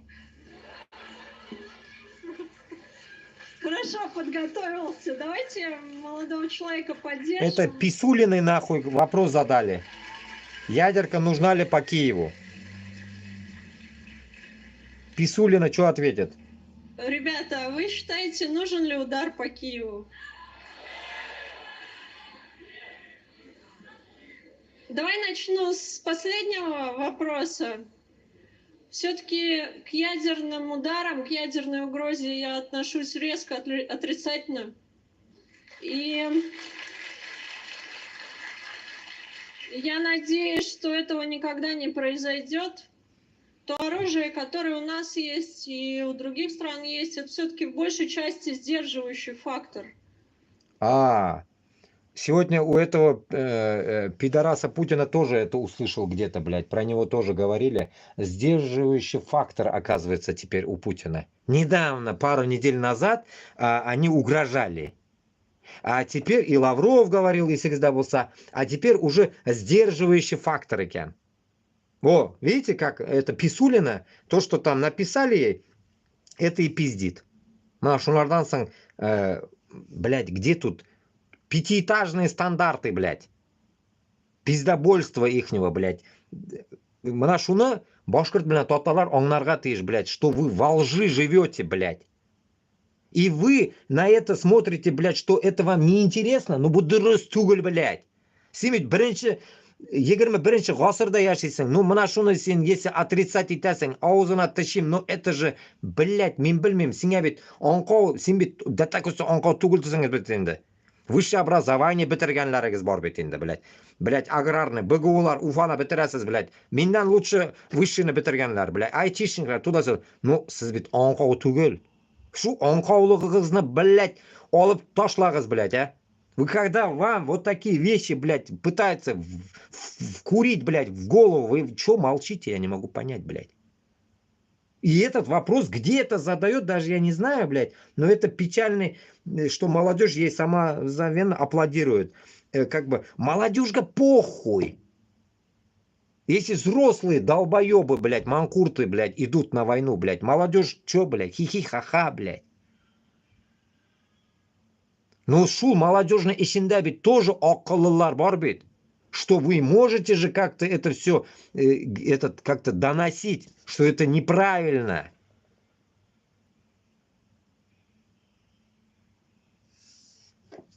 А не глотать это дерьмо, которое, это писулина, приезжает по все города, ездит как это прошмандовка и вам рассказывает какие-то басни. И ее как будто слушают, как коуч она, блядь. Как будто у sizga dars beradi. Madrasadan kelgan imom kerak u yuri. Shaharma-shahar shluxa. Madrasadan kelgan imom хоть sizni Qur'onga o'rata, а bu kutlak, который дает всем подряд degan kerak, блядь. Она вам какой-то авторитет, и вы ее слушаете 7 вот, я не знаю, я не могу понять, если это происходит еще, Уфа военные это грузит, если это происходит еще Башкортостанда, я не знаю, где она это выступает, но это вообще пиздец, блядь. Башкортостанда, Татарстанда, да разницы нету, хоть в Чечне, хоть в Дагестане, но это клоунада полная, мы не должны этому верить, это, как это верить, мы не игнорировать должны научиться уже, конца до концов. Так же, как я в начале эфира говорил, против войны. Выходите против войны. Выступайте против войны. Почему вот, допустим, вот в ТикТоке, допустим, мне столько негатива, грубо говоря, написали украинцы, потому что мы сидим, молчим. А не каждый второй пишет, а что ждете Украину? Идите сами против Москвы. Да, на самом деле. А что мы ждем-то? Но одно не знает, что украинцы, что я один не могу идти против Москвы. Этого они не могут понять. Я не могу об этом сказать. Каждому, кто мне пишет комментарий под мое видео. Там больше 100 тысяч просмотров за неделю. Поэтому, туганлар, нужно просто осознавать, что син башкортсын, син татарсын. Вот этот мы давайте научимся уже осознавать в конце до концов. Не будем таким молчаливым, быдло впитывающим губка народом. Без ведь губка боб тугульдайна, как из мультика, блин.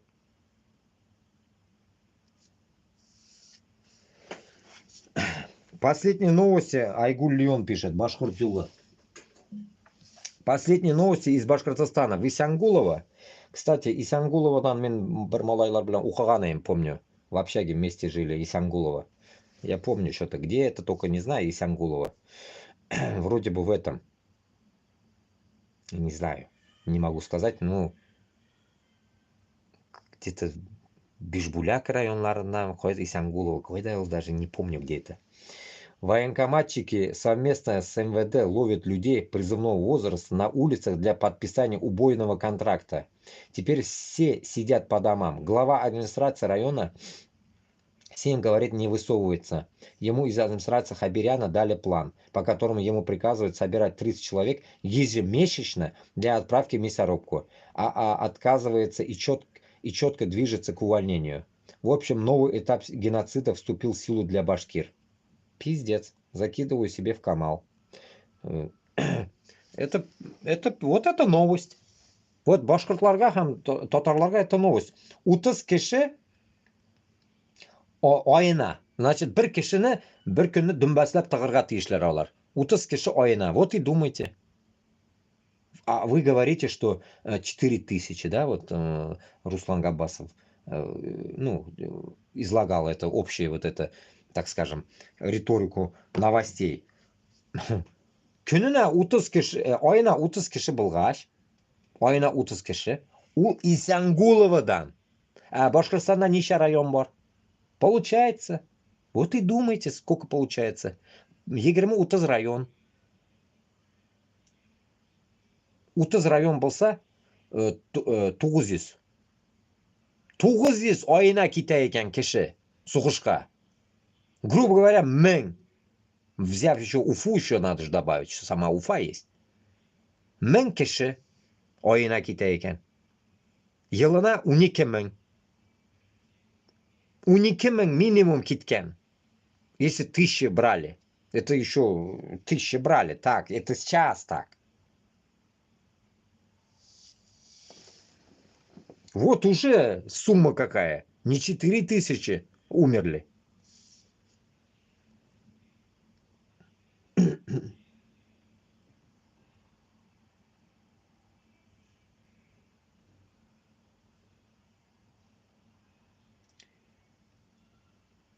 Здесь в машине прилепили такую хрень какую-то. Рязань город дружелюбный. Рязанцы первыми сожгли Москву в 1177 году. Кому эта информация, конечно, не знаю. И кто-то ему отвечает. Прикольно, но в то время Москва не была княжеством и даже второстепенным городом. Главным городом Залесья был Владимир. Княжеством Москва стала только в 1261 году ласкою Менгу Тимура, который выдал ярлык на княжение 16-летнему сыну Александра Невского Данилу. Кто-то историю знает, право или нет, подправите этого историка. Евгений Гудзенко. Ну, псевдоним его, наверное.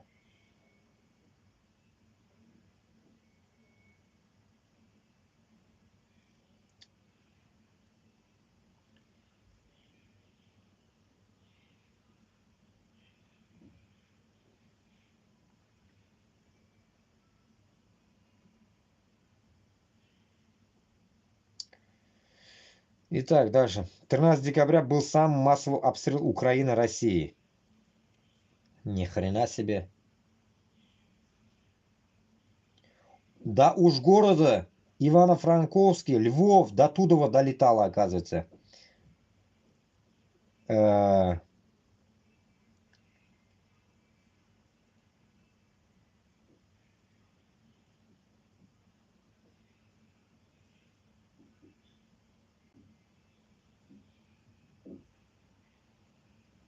Тут до хрена куда долетало, это там пиздец карта.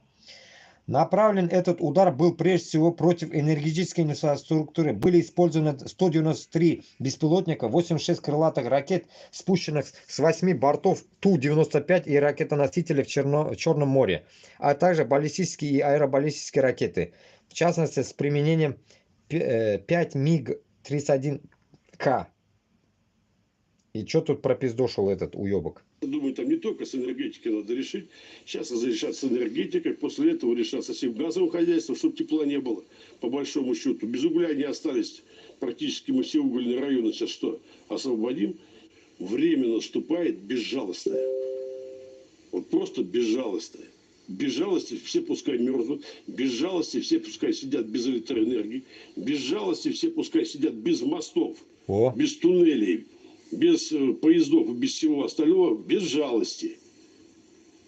Хотите жалость, сдавайтесь в плен. Будет жалость. Будет жалость. О, ишеттегизме. Вот этого Гондона, генерал какой-то, Чичеваркин, блядь, как его нахуй, хуй бы, Гудков, блядь, пиздел сейчас. И Соловей поддакивал нахуй в своем ебучем, блядь, телеканале, блядь. Вот Марашуларна Бетонсон Секерге. Вот всех этих нахуй в памперсы, блядь. И Соловьева, и этого Гондона. Всех в памперсы, блядь. Кремльга нахуй. Комарга оларна, бөтөнөсін нахуй. Шунда, блядь, Кремль үстінде, блядь, стеклянная колба, блядь, тюрьма нахуй. Будем казнить, блядь. И как раз Асад там сейчас. Асада, если не ёбнут до этого, блядь, сирийцы, нахуй. Асада тоже вместе там будет, нахуй. Длина шеи, индюк, нахуй.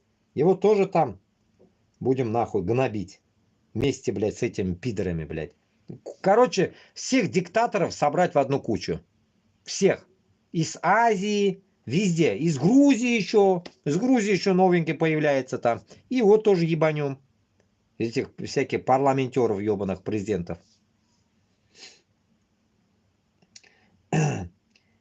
Все комментаторы сфокусировались на флаге российской пидорасии, который давно стал знаменем пидорасии нацистов, монархистов и прочих любителей хрустов французской булки.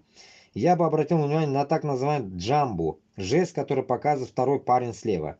Эту распальцовку впервые широкая общественность увидела в американском фильме «Тайные солдаты Бенгази». Но позже вагнеровские пиарщики и пропагандоны взяли жест джамбу, как такую наемническую зигу, универсальный жест для солдата удачи. Парню явно засрали голову фанаты этой вагнеровской эстетики. На смену протухающим воровским понятиям и изъеденными молью принципам АУЕ молодым башкирам подсовывают русский мир вагнеровской наемнической обертки. И что тут? Тут фото какое-то нахуй. Фото, блядь, нахуй. Вот оно как. Мы русские, с нами Бог. Пиздец. 4 башкирта, блядь, подняли этот ебаный флаг, блядь. Черный, оранжевый, белый. А вот так манкурты пишут, что из Бурзянского района, Бурзяна, блядь, ну пиздец нахуй, отметили день рождения Заки Валиди под этим флагом и вырезали башкир десятками тысяч, а они с ним гордо фотографируются. Уят хызлык. Надеюсь, с ними Оло Агайлар проведут беседу. Кто узнал этих башкирцев, прошу написать их имена и фамилии в чат-бот. Ёбаный стыд, блядь. Хуттак башлар. Ну-ка, видосы есть.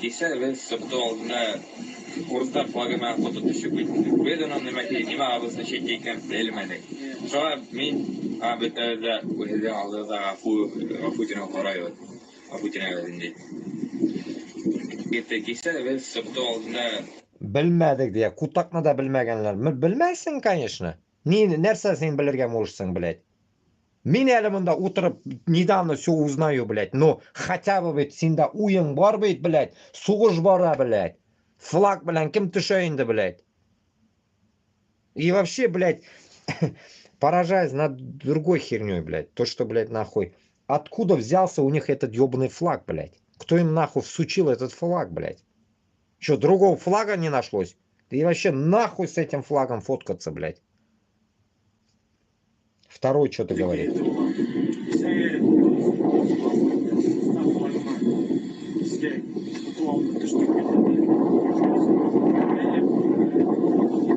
Блядь, жиль нахуй. Кто так снимает под ветер, блядь?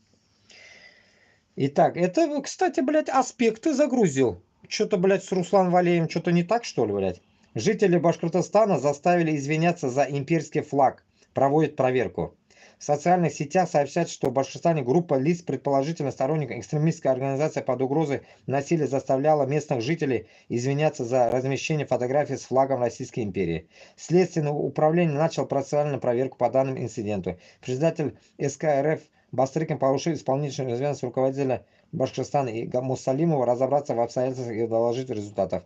Новость возбудила и The Public, который пишет: Башкирии парни сами башкиры сфотографировались с имперским флагом, но нашлись местные нацисты, которые поймали их и заставили извиняться. Эти действия разжигают межнациональную рознь. Уверяют, что под этим флагом вырезали башкир, пишет боец Макс Дивнич. Этот Макс Дивнич, засранец какой-то, гандон.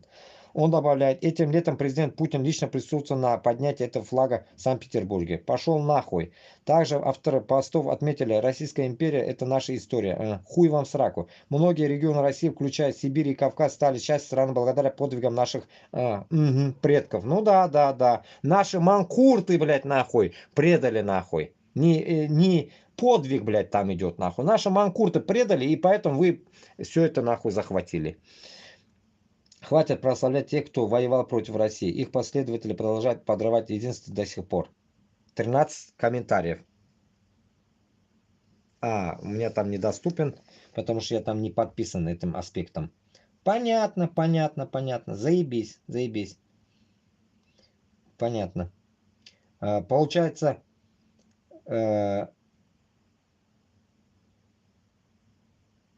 Руслан Валеев это загрузил. Я же говорю, блядь, Руслан Валеевна, он набылный, блядь, нахуй. То так он пиздит, то так пиздит, блядь. А аспекты, вообще, у бит, она хужасы бит, башкырт түгіл да енді аспектны. Урысларынікі бит ол аспекты. Аспекты Башкортостан. Кто там рулит вообще над этой хуйней? Вот интересно мне, блядь. Кто, под кем работает этот Руслан Валеев? Вроде в Германии живет сейчас он. Вот это меня поражает, блядь. Ой.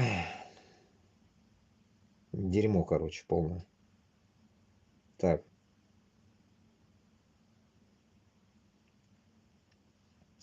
Так. Самые малые народы. Некоторые народы России многочисленны. Они образуют целые национальные республики. Например, у татар есть Республика Татарстан со столицей в городе Уфа. Нихуя. Есть татар со столицей в городе Уфа. Что за хуйня? Кто это такой написал? Понимаю, что тема старая, но вдруг кто не видел. Я часто ругаю комментаторов, которые хают Башкортостан, даже не зная, где он находится. Но есть и писатели книг, кто не отличает Татарстан от Башкортостана. Все это явное доказательство того, что татары, башкиры, чеченцы, дагестанцы и другие просто неинтересны многим россиянам, мягко говоря. И пиздец нахуй. Это Мурат Номат этот откуда-то откопал. Комментарий. Есть писатели книг, которые не знают отличия между нациями и гражданством, нацизмом и национализмом. То ли реально глупые, то ли специально. Не малые народы, а коренные. Окей. Так малые они все коренные. Вы чего? Ну а из-за кого их так мало? Мало относительно кого? Татар по численности как граждан Финляндии, Норвегии или Ирландии, башкир как граждан Латвии или Эстонии, чеченцев как граждан Фиджи, но все равно в 3 раза больше исландцев. В 3. Кого мало-то? Это очень мало. Вот искусственная нация наплодилась на 100 лямов. А ты как истинный русский недоволен, что не получилось уничтожить коренные народы полностью. Ну, полно тебе, ты такие, как ты, поддерживаете насилие над людьми, включая стариков, башкортов, забыл, что ли? Это же вы и кавказцы против защиты людей от убийц и насильников, смотри, не перепутай. Вот тут, короче, двое тут огрызались, короче. Какой-то Салот Тампо и Кортисол. Какая-то хуйня, блядь. Поназывает себя, блядь, хуй поймешь кем, блядь. Короче... Что я хочу сказать, блядь? До этого тоже недавно, вот, говорил. Без эзмы, купмы, вообще фаркы yok. Вообще похуй. Мало, не мало нас. Башкортлар әз екен, біз суғыша алмаймыз, татарлар әз екен суғыша алмаймыз. Мен сізге тәуір күні насчет этого говорил. 150 мың Ресейде бұла тұрған болса халық, 150 мыңнан суғышқа бара тұрғаны Былырға может от силы, блядь, нахуй, 1 миллион ғана. 1 миллион ғана суғышға барға может. Шуны ішінен. Вы не думайте, что, блядь, 150 миллион, и все они пойдут против нас. Против башкиртов, татар, Кавказ, когда проснется, буряты, якуты. Кто пойдет против нас? Вы думаете, что, 150 мың ішінде бүтінісі урыс, что ли? Оны ішінде манкурт. Яртысынан көбі боларға может. Манкурт. Вот шу манкуртлар ол бізді халық. Мына кім білен бізге соғышырға предстоит. А 1 миллионы может урыс боларға может. И то вряд ли. Олар нәрсе 5 бала тапқан кішілер, что ли. Оларда балалар юқтайын. Поэтому туғандар заранее дебри заходить деген кебек. Это все пиздольство. Әлі біз көрмегенбіз. Глаза боятся, руки делают. Не надо бояться ничего. Әлі илемеген, сұқмаған нахуй. Мына сіңе біріштан, блядь. Әлі бір нәрсе болғаны yok әлі біздің білен, и бір кім білен де болғаны yok әлі. Все дома сидим, дрочим, грубо говоря. Поэтому я считаю, что не в количестве дело, а дух боларға керек. Все, мына шундай. Цель шул. Духлы кишилер турсунлар Мәскәүгә каршы. Бетті. И мы порешаем все это дело.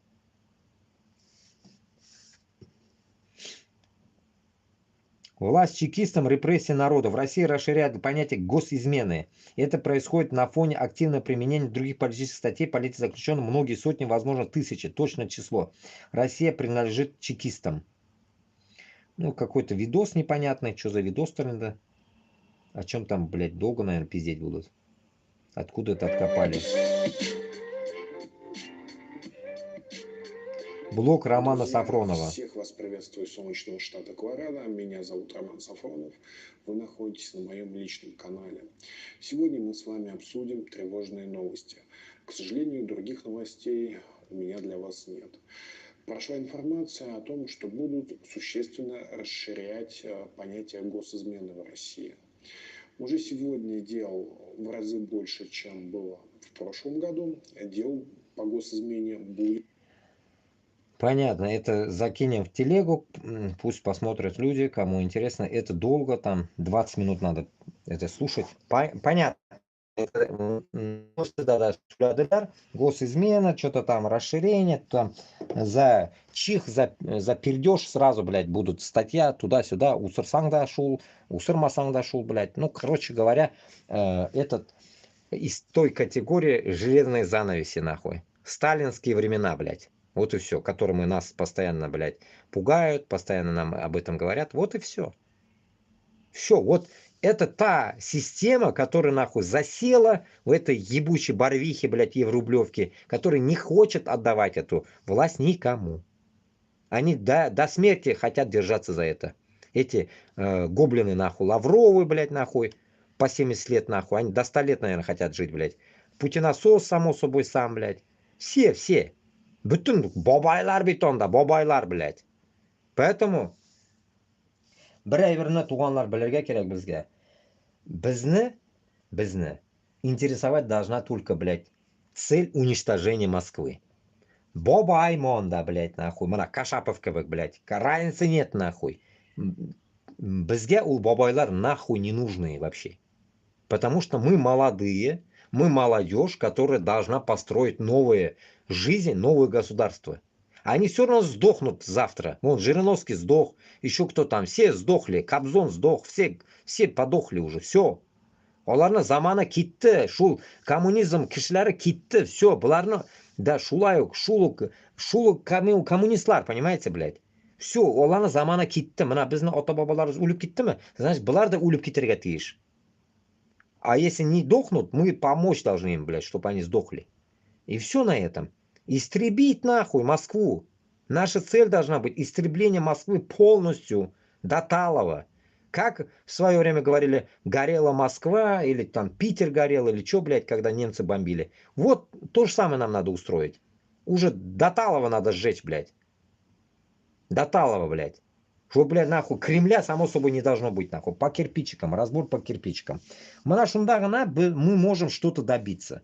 А так, блядь, нахуй, они закон сделали, госизмене, иртага, блядь, үзіңді хотыныңны сіккенің үшін тоже статья была, блядь, потом еще что-то скажет, блядь, там что-то сделали, там, блядь, завтра, блядь, твоя жена будет стучать на тебя, блядь, твой муж будет стучать на жену, блядь, все будут сидеть, блядь, иртага, нахуй. И вы что, это будете терпеть? На это будете смотреть?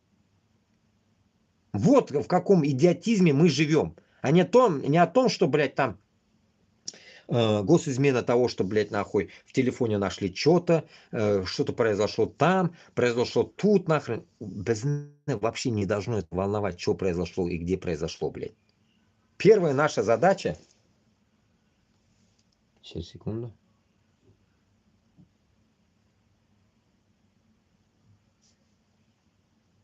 Чертовый ТикТок.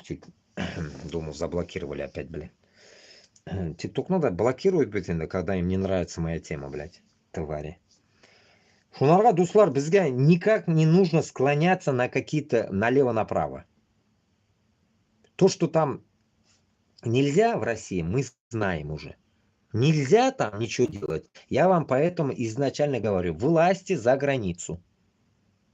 Здесь тоже, конечно, ничего лишнего нельзя. Но мы лишнего и не будем здесь делать. Хотя бы нужно бізге собраться вместе. Бүтін бізге нужно мында жиылырға, жиылып, потом жиылғаннан кейін бір сұхбат қыламыз, сөйлесеміз, кім нәрсе, қойдан нәрсе. Шунда ведь енді мен сізге постоянно айтамын, давайте найдем инвесторов. Кстати, еще что-то он говорил, этот Габасов, вспомнил, насчет инвесторов. Какие-то там инвесторы нашлись, и ему вот этот Башкорт-Юртын кто-то решил оплачивать, какие-то там богатые башкиры, он сказал. А почему эти богатые башкиры молчат нахуй? Почему они не хотят скидываться на оружие? Хаяшул бай башкортлар, блядь. Почему, блядь, украинцы донатят по 20 гривней нахуй и делают бомбочки нахуй против России? Почему они могут, а мы не можем? Когда я первый раз познакомился, блядь, Иршат Хаби, я ему это сразу сказал. И он сказал мне нахрен, что если мы сделаем политику, деньги сами будут приходить. Понимаете? Человек, который хочет свободу Татарстану, он хочет зарабатывать нахуй на какой-то своей политической нахуй партии Янарыш, блядь. Я не хочу так. Туганлар, я охуел, когда это я услышал от него, блядь. Я потом понимать начал, вот как эти депутатошки и все вот эти избранники ебаные нахуй, которые, помните, хуй, который против Путина избирался в прошлом году, помните этот толстый еврей, блядь, в очках, блядь, как его звали, блядь, этот ушлепок из Подмосковья, из этого, Хутагбаш, блядь, с Домодедово, что ли, откуда-то оттуда, блядь, нахуй. Долбень один, блядь. Этот долбень против Путина вылазил, нарочно, подставное лицо, помните, блядь? О, номад, ва алейкум ассалам. И вот, и что с этого? Окшаны, не нужно, блядь, для партии, блядь, собирать откуда-то, придут сами, блядь. Еще откуда-то деньги придут. Нас это не волнует. Нас это не волнует. Нам конкретно нужны люди, которые болеют за Башкортостан. Те, которые вытащили деньги с Башкортостана, блядь, вложитесь. Вложитесь, чтобы мы создали новый Башкортостан с Татарстаном. Вот я им говорю, блядь. Молодцы, хотя бы Нарсакей, Габасовка помогли снять этот в Литве этот здание, хоть оплачиваете это ему. Башкорт-Юрто. Хоть шунарга, Аллаха шукер. А теперь, как я вам постоянно говорил, потом и Кашапову сказал это, блядь. Ильшат Хаби сказал, у Кашапова много денег. Мы этот вопрос поднял. Нихуя. От этих людей нельзя ничего вытащить. Это не те люди, которые хотят воевать. Это люди пиздоболы, которые просто любят пиздеть и собирать нахуй на этом донаты. Сами они собирают донаты, но ничего не делают. Я же вам, помните, говорил, как мне это все скидывал человек. Павел Железняк, если не верите, можете у него спросить. После как меня заблокировали, и его тоже заблокировали, оказывается, с WhatsApp. И он все же сказал, что Павел Железняк собирал деньги у народа. Да хуя денег собирал. И все сливал Кашапову. Все отправлял Кашапову. Да хуя денег, говорит, привез я один раз, говорит ему. И мне ни копейки не дали, говорит. Все я им отдал, говорит. Понимаете, вот как они делают деньги. Думаете, что, просто так они лежат тут, что ли? А это Аида Габдрахманова. Все эти уебки. Мен оларны яратмадым, нахуй, кутак башларны. Татарлар мысига училер, блядь. Вот это и есть, нахуй. Поэтому нам не нужны такие татары. Нам нужны конкретные татары, которые, нахуй, будут топить за свободу Башкортостана с Татарстаном. А не собирать деньги, блядь, у кого-то где-то.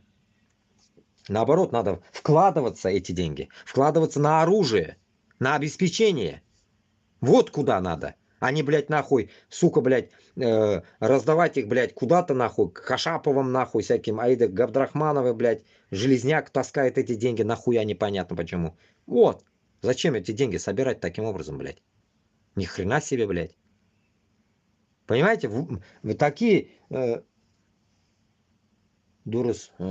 Шуны айтам, поэтому бізге только bütün инвесторларны, окшалы кишилерни подзывать надо к себе, если они любят Башкортостан или Татарстанны и хотят в дальнейшем там развиваться с нами вместе. Вот шунды кишлерны акчасы в данный момент киряк, которые напиздили там во время Путина, Ельцина. Вот эти люди, где вы нахуй? Вы же тоже не хотите в таком ебаном путинасосском жизни жить, блядь. И где-то там на островах тоже вам подзаебало, наверное, жить. Mana sizni men sizga indim, блядь. Sizga aytam mana shu ayberlarni. Sizga sulim shuni, блядь. Oqshag'izni kutigizga tiqmag'iz, baribir ana, блядь, нахуй, этот butun dunyoni olam deb qo'limni chiqarib ko'mgan, блядь. Kim hali, блядь, сука, бля, unutdim. Нам буква М, блядь, как его звали, блядь. Хуинда, блядь, этот. Блядь, как его звали, блядь. Искандер, блядь, Искандера, как звали по-другому, нахуй? Ну, шо, Кутакбашинда, блядь. Македонский, блядь. Македонский, блядь, qo'lin ochib ko'mdirgan men dunyoni oldim degan, блядь. No, shulay bet endi har birigizni biz ko'mmaymiz, nahvoy. Siz oqshag'izni bor kutigizga tig'ib, sigilib o'lib ketasiz baribir, nahvoy. Не сожрете это все деньги ваши, блядь. Дебилы, нахуй. Эти инвесторы ёбаные, я вам говорю, блядь. Oqshag'izni mana shu Boshqirdiston bilan Tatariston ozodligini ishlatirga kerak. Кутакбашlar, siz bet ularni baribir вывели оттуда нефть, туда-сюда, оттуда вы напиздили эти деньги, блядь. Вот я вам обращаюсь, блядь. Сейчас время пришло их использовать в наше усмотрение. Вы думаете, что в Сирии кто им помог? В Сирии тоже всяко вот такие богатые люди помогли им. Ради Аллаха, за освобождение Сирии, что когда Сирия будет свободной, они вернутся там и будут жить спокойно, их никто не тронет. Мы вам тоже так же гарантируем, что вас никто не будет трогать. Но хаддагиздан ошмисыз барабар. Выебываться не будете. Ну и, как говорится, приласкать тоже вас не будем мы.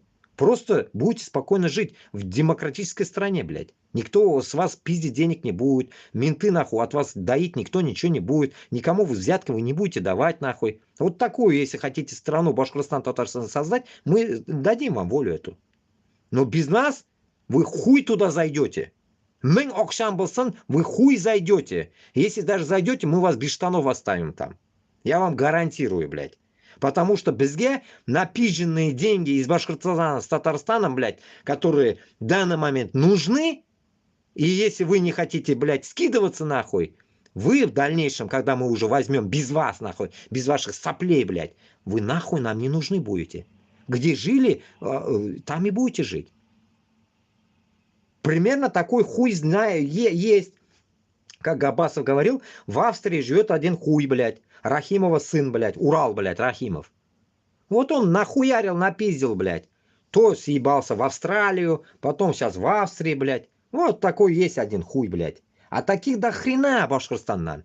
Башкортостанның içinde не только башкортлар, татарлар да бар, которые напиздили столько бабла, блядь. Подобие, допустим, этот Алсун Атасы, как его звали, Сафин, блядь, хуй, блядь. Тоже из той категории, гандон, блядь. С этого, с верхней Еркеева они, блядь. Чуть ли не с Татарстана, грубо говоря. Вот таких уебков до хуя татарлар, блядь. Которые, блядь, доили во время Рахимова, которые, блядь, после Рахимова доили. Рустам Хамитовый вот такие еще есть. Вот вам это, блядь, напутствие, так скажем, на вашу сохранность в дальнейшем, блядь. Вы не думайте, что, блядь, когда мы снесем Путина, нахуй, вы вернетесь, спокойно будете жить. Кутагам, блядь. Личный контроль мы үзем сам, блядь. Личный контроль. Потому что, блядь, нахуй, онды манкуртлар, которые, блядь, нахуй, біз сігініп, оқша іздеп жүргенде, нахуй, қойдадыр кайфовать етіп жатасыз. Потом әзір Башқұртстанға келесіз, Кутагам келесіз, блядь. Ни хрена сіз келмейсіз, ондай, блядь, свободный Башқұртстан bilan Татарстанға, блядь.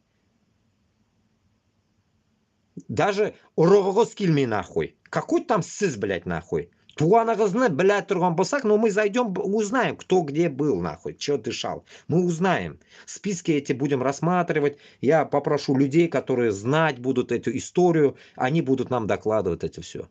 Я заставлю это делать, нахуй. Чтобы, блядь, каждая сука, которая работала во время Рахимова, Путина, Ельцина, они все, кто куда перепиздил бабки, всех мы будем искать, нахуй. Всех. И все деньги, где, блядь, нахуй, у них перепизжены, нахуй, Республика, Свободная Республика Башкортостан, Хам-Татарстан будет, нахуй, говорить тем странам, чтобы они блокировали их, нахуй, счета, блядь. Мы вот к этому будем доходить. Почему? Потому что сізге вот хазар, на данный момент я вам даю наводку, чтобы вы, получается, поняли мое напутствие, что вам время пришло помогать нам. Потому что без oddiy xalqmiz. Обычный xalq. Как Алсынов сказал, qora xalq. Bizda ақша yo'q. Biz sizniki bir krысы tugul, nahу, uрлап шығып кеткен ақшаларны. Харам ақшалар, по сути, ол. Шуларға хотя бы шул харамлығы біле тұрып, хотя бы шул урысларны сігір үшін іштәтігіз хотя бы енді. Артқа қайтарығыз шуны, блядь. Быть может, в дальнейшем вы будете, как говорится, прощены Аллахом за эти ваши деяния. Потому что Аллах Та'алам кешіруші бізні бүтін нәрсе бізге. Төвбе қылығыз Аллаға. Ақшағызны ұрлап кеткеніне. Тырышығыз мына бізді юлға қазір салырға. Бізсіз сіз ни хрена вы не сможете ничего делать. Просто вы будете жить Ташқарада, Урамда, қойдадыр, за Россию вы даже на данный момент сейчас живете вы. И нихуя никогда вы не зайдете назад. Никогда. Потому что вас не устраивает такая политика. Мы же знаем. Если даже нас, обычных, блядь, бедных, не устраивает это, вас что ли устроит гегемония Путина? Нихуя. Поэтому вы должны изрекать, нахуй, каждый, блядь, толк от того, что мы вам несем, блядь. От всего этого, блядь, нахуй. Бестолковый, нахуй, байлыққа келген кіші түгіл бит енді. Байлықны да бит, блядь, ұрлағанда ақыл білен ұрланғанымдыр бит енді ол, блядь, не просто так, нахуй. Но урлангана это однозначно, потому что мы, блядь, как коммунизм закончился, мы в коррупции жили и живем в коррупции. Мы знаем, что каждый рубль, который вы наебашили там, блядь, это все пизженные деньги, блядь. И не нужно нам нахуй лечить, что вы халяль зарабатывали, блядь. Потому что, блядь, вам 1000 раз могу доказать, что Башкортостан, блядь, Татарстанда, да вообще Россияда халяль муллалар yok даже. Халяль имамлар yok. Бүтінісі манқурт и напиженные деньгами они живут. Бір онда халялі yok. Әлі оларны отдельно тема, я всегда об этом уже говорил, их отдельно зачищать будем. Башкортостан, блин, вот это Айнур Бергалин тоже, Айнурма Бергалин, или как его звали, ему тоже пизда придет. Когда-то я читал про него, что он тоже где-то что-то там натворил уже где-то делов, блядь. У него тоже есть уже жопа в говне, блядь. Коррупционер тот еще. Мәшітні құрмай нихуя Аль-Рахимны. Юри күкәйін сілкетіп нахуй. Кутақсыныға. Бізге ондай манқұртлар керек ме? Мың нахуй оқы Құранны сен бізге керек мейсің? Бізге данный момент қоныбызны түккенде, халықлар өлгенде сіз жоқсыз. Манқұртлар ішінде яшап жатасыз, рахатланып, ақшасын алып. Вы потом нам не нужны будете? Мың, айтам бит, мың Құранны біл, меня похуй до твоего этого знания. Потому что оно ноль. Думаете, что, в асадовской теме не были которым сознаниями? Тоже были, манкурты. Асадовские манкурты такие же. И вы сейчас хабировские манкурты, то же самое. Все диктаторские манкурты, имам Баласангма, хоть он да кем был, вообще фархаюх. Говно, блядь. Вот для меня лично говно вы, блядь. Потому что, блядь, если ты читаешь Коран, ты должен излагать людям какой-то толк оттуда, а не быть манкуртом. Шундай иман, блядь, син шул манкуртларның ішінде яшагаш, это все, это табу тебе, это все, конец. Также этому относится этому попу. Попом я его могу даже назвать, блядь, как этот, блядь, черт, блядь, Татарстана, блядь, Казани.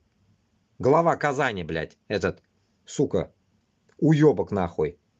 Блядь, Сулейманов, что ли, как его зовут, блядь? Вот Кутакбашин, блядь. Кстати, я удивляюсь, Какого хрена за него пошла казашка? У него жена казах еще. Казашка жена у него. У этого гандона, блядь. Удивляюсь, нахуй. Главное, татарны алмаган, казакны алган кайдандыр. Казакны алып келип алган. Потому что татарлар онарга буйсунмай, хули. Татарлар хутак куя онарга. А казаклар окей деядыр, наверное. Окей деген, наверное. Ну, Камиль Хазрат, о, вспомнил, блядь. Камиль Ташагин, блядь. Камиль, блядь. Камиль Сулейманов, что ли, или что? Камиль... Ну, короче, Ташагин один, блядь. Камиль инда. Хуй, блядь, который еще учит, блядь, людей мечом, блядь, мечом что-то, блядь. Мечом он, типа, готовится к какому-то джихаду, понимаешь ли. Ташагин, блядь. Поэтому... Йо, минехан тугл. Салам, халлар нишик. Аллаға шүкір, қайырлы ерте. Yo'q, Kamil allakam endi, блядь, narsaga Qozonni narsasi imami, tegi imam, блядь, один молодой, meningka bo'lgan 85, блядь. 85-yilga quttaq bosh bir. Kamil Hazrat endi, короче, Kamil Samigullin, что ли? Во, вспомнил, сука, Samigullin. Kamil Samigullin, что ли, блядь? Муфти, что ли? Ну, типа, да. Quttaq boshindi bir. Короче, поэтому, исходя от этого, bizga срочно, блядь, даже можно было бы сделать вот это инвестиционные проекты. Я поэтому всегда говорил, блядь, mana men o'zimda bitin ko'rib turasiz, блядь, ona reklama aytam, mana reklama aytam bitinda naxoy, signam bitinda o'zimcha, блядь, kelib chiqirmakan deb. Narsa uchun men aytam. Bu o'zimgina uchun tugul bit bu. Mening planim edi mana shunday, блядь. Если мы на хорошую тему зашли бы, на хороший бизнес-план, блядь, а этих бизнес-планов дохуя, потому что Европа, она такая проекционная. Европада bir qachon yo'qolib qolmaysan нахуй. Bir so'm tigasan Европаga 100 ming olirga можешься Европада. Потому что я и в Норвегии свое дело делал в свое время, блядь. Меня там потом, блядь, сука, депортировали. Короче говоря, Европада это не Россия, нахуй. Можешь ты, нахуй, реально халяльно ходить любые деньги, блядь. Вот ставь себе цель, цифру, нахуй, это найдешь ты. Но для этого нужно разрешение, блядь.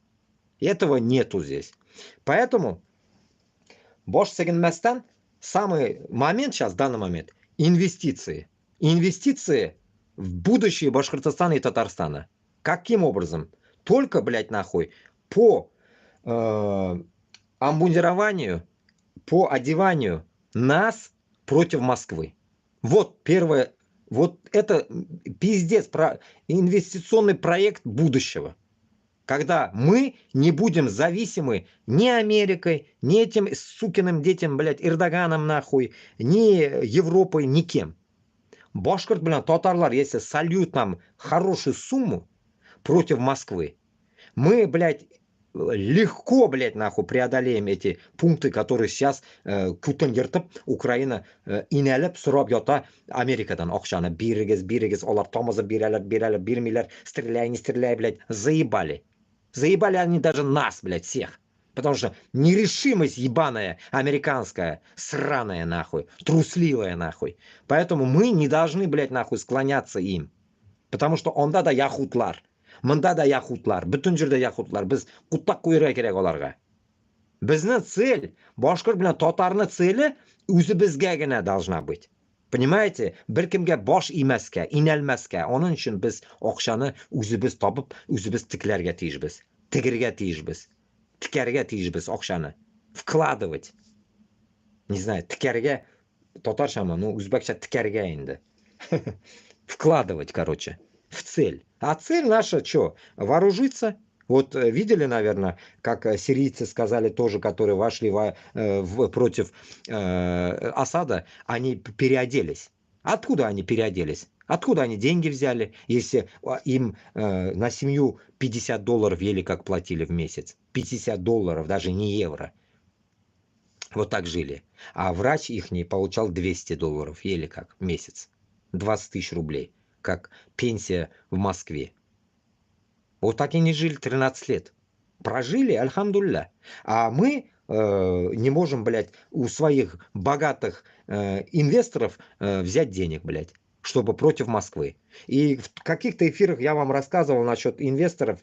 Я почему это сейчас эту тему поднимаю? Вдруг это кто-то услышит там из инвесторов, поймет меня, услышит, или кто-то распространит какому-то инвестору. Поэтому я об этом долго говорю сейчас, пока вспомнил. Как раз я об этом говорил когда-то. Добавлю, надо напомню. Эти инвестиции, которые сейчас кто-то, башкиртлар, хам татарлар, вкладывать будут в наше будущее за независимость Башкортостана, Татарстана, я гарантирую, что вернем через бюджет Башкортостана с Татарстаном. Однозначно. Просто нужно нам взять власть и это все вернуть.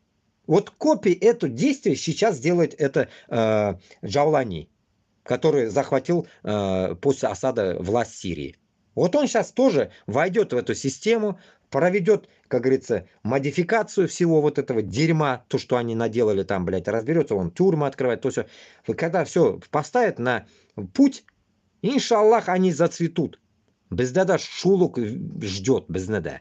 Шуның үшін әзгенәгенә безгә акча кирәк. Ради Аллаха, если вы это сделаете ради Аллаха, то сезгә 1000 тапкыр кайта бит бу.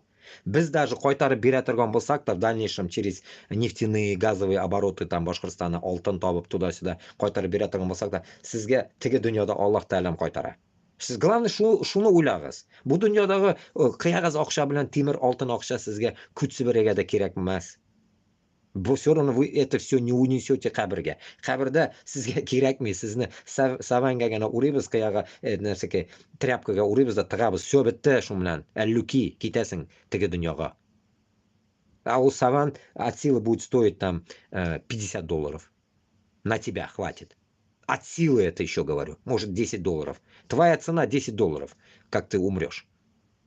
Вот и все. Тебе туда-сюда 4 метра хватит завернуть тебя. И то, если ты правильно умрешь еще, как мусульманин. А может вообще в мешках черных умрешь. Непонятно.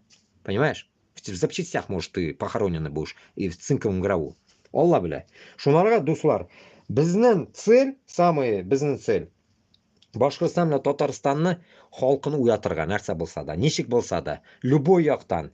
И видя уже ошибки Украины, видя ошибки Сирии и видя победу Сирии, но пока не видя победу Украины, мы должны оценивать положение и брать все на себя. Не надо ждать, не надо унижаться. Безгә кем безгә Мана уйлап карагыз, мана, допустим, sizga просто мана издалека вопрос дам. Допустим, мана мен sizga bir kim түгел. Siz menga bir kim түгелсез. И прикиньте, мана күршегез авылда или шәһәрдә кайда яшәгән җирегездә sizga bir 10 сум, 20 сум биреп торамы? Просто так биреп торамы? Юк. Ә siz menga биреп торасызмы 10 сум, 20 сум? Юк. Чөнки мен сезгә кайтарам или юк белмим. Сез ышанмыйсыз, бирмисез. Вот это то же самое. Это то же самое, что бездә, как это, из-за того, что нету доверия и сплоченности друг к другу, мы не можем, как говорится, какие-то действия делать, чтобы мы, так скажем, друг другу были близки там или вот как-то помочь могли бы или что-то в этом роде. Шунарга нәрсәгә только мы можем опираться ради Аллаха. Только ради Аллаха, если вы это сделаете, то мы сможем это сделать. Идти, как говорится, и побеждать, и брать независимость.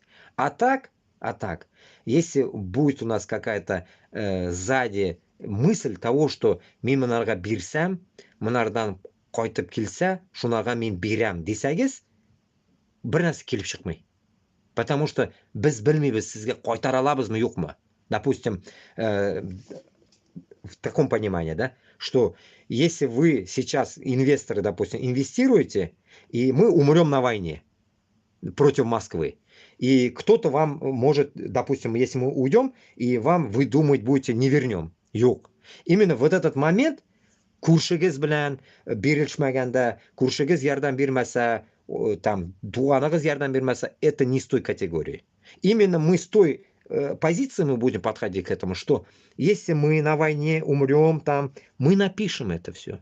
Что Башкортостан һәм Татарстан халқы мына бу кешеләргә, калганларга, мына столько акча булар вложились, кайтарып бирергә тиешләр. Все будет расписано на бумагах. Все будет это, все на видео снято, хоть на что. Что вот это люди, инвесторы, ради Аллаха, вкладываются за победу Башкортостана с Татарстаном. Никого не будем мы просить, а мы помогаем ради Аллаха. Это башкортлар, татарлар, я надеюсь, да, примерно вот такие люди помогают, чтобы независимость Башкортостана с Татарстаном образовалась. Также я советую и Кавказу также делать. Ну, Кавказ быстро это сделает. Но у нас big hour. Шунарга, если мы это сделали бы, мы сделали бы все это на бумагах, хоть 10 экземплярах. Если даже мы на пути Аллаха умрем, чтобы этим людям, которые останутся, вернули их деньги со счета Башкортостана. Потому что это наша общая цель. И не нужно будет потом клянчить где-то, блядь, деньги по 20 гривней, как украинцы. Не надо будет собирать деньги эти. Понимаете? Нам всего лишь там, может, 2-3 инвестора надо. Полный рост без накиндерге, полный рост нас выпроводить на сторону Москвы. Бетте, шулгана. Примерно так. Поэтому самая печальная здесь тема, да, ведь, что эти инвесторы вот не ошибусь, манкурты. Вот эти инвесторы все манкурты, понимаете? Они перепиздили бабки, но не хотят жить с Путиным. Но все равно они не будут топить против Путина. Потому что они из той категории вышли. Перепиздили в этой категории деньги. Что тяжело будет их уятрага. Поэтому желательно нужны более ответственные и истинные, наверное, мусульмане, наверное, Башкортостан һәм Татардан чыгарга тиеш. Вот оларда может быть чыгарга может акча. Ради Аллаха. Ради джихада нашего. Потому что это реально будет называться джихадом, потому что это никак по-другому не будет называться. Только джихадом мы можем раздолбать Москву. Истина где-то рядом. Но эта истина только придет от Аллаха нам. По-другому никак.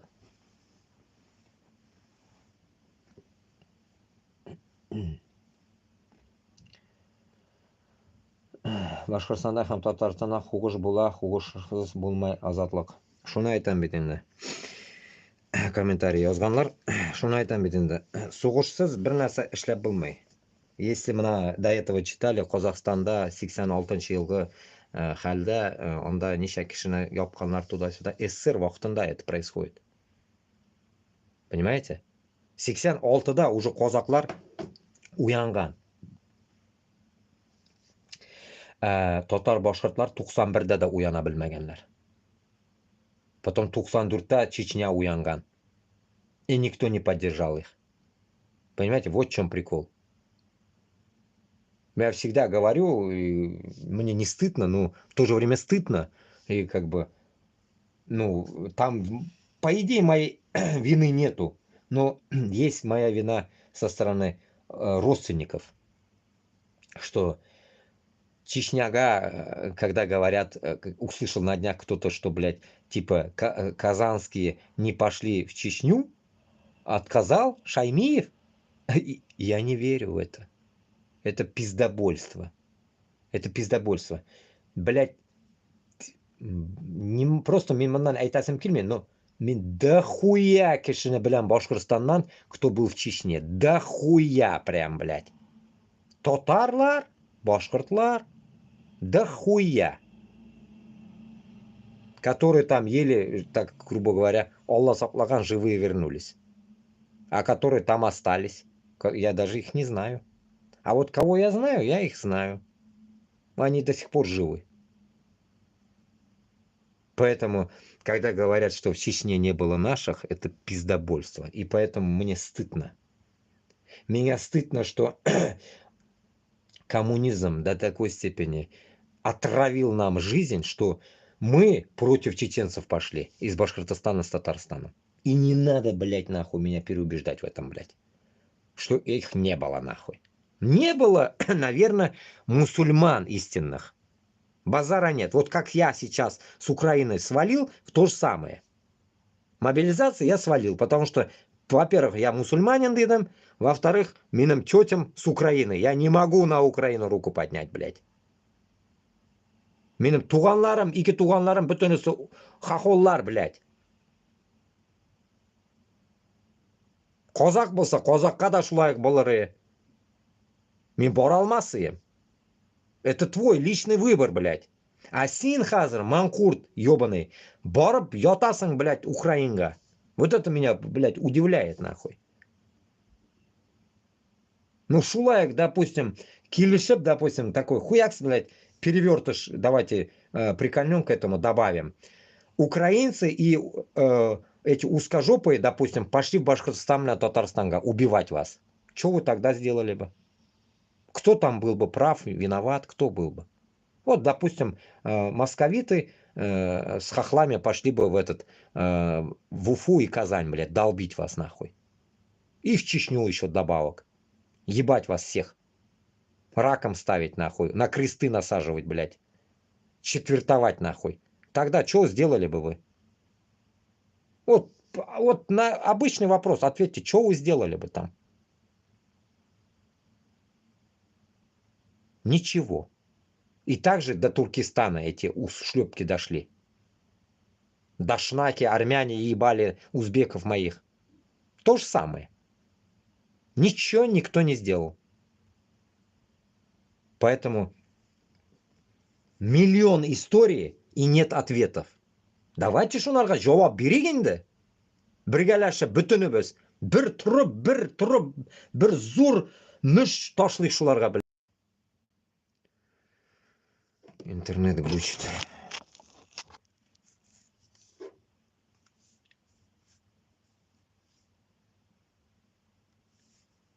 Шундай хал, дуслар. Так.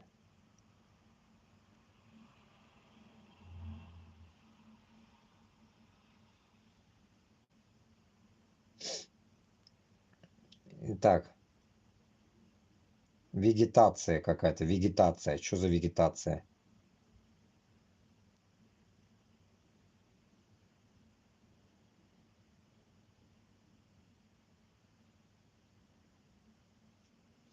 Хрень какая-то. Так, идем дальше, давайте. Вышедшие на демонстрацию в Берлине скинхеды, неонацисты с флагом их любимого рейха. Ну да, это явно, это немецкие узкожопые, это, блядь, с российским флагом вышли, блядь. Явно такие, блядь. Я же видел, там до хрена там узкожопых. Крайне справа, как будто подкрашенный в фоторедакторе нигер из Зимбабве.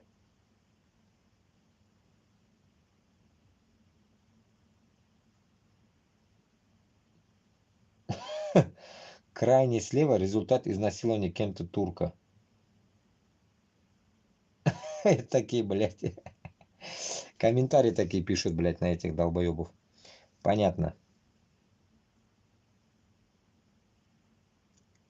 Так.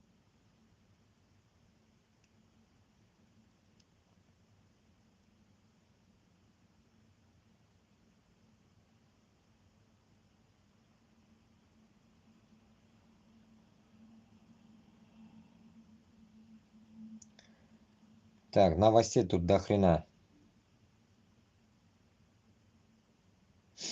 О, опять вот про этого черта Эйнштейна, блядь. Блядь, батарея утра.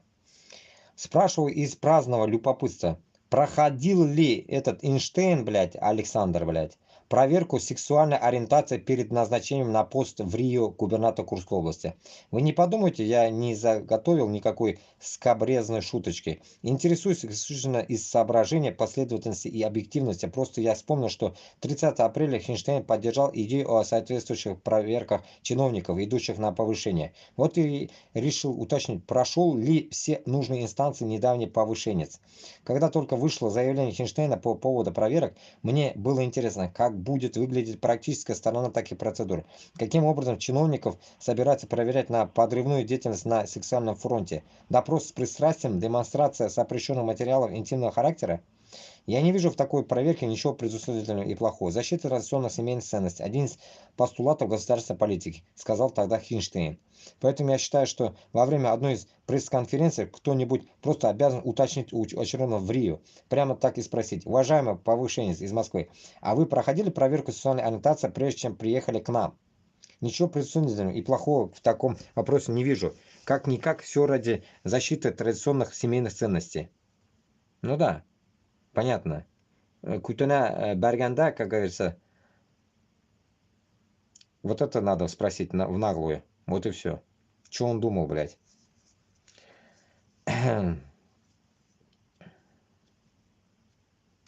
Я совершенно уверен, что никто не должен ни на минуту колебаться прибегнуть к оружию для защиты бесценного дара свободы, от которого зависит все добро и зло в жизни. Однако оружие, смею добавить, последнее средство. Джордж Вашингтон, первый всенародно избранный президент Соединенных Штатов Америки, 1789-1797, один из отцов-основателей США. Ну, понятно. Но там тоже, как говорится, если уж про Америку говорить, они тоже, по сути, захватчики. Захватили индейцев, перерезали, и получилось вот тебе Америка нахуй. Так что не нам учить, блядь.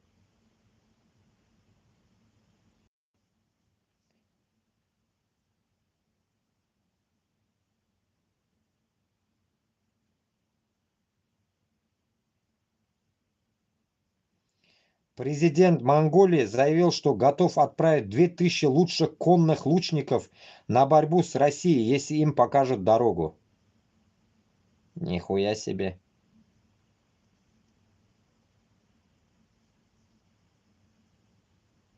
Что-то я не могу понять, нахуй. Монголия что, ебанутая, нахуй, что ли? Блять, а чё Путин заезжал к ним, блять, недавно? Теперь, блядь, лучников отправить, нахуй. Что за нахуй? Он нам им, блядь, пиздец, переобуваются все, нахуй. Ну вот, да, вот это пиздили, но я говорил об этом, нет? В Сирии арестовали начальника тюрьмы Сидная. Если муджахеды дали бы это, народ просто растерзал бы этого жестокого убийцу. Ну да, его пипец пиздят, блядь, там конкретно калашом ебашат по морде, кулаками ебашат, весь конгабаткан, блядь, кутабаш. Но мы тоже, наверное, Путина так будем пиздить, конечно, наверное. Но, блядь, его надо оставить живых, блядь. Потому что вот до хрена я тоже размышляю, блядь, нахуй. Кончать их, блядь, Хабирова, блядь, Миниханова, вот думаю, блядь. Вначале, помните, я говорил, Миниханову надо бошку оторвать, нахуй. Лично буду отрывать бошку Миниханова. Потом подумал, блядь, нахуя им, блядь, заканчивать так быстро жизнь-то, блядь. Мы не правы их не жизнь забирать. Аллах Талям Алсалан жизнь. А мы просто им дадим нахуй такую хорошую жизнь, подобие как Алсына вот сейчас испытывает жизнь. Мы дадим такую только в памперсах и в Кремле. Кремль будет для нас, как говорится, местом, так скажем, блядь, зоопарка, блядь. Зоопарк, блядь, начиная от Путина нахуй. И заканчивая какого-нибудь нахуй диктатора, блядь, с другой страны, допустим, блядь. Примерно так. Вот их надо будет всех туда собрать. И, как говорится, пусть они ебутся между собой. Как, помните, Саакашвили в свое время всех бандюган нахуй в один обезьянник собрал. И все они друг друга порезали. Вот так же и мы.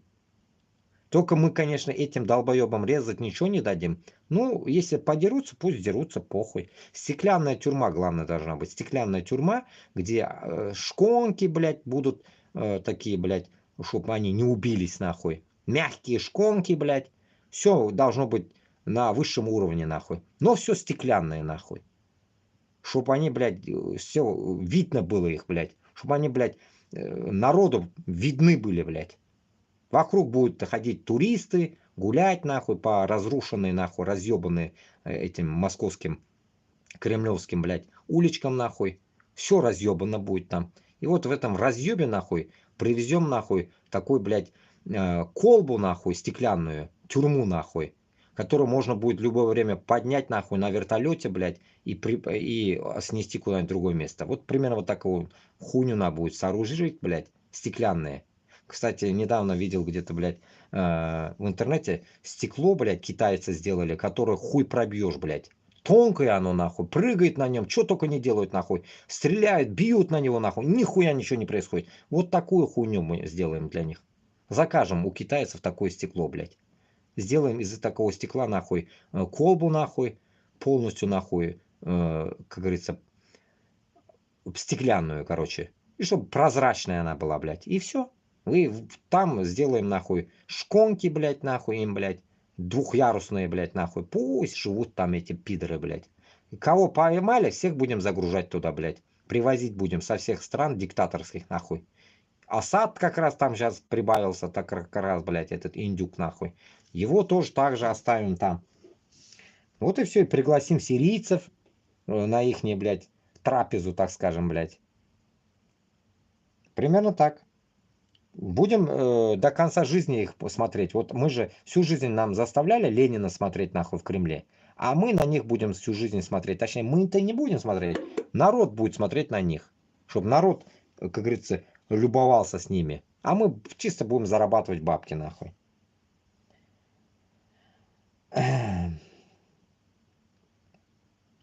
Сирийские повстанцы продолжают издеваться над драпающими российскими мальчиками.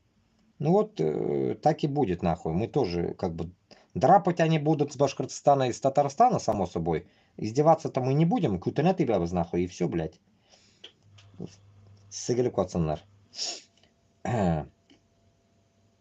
Опять что-то пишет. Победа РФ в Украине обойдется США в 7 раз дороже, чем помощь Киеву. Фуреган Афарис пишет. По расчетам экс-чиновницы Пентагона и обозревателя Фуреган Афарис Элейн Маккаскер, поражение Украины потребует от США дополнительных 808 миллиардов на оборону за 5 лет. Для сравнения, помощь Киеву в 2022 году составила 112 миллиардов. Поражение Украины позволит России усилить позиции на границах НАТО и угрожать Восточной Европе. Для сдерживания агрессии США придется увеличивать военные расходы, нанимать дополнительные войска, строить самолеты, подлодки, системы ПВО и укрепления в Европе. Поддержка Украины, напротив, снизит будущие издержки и позволит США сосредоточиться на приоритетах и Тихоокеанском регионе. Также президентский центр Джорджа Буша опубликовал рекомендации по политике США в отношении Украины, призвав к удвоению поддержки для победы Киева. Аналитики центра подчеркнули, что администрация Трампа должна сосредоточиться на ускорении предоставления мощной военной помощи Украине, сделав это ключевым приоритетом. Надеюсь, блядь, то, что я прочитал, инша Аллах, пусть Аллах Таалям ашсын шул манкурт нәрселерге нахуй, яхутларга, блядь, нахуй, Америкадагыларга күзін, блядь, ашсын, блядь. Давайте будем делать дуа, чтобы эти долбоебы, нахуй, сука, очнулись, блядь, и конкретно помогли Украине, конца до концов, блядь, разъебать этот путинский режим, блядь, раз и навсегда, нахуй. Чтоб мы, Башкортостан, Татарстан, Ичкерия, Дагестан были тоже свободны, иншаллах. Вот только так, другого у нас варианта нету. Если уж мы не можем поднять народ, только таким образом. А в идеологии лучше бы, как я всегда говорю, найдите мне людей, которые будут говорить со мной. Габбасов не может, Кашапов не может, эти все мябли, нахуй. Я буду конкретно разговаривать и с Трампом нахуй, хоть с Байденом, хоть с кем нахуй, похуй мне с кем, блядь, разговаривать. Конкретно я изложу свою тактику, блядь, по освобождению Украины, по освобождению других регионов России. Только таким образом мы сможем достичь этой цели легко и дешево, при том еще, блядь, дешево. Им же, блядь, пиздец этим евреям деньги нужны. Они же любят бабки, Трамп особенно. Вот я вам дешевый образ подскажу, как это надо делать. А вы никак не можете, долбитесь в очко нахуй друг другу, блядь, и никак не можете допереть, что помогать надо регионам нахуй, а не искать нахуй где-то в ебенях какую-то помощь, блядь. Мы, вот вам помощь, блядь. Я это уже миллион раз вам это долблю, блядь. Мы вам помощь, блядь. Нам надо помочь, нам, блядь. Вот и все. Если вы конкретно услышите меня, кто-нибудь здесь из сидящие, дайте знать им, что есть такой один чувак, который хочет освобождения всей пидорасии, нахуй, и у него есть моя тактика, нахуй. Эту тактику я вам покажу, изложу, но для этого, блядь, нужно меня вытащить в обозрение, чтобы я мог собрать людей. Но для этого мне нужна, само собой, защита, во-первых. Если я вылезу, покажу себя, блядь, меня в тот же день могут разъебать где-нибудь нахуй. Потому что у меня нету охраны, ничего нету, блядь. С одной стороны, блядь. Потому что я недавно услышал и говорил еще, что у Фейгина, блядь, французская охрана есть. Оказывается, блядь, я охуел, блядь. Охрана охраняет Фейгина, блядь. Какая-то, блядь, ментовская, блядь, в Париже. Поэтому туанлар... И Осечкина тоже говорили, так охраняет. Вот Осечкин, который пиздит против тюрьмы, нахуй. Владимир Осечкин. Его тоже охраняет, оказывается. Поэтому у меня нихуя никого нету, нахуй. Здесь долбоебов дохуя, блядь. Любой может меня, сука, ёбнуть, нахуй, за за один укол, блядь, метанола, нахуй. И все. За метанол меня ебануть могут, мычкануть, блядь. Шундай халь, дуслар. Поэтому срочным образом нужно просто поднять эту тему и сказать, что американцы и европейцы могут, как говорится, победить в этой войне и не стать чмошниками, нахуй, перед Путиным, во-первых. Первая задача их, они же не хотят свой авторитет потерять, даже не деньги, блядь. Я им помог бы. Первая задача это, вот я вам говорю, помочь регионам Башкортостана, Татарстана, Ичкерии и Дагестана. Вот и все. А поднятием моих башкортов и татар будет мое лицо. Вот если я вылезу, я уверен, что подыму людей. Я уверен, что я вытащу людей оттуда. Дохуя вытащу. Но для этого нужно, как говорится, это все сказать. И у меня должна быть конкретика своих действий, которые я скажу. А не так, что пробабалаболил нахуй, как все, блядь, и потом ничего не сделал. Это получается, народ вдруг встанет за меня, а я наебал их, блядь. И оружия не будет, ничего не будет, нахуй. И на Москву не пойдем. Вот такая канитель не катит, блядь. Поэтому всегда я говорю, кутыня джаваб биральсан, кыл нахуй. Кутыня джаваб биральмасан, не выебывайся, блядь. И нахуй, и не афишируй нахуй себя нигде, блядь. Если ты не можешь, блядь, до конца донести свои мысли, блядь. И подавно дела, блядь. Так, идем дальше. Что за хуйня? На войне погибли 3 срочников, контракты за которых подписали офицеры. Ну, пиздец, заебали уже нахуй. Погибли 3 срочников, за которых контракт подписан командованием. В апреле 3 срочникам, призванным с Сахалина, Никите Молочковскому, Виктору Батурину и Никите Борисову на карточке перевели по 300 тысяч ре за якобы подписанный контракт с Минобороны. Но призывники ничего не подписывали. Парни были против участия в войне, их родители подали в суд, но это никого не волновало. Всех 3 отправили на фронт. Пока шло разбирательство, все 3 погибли. Последним погиб Батурин. Его отправили в мясной штурм 23 ноября прямо из госпиталя. Хромым и с неработающей правой рукой. Во время судебных разбирательств выяснилось, что за Молочковского, Батурина и еще 4 военнослужащих их части в контракт расписался командир. Факт подделки подтвердил Институт судебной экспертизы криминалистики, который установил, что подпись в контракте Молочковского была просто скопирована из каких-то других документов. Идиотская бесчеловечная система, конечно, поражает офицер ради ради премии и отчетности убивает молодых парней, подделывая смертельные контракты или уже прямо расстреливая несогласных воевать.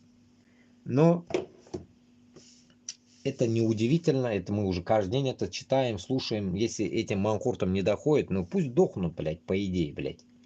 Заебали они уже все, блядь, нахуй. Из Сахалина, блядь, нахуй. Кутак барма, блядь, Украинга киллерга, блядь. Из Сахалина, блядь. Я просто херею, блядь. Еще молодняк, блядь, молодняк из Сахалина. Ну, хуль вы, родители, узкожопые, тупорылые, хуль вы отправляете-то, блядь. Своих, блядь, сопляков, блядь. Ну, я не могу понять вот таких тупорылых этих лаптоебов, блядь, которые, блядь, за Путина дают своих детей, блядь. Ну, это ваше, вот это, блядь, нахуй. Манкуртская система, вот и все, блядь. Другого варианта нет там.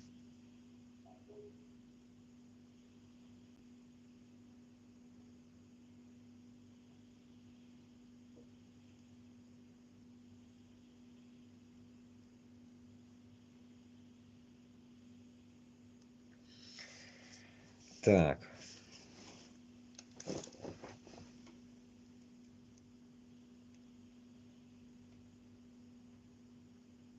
О, узнать подробнее о своем ограничении. О, я же говорил, что меня ёбнут. Доступ к рейтингу заморожен. До 24 декабря, блядь. Пиздец. Пиздец, нахуй. Как меня они заебали. Как меня они заебали, блядь. Бля, буду. Вот я чувствовал, блядь, что надо уже закрывать эфир, блядь. Ёпмадам бетинде. Ну все, потому что жалобы эти кидают, узкожопые жалобы кидают. Ебанули ТикТок мне, блядь, снова, блядь. Как они меня заебали, нахуй. Так пошла, нахуй, блядь. Загружу, блядь.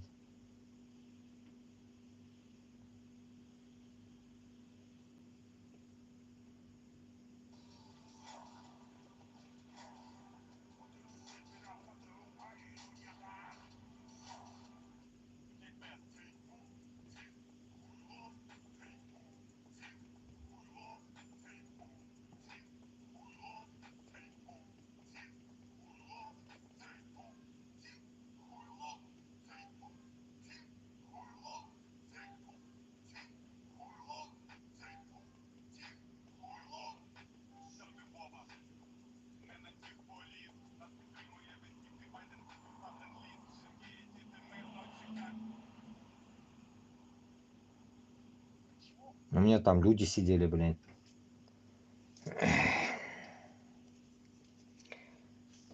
Так.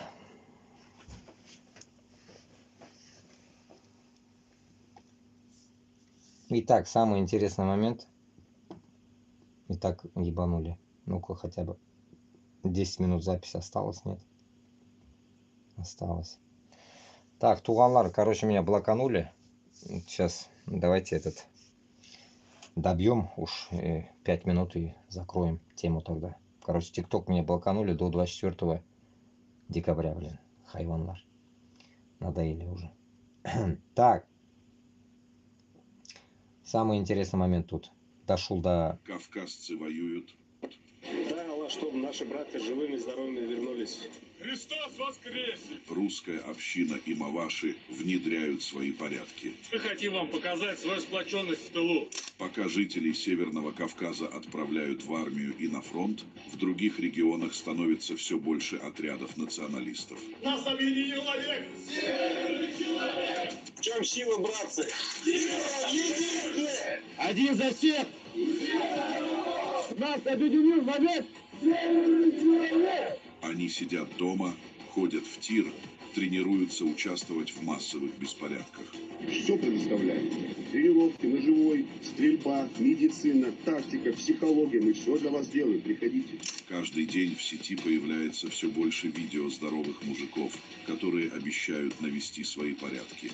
Их лидеры тоже с каждым днем все смелее. Нет, все, блядь. У себя дома, ребят. Объединяйтесь, занимайтесь, развивайте свою культуру. Вот мы у себя на территории объединились, развиваем свою культуру. Скоро будем бороться с конкретными этническими ОПГ.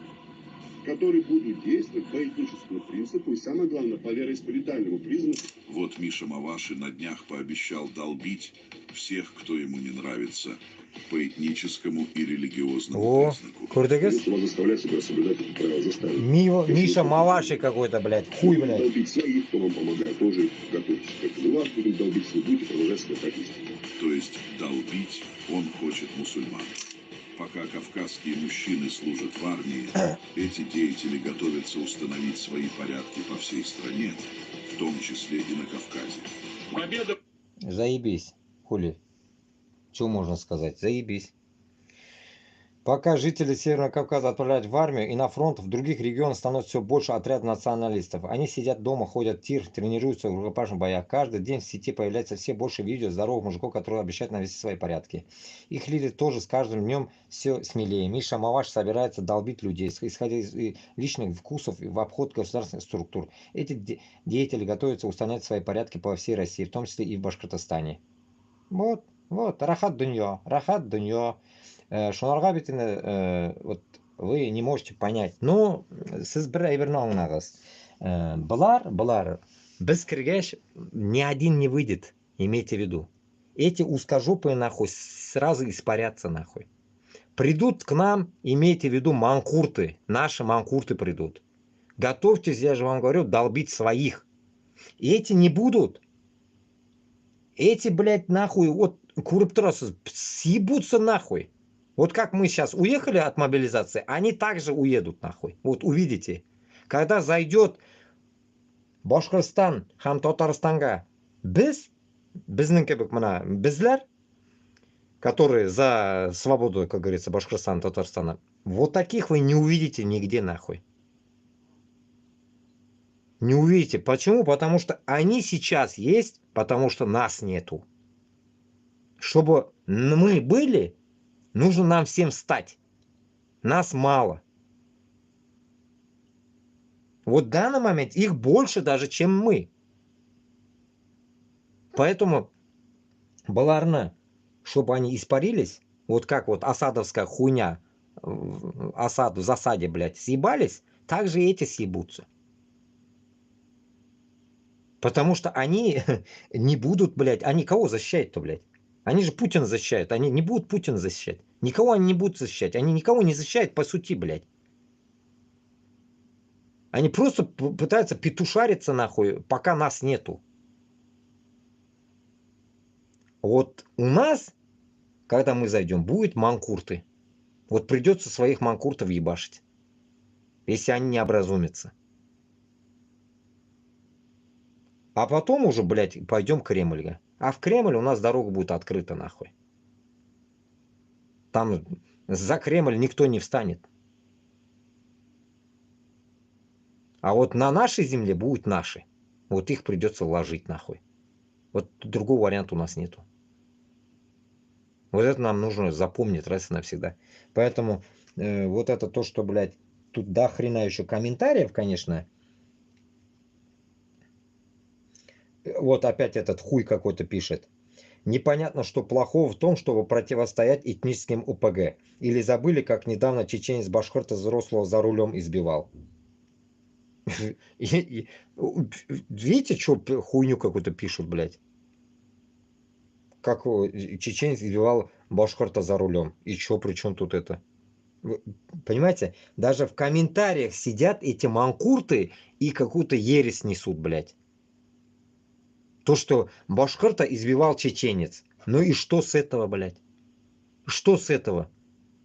Мог бы это вместо чеченца вот этот ОПГ узкожопых избивать. И что? Никакой разницы нету. В этом во всем косяке один ответ только. Что бізді бірлешу yok. Біз бірлешар білмейміз. Бірлешар білсеги, было бы нахуй охуительно. И этот чеченец башкорта не избивал бы, потому что против встать некому. Вот в чем ваша проблема. А узкожопая община, она встает не ради нас, а ради себя. Ради встает. А манкурты с ними встанут, не вкуривая, в чем проблема. Вот такая вот херня у нас, туганлар. Тупик, тупик. То есть этнические ОПГ могут быть, а люди противостоять им не могут. Вы чего там, совсем в нацизм переиграли?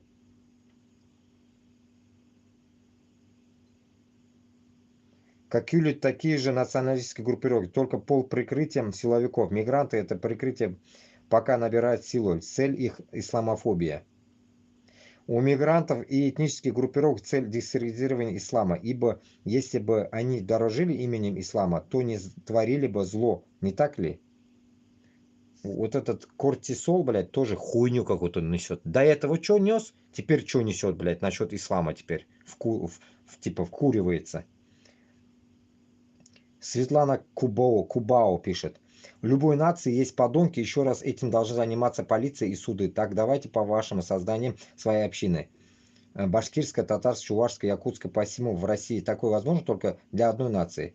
И не надо меня переубеждать. Посему в России такое возможно только для одной нации. И не надо меня переубеждать. Непонятно, блядь. Главное, блядь, мында еще утрала, шунды ебанутые халыклар мына комментарийда, блядь.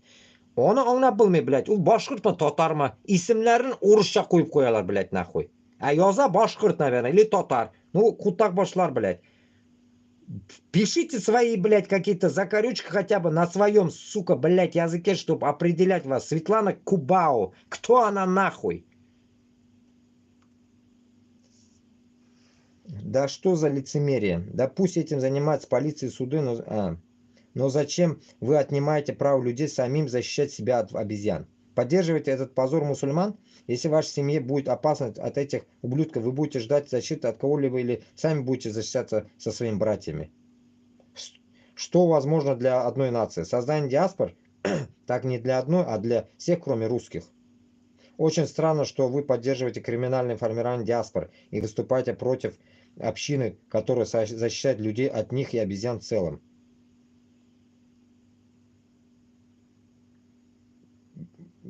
Блядь, я эти комментарии нахуй даже читать не хочу. Это две ебанутые создания какую-то несут хрень, пургу, блядь. Нахуй. Понятно. Короче, туганлар, я вам вот скажу вот свое мнение. Любой, кто станет против мусульман, он должен лечь нахуй. Вот и все. Кысқа шағына, блядь, нахуй. Урыс была ул нахуй. Яхуд была похуй кем была. Католик была до пизды, блядь. Манкурт буламы ішіміздегі сікмәске тиіш. Әрбір кім бізге қарсы шыға екен, башқұрт татарларға ятырға тиіш. Бітті, все. Или ол ятмаса, біз ятабыз. Все. Одно из двух, блядь. Выбор за нами. Все, бітті.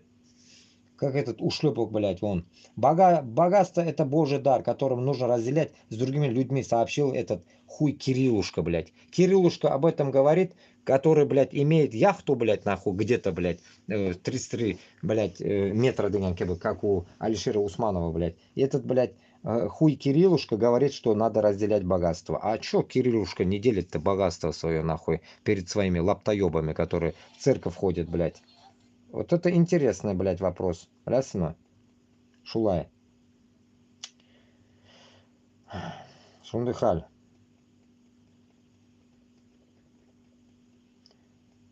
Айтамбит, вот оттуда можно понимать, что YouTube точно американский, а TikTok китайский. Из-за того, что я чмырил русню, TikTok меня сблоканул, блядь. Вот это и есть, блядь, демократия. А в Китае, блядь, коммунизм, русифизм, ебанизм.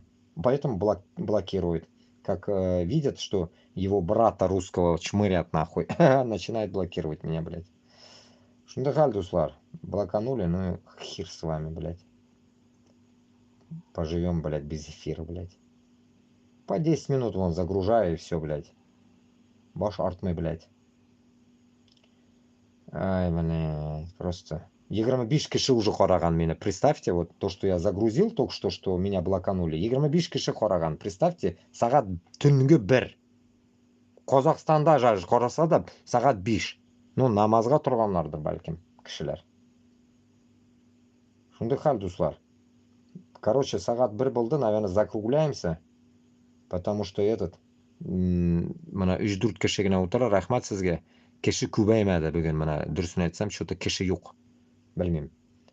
Вот доступ заморожен мне, блядь. Пошли они нахрен, блядь, со своим доступом. Как они меня достали со своим доступом, блядь. То YouTube блокирует, то это. Потому что haq so'z yoqmas kishilarga. Boqmas deylar bizda. Haq so'z boqmas. Mana shulay shu. Не нравится им, блядь, правда? Поэтому блокируют. Поэтому хочется сказать в таком месте, где я смогу все высказать, и меня никто не заблокирует, а наоборот будут распространять. Вот хочется вот на такой трибуне это все сказать, блядь, против Москвы, блядь. Но где это будет, я не знаю.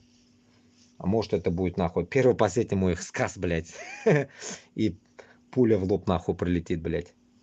Шундай хал, дуслар. На этой почве, наверное, давайте будем это заканчивать с этим бардаком, блядь.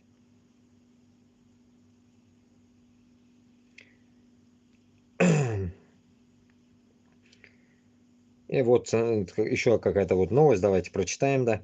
С 9 по 13 декабря более 7600 мигрантов из Сирии пересекли турецкую границу, чтобы вернуться домой.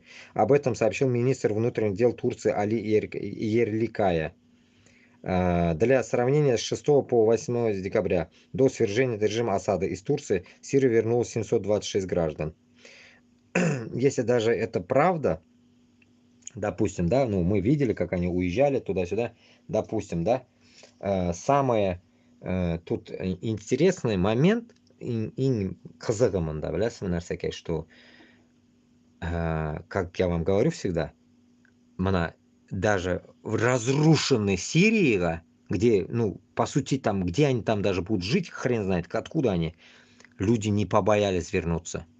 Это означает, это и есть Родина.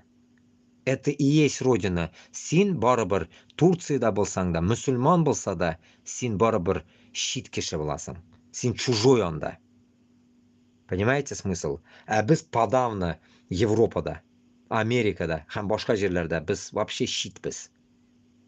Шунарға, видя вот такие моменты, сіз должны оценивать каждый день того человека, который не дома, который не живет у себя в Башкортостане, в Татарстане.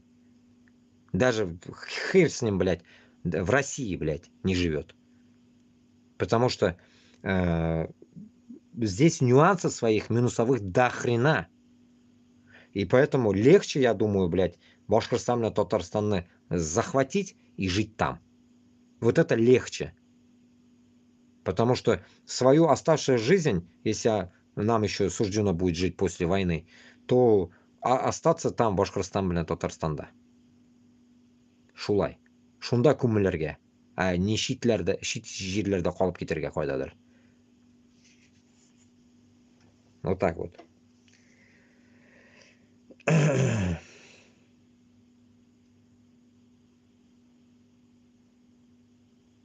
Да, опять, блядь, какой-то хрень, блядь. Ну, не могу не прочитать, блядь, прочитаю. Послушаем сперва.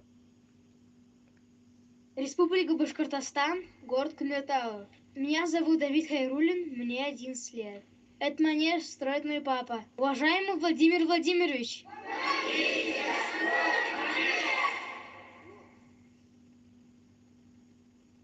Республика... Позор. Ты генә Подмосковье я говорил. А сегодня Кумертау. Манеж какой-то, хз где.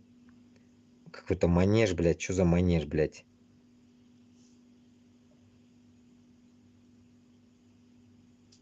Дети стоят. Там один бородатый еще стоит. Жители Кумертау обратились к Путину с просьбой о помощи в строительстве манежа для занятия спортом. Обращение к Путину от жителей Башкортостана звучат все чаще и чаще. Барин нас рассудит. Блядь. Көрдіңіз, манқұртство балаларға хәтлі сіңген уже манқұртлық. Потому что әтәсе белән инәсе манқұртлықны ішінде бит инде. И они уже детям своим, блядь, дают указку, чтобы они обращались к Путину. Понятно, не Хабирову, а Путину обращаются. У них же не Хабиров президент, а Путин. Но видя вот это, каждый башкирт, который топит за независимость, и татар, который топит за независимость Башкортостана и Татарстана, блядь, как вы вообще к этому относитесь? Ну как можно вот такие вещи, блядь, уже терпеть, блядь? Получается, мындай курасызмы, заражение уже даже у детей к склонности к Москве, просить помощи у Москвы, блядь. Это же пиздец. Базара нет, мы детей перелечим, блядь, как-нибудь. Ну, родителям нам только вот гасить придется. Лечить их невозможно, блядь, тупорылых. Шундыхал, дуслар. Поэтому печальная, конечно, блядь, ситуация у нас. Очень печальная. Это все дерьмо, когда это все закончится, камень-бальмим. Но 2 недели где-то прошло, я вам читал, может, неделя прошло, читал про мечеть. В Ебенях там где-то, блядь. Где там, я вам говорил, блядь. Блядь. В Люберцах, блядь. Вроде бы. А эти долбоебы нижегородские татары, блядь. А тут Башкортостан içinde происходит это. Это то же самое, как Ильдар Юмагулов орал, блядь. Путин, помоги! При, блядь, нахуй, Куштау, блядь. И где этот Ильдар Юмагулов что-то пропал, блядь, проебался в Казахстане? Ёбнули его, что ли? Где он, нахуй? Таушадачек мой газар. Не ведет свои эфиры, что ли, я не понял. Чё с ним, нахуй? По башке ему, наверное, настучали, блядь, чтоб не пиздел до хрена.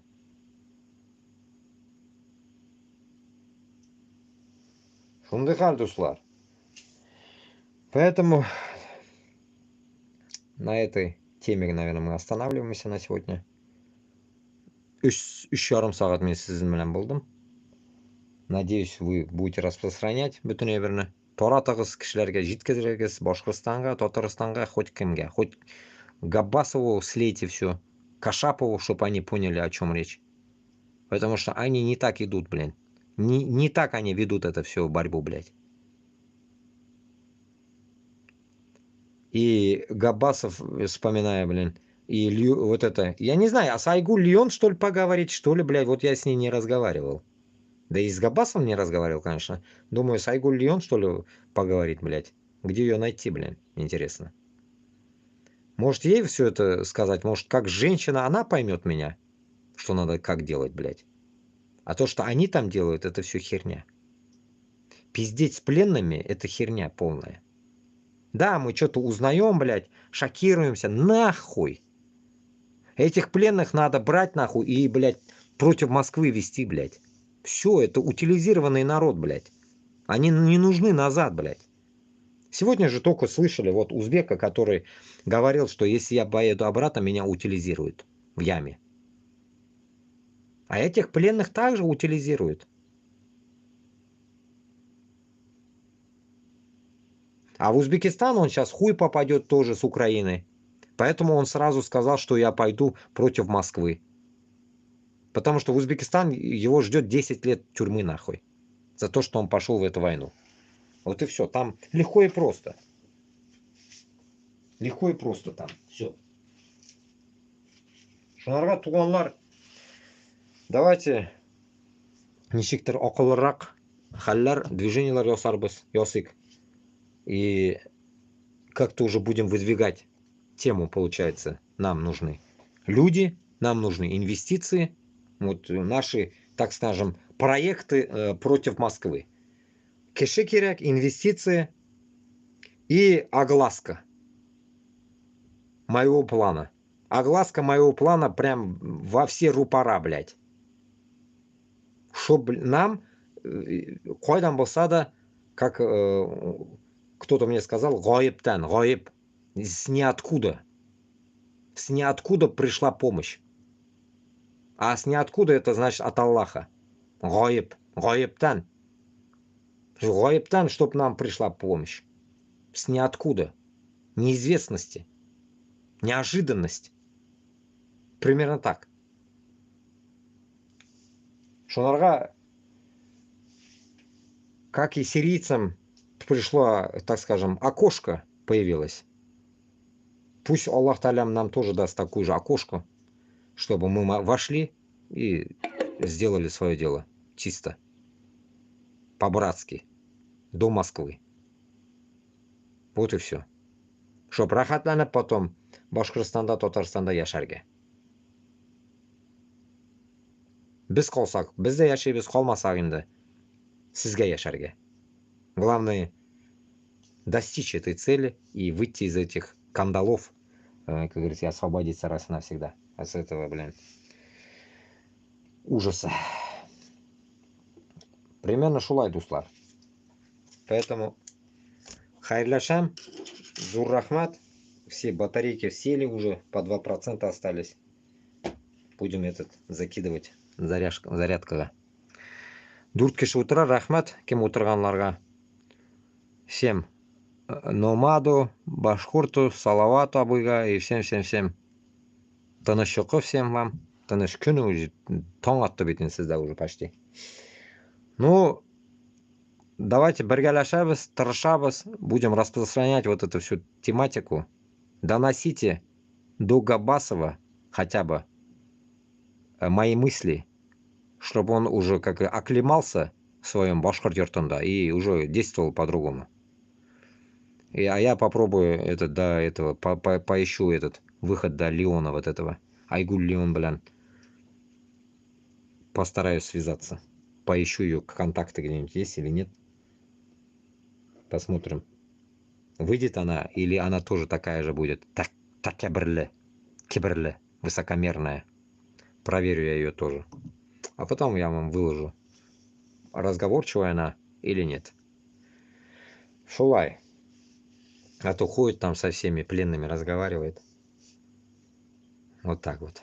Но можно на нее выйти через этого Сулеймана, какого-то брата из Канады, который... Я с ним вроде общался. Вроде нормальный чувак. Лучше, чем Габбас. Хоть на контакт идет сразу. Шулай. Ярар, этот... Тыныш күн, тыныш ұйқы сізге бүтініңізге кто где. Рахмат. Вот это последнее дүрт кішіге. И сен сау. До завтра.